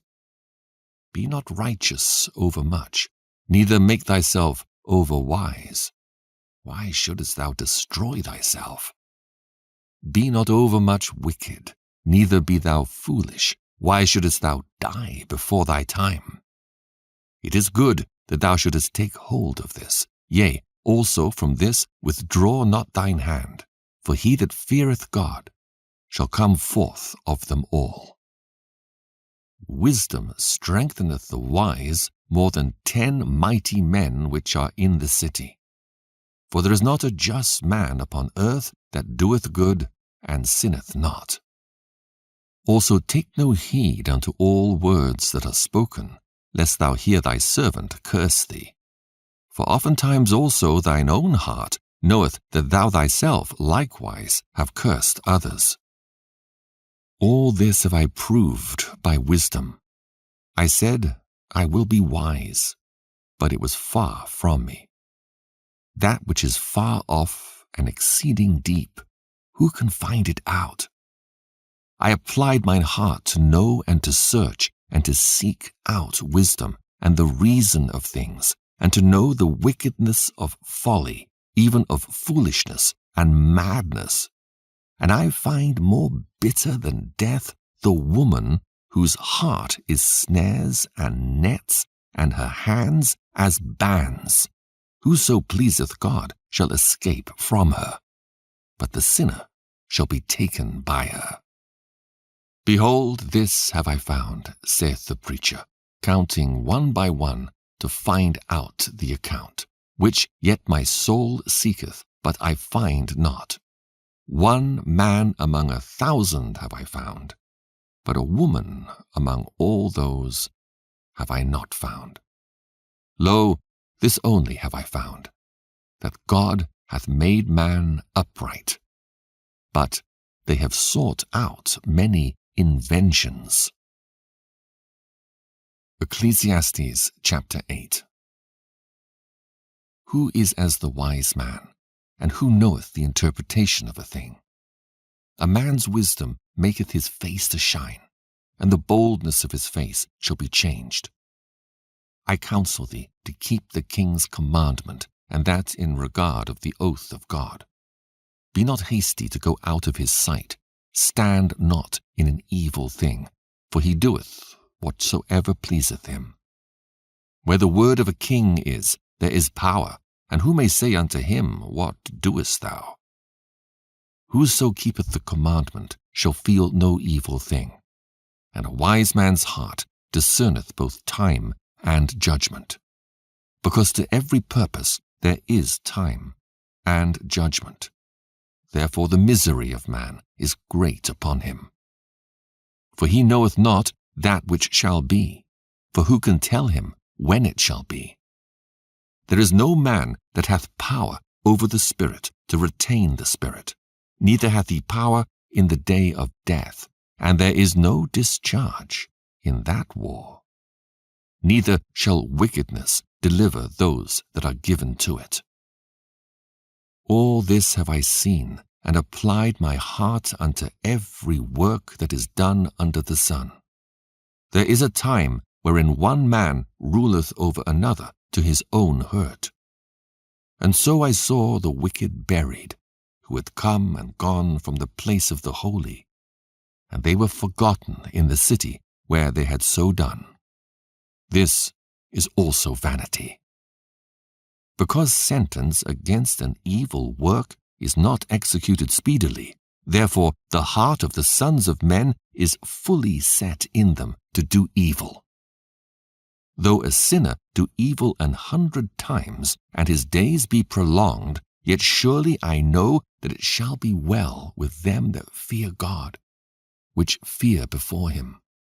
But it shall not be well with the wicked, neither shall he prolong his days, which are as a shadow, because he feareth not before God.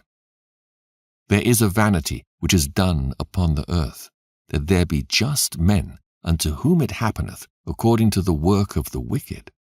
Again, there be wicked men to whom it happeneth according to the work of the righteous. I said that this also is vanity. Then I commended mirth, because a man hath no better thing under the sun than to eat and to drink and to be merry. For that shall abide with him of his labor the days of his life, which God giveth him under the sun. When I applied mine heart to know wisdom, and to see the business that is done upon the earth, for also there is that neither day nor night seeth sleep with his eyes, then I beheld all the work of God, that a man cannot find out the work that is done under the sun. Because though a man labor to seek it out, yet he shall not find it.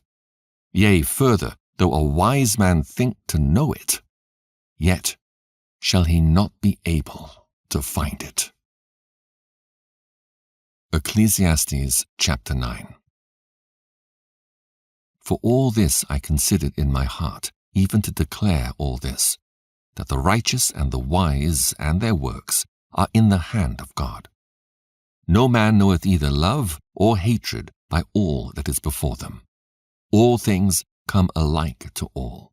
There is one event to the righteous and to the wicked, to the good and to the clean and to the unclean, to him that sacrificeth and to him that sacrificeth not. As is the good, so is the sinner, and he that sweareth, as he that feareth an oath. This is an evil among all things that are done under the sun, that there is one event unto all. Yea, also the heart of the sons of men is full of evil, and madness is in their heart while they live, and after that they go to the dead. For to him that is joined to all the living there is hope. For a living dog is better than a dead lion.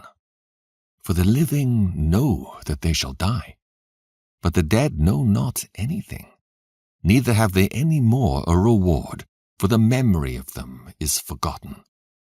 Also their love and their hatred and their envy is now perished.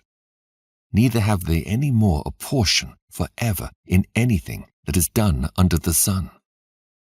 Go thy way, eat thy bread with joy, and drink thy wine with a merry heart, for God now accepteth thy works. Let thy garments be always white, and let thy head lack no ointment. Live joyfully with the wife whom thou lovest all the days of the life of thy vanity, which he hath given thee under the sun, all the days of thy vanity. For that is thy portion in this life, and in thy labor which thou takest under the sun. Whatsoever thy hand findeth to do, do it with thy might. For there is no work, nor device, nor knowledge, nor wisdom in the grave, whither thou goest. I returned, and saw under the sun that the race is not to the swift, nor the battle to the strong, neither yet bread to the wise, nor yet riches to men of understanding, nor yet favor to men of skill, but time and chance happeneth to them all. For man also knoweth not his time. As the fishes that are taken in an evil net, and as the birds that are caught in the snare, so are the sons of men snared in an evil time when it falleth suddenly upon them. This wisdom have I seen also under the sun, and it seemed great unto me.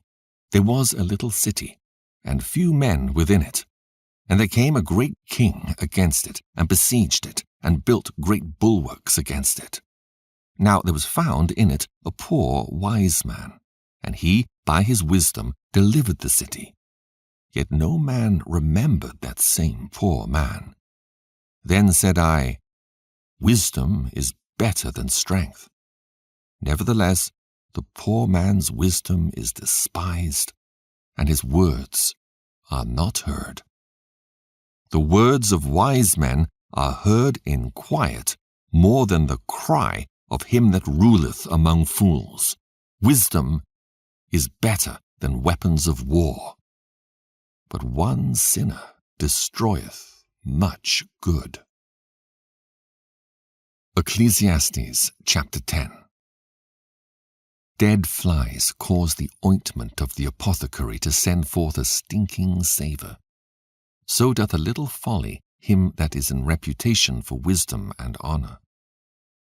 A wise man's heart is at his right hand, but a fool's heart at his left. Yea, also, when he that is a fool walketh by the way, his wisdom faileth him, and he saith to every one that he is a fool.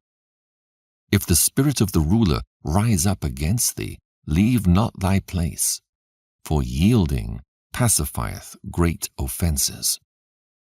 There is an evil which I have seen under the sun, as an error which proceedeth from the ruler. Folly is set in great dignity, and the rich sit in low place. I have seen servants upon horses, and princes walking as servants upon the earth.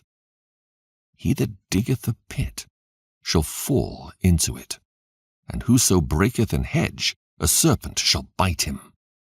Whoso removeth stones shall be hurt therewith, and he that cleaveth wood shall be endangered thereby.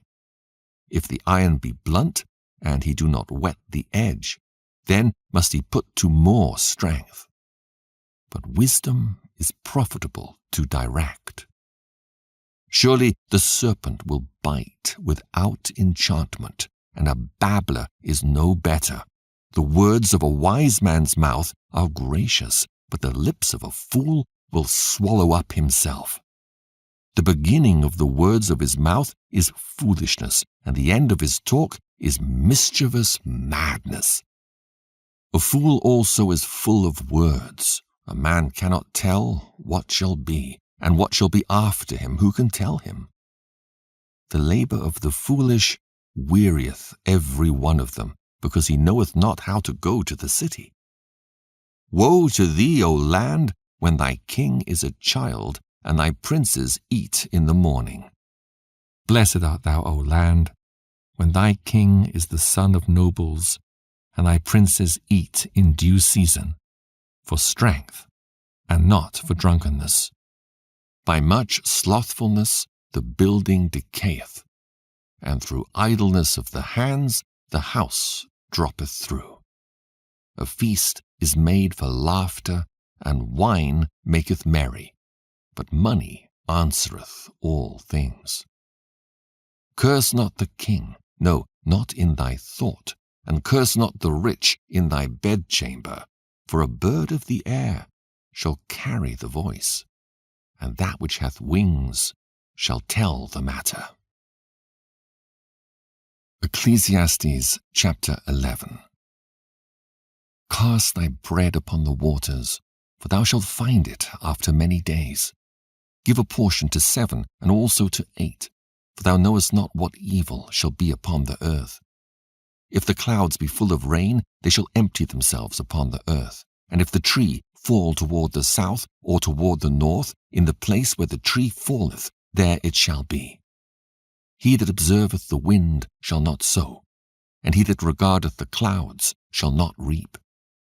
as thou knowest not what is the way of the Spirit, nor how the bones do grow in the womb of her that is with child, even so thou knowest not the works of God, who maketh all. In the morning sow thy seed, and in the evening withhold not thine hand. For thou knowest not whether shall prosper either this or that, or whether they both shall be alike good. Truly the light is sweet, and a pleasant thing it is for the eyes to behold the sun. But if a man live many years and rejoice in them all, yet let him remember the days of darkness, for they shall be many. All that cometh is vanity. Rejoice, O young man, in thy youth, and let thy heart cheer thee in the days of thy youth, and walk in the ways of thine heart, and in the sight of thine eyes.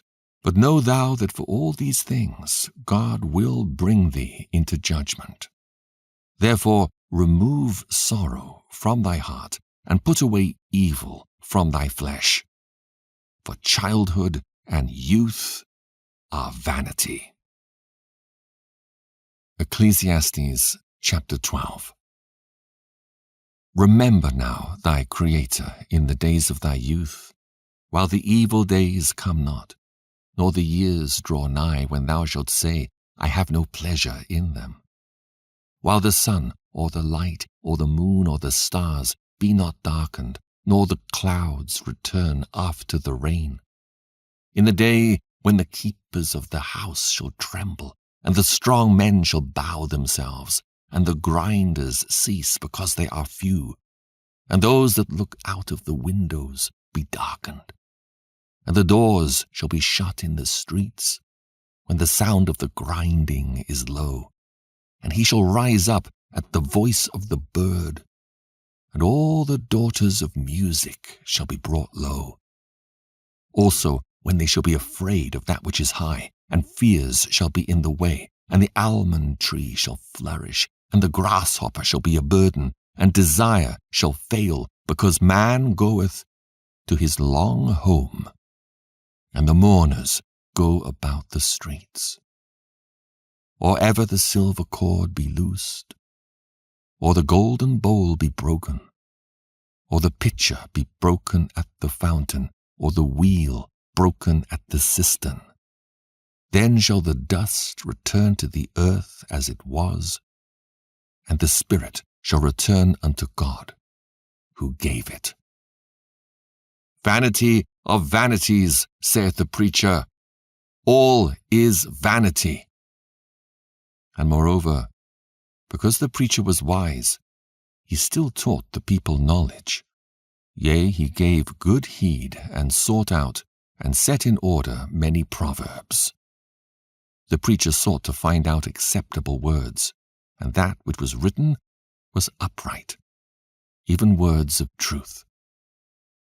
The words of the wise are as goads, and as nails fastened by the masters of assemblies, which are given from one shepherd. And further, by these, my son, be admonished. Of making many books there is no end, and much study is a weariness of the flesh. Let us hear the conclusion of the whole matter.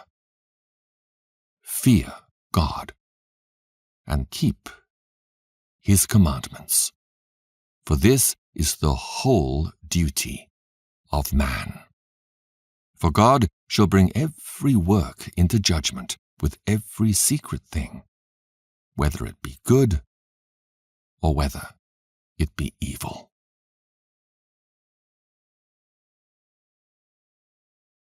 The General Epistle of James, Chapter 1. James, a servant of God and of the Lord Jesus Christ, to the 12 tribes which are scattered abroad, greeting. My brethren, count it all joy when ye fall into divers temptations, knowing this, that the trying of your faith worketh patience. But let patience have her perfect work, that ye may be perfect and entire, wanting nothing. If any of you lack wisdom, let him ask of God, that giveth to all men liberally, and upbraideth not, and it shall be given him. But let him ask in faith, nothing wavering. For he that wavereth is like a wave of the sea, driven with the wind and tossed. For let not that man think that he shall receive anything of the Lord. A double-minded man is unstable in all his ways. Let the brother of low degree rejoice in that he is exalted, but the rich in that he is made low. Because as the flower of the grass he shall pass away. For the sun is no sooner risen with a burning heat, but it withereth the grass, and the flower thereof falleth, and the grace of the fashion of it perisheth. So also shall the rich man fade away in his ways.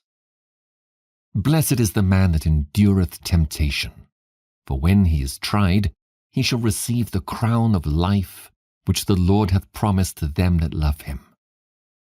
Let no man say when he is tempted, I am tempted of God. For God cannot be tempted with evil, neither tempteth he any man. But every man is tempted when he is drawn away of his own lust and enticed. Then when lust hath conceived, it bringeth forth sin, and sin, when it is finished, bringeth forth death. Do not err, my beloved brethren. Every good gift and every perfect gift is from above, and cometh down from the Father of lights, with whom is no variableness, neither shadow of turning. Of his own will begat he us with the word of truth, that we should be a kind of firstfruits of his creatures. Wherefore, my beloved brethren, let every man be swift to hear, slow to speak, slow to wrath. For the wrath of man worketh not the righteousness of God. Wherefore, lay apart all filthiness and superfluity of naughtiness, and receive with meekness the engrafted word, which is able to save your souls. But be ye doers of the word, and not hearers only, deceiving your own selves.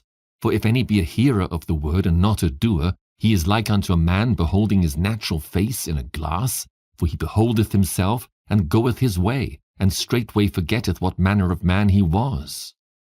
But whoso looketh into the perfect law of liberty, and continueth therein, he being not a forgetful hearer, but a doer of the work, this man shall be blessed in his deed.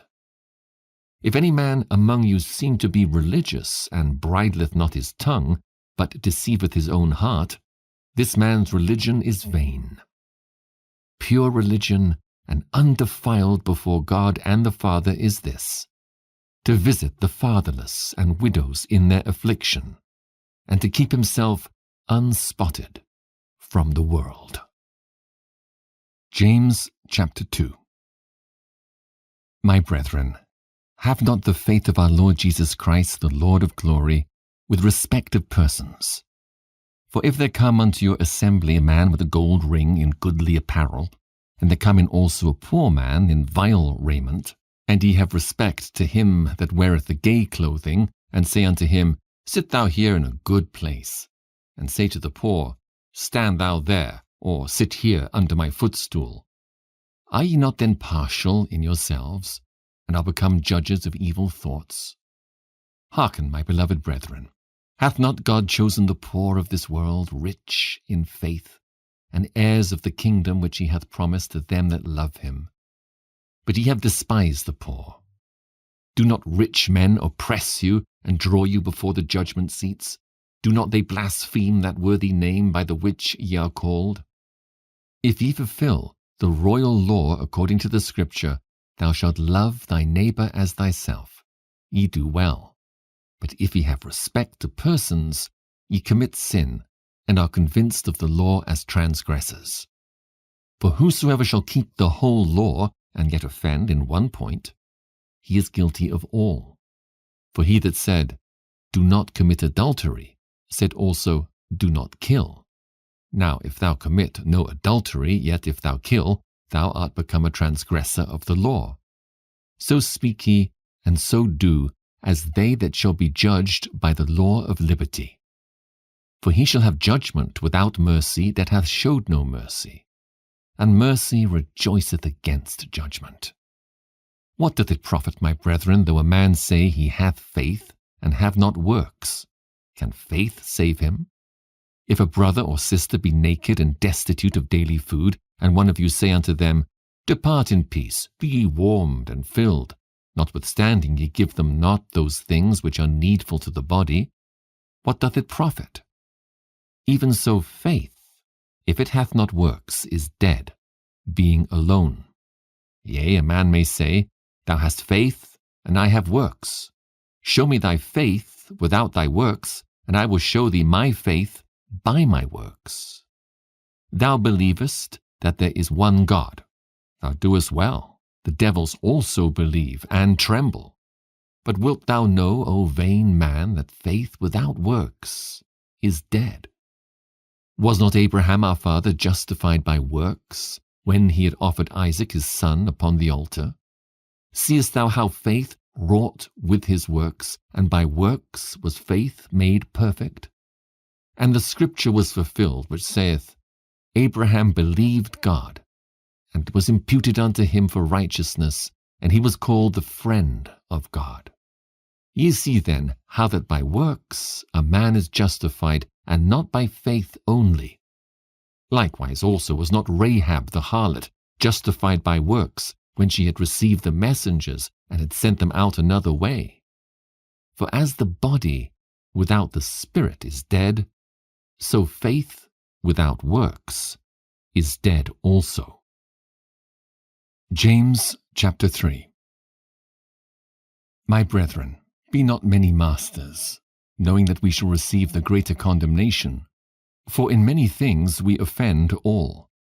If any man offend not in word, the same is a perfect man, and able also to bridle the whole body.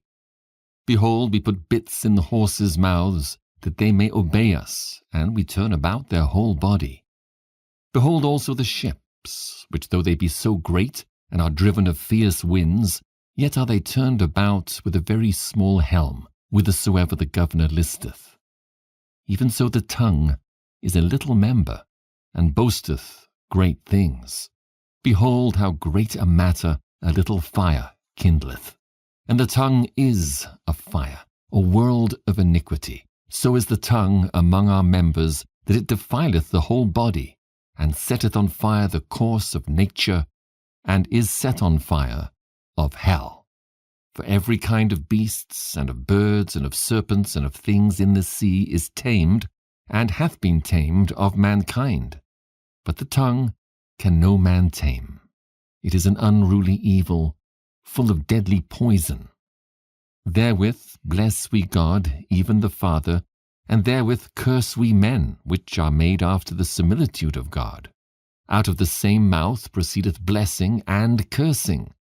My brethren, these things ought not so to be. Doth a fountain send forth at the same place sweet water and bitter? Can the fig tree, my brethren, bear olive berries, either a vine figs? So can no fountain both yield salt water and fresh. Who is a wise man and endued with knowledge among you? Let him show out of a good conversation his works with meekness of wisdom. But if ye have bitter envying and strife in your hearts, glory not, and lie not against the truth. This wisdom descendeth not from above, but is earthly, sensual, devilish. For where envying and strife is, there is confusion and every evil work. But the wisdom that is from above is first pure, then peaceable, gentle, and easy to be entreated, full of mercy and good fruits, without partiality and without hypocrisy. And the fruit of righteousness is sown in peace of them that make peace. James chapter 4. From whence come wars and fightings among you? Come they not hence even of your lusts that war in your members? Ye lust and have not, ye kill and desire to have, and cannot obtain, ye fight and war, yet ye have not, because ye ask not. Ye ask and receive not, because ye ask amiss, that ye may consume it upon your lusts. Ye adulterers and adulteresses, Know ye not that the friendship of the world is enmity with God? Whosoever therefore will be a friend of the world is the enemy of God. Do ye think that the Scripture saith in vain, The Spirit that dwelleth in us lusteth to envy? But he giveth more grace. Wherefore he saith, God resisteth the proud, but giveth grace unto the humble. Submit yourselves therefore to God, resist the devil, and he will flee from you. Draw nigh to God, and he will draw nigh to you. Cleanse your hands, ye sinners, and purify your hearts, ye double-minded. Be afflicted, and mourn, and weep. Let your laughter be turned to mourning, and your joy to heaviness. Humble yourselves in the sight of the Lord, and he shall lift you up. Speak not evil one of another, brethren. He that speaketh evil of his brother, and judgeth his brother, speaketh evil of the law, and judgeth the law. But if thou judge the law, thou art not a doer of the law, but a judge. There is one lawgiver, who is able to save and to destroy. Who art thou that judgest another? Go to now, ye that say, Today or tomorrow we will go into such a city, and continue there a year, and buy and sell, and get gain, whereas ye know not what shall be on the morrow. For what is your life? It is even a vapour that appeareth for a little time, and then vanisheth away. For that he ought to say, If the Lord will, we shall live and do this or that. But now ye rejoice in your boastings. All such rejoicing is evil. Therefore to him that knoweth to do good, and doeth it not, to him it is sin. James chapter 5.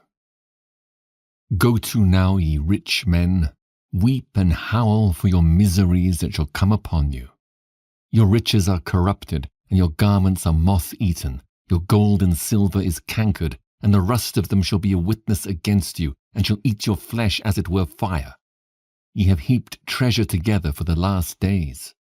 Behold, the hire of the labourers who have reaped down your fields, which is of you kept back by fraud, crieth, and the cries of them which have reaped are entered into the ears of the Lord of Sabaoth. Ye have lived in pleasure on the earth, and been wanton. Ye have nourished your hearts, as in a day of slaughter. Ye have condemned and killed the just, and he doth not resist you. Be patient, therefore, brethren, unto the coming of the Lord. Behold, the husbandman waiteth for the precious fruit of the earth, and hath long patience for it, until he receive the early and latter rain. Be ye also patient, stablish your hearts, for the coming of the Lord draweth nigh.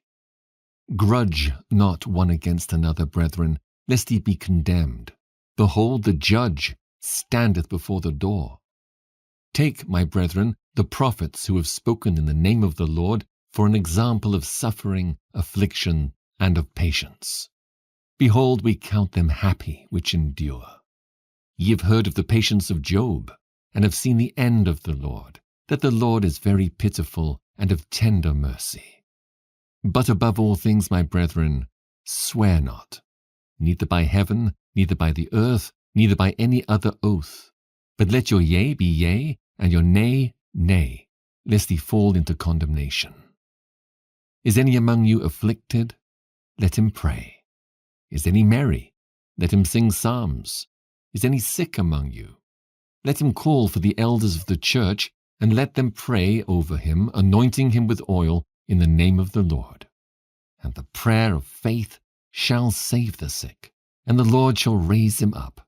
And if he have committed sins, they shall be forgiven him. Confess your faults one to another, and pray one for another, that ye may be healed. The effectual fervent prayer of a righteous man availeth much. Elias was a man subject to like passions as we are, and he prayed earnestly that it might not rain, and it rained not on the earth by the space of 3 years and 6 months. And he prayed again, and the heaven gave rain, and the earth brought forth her fruit.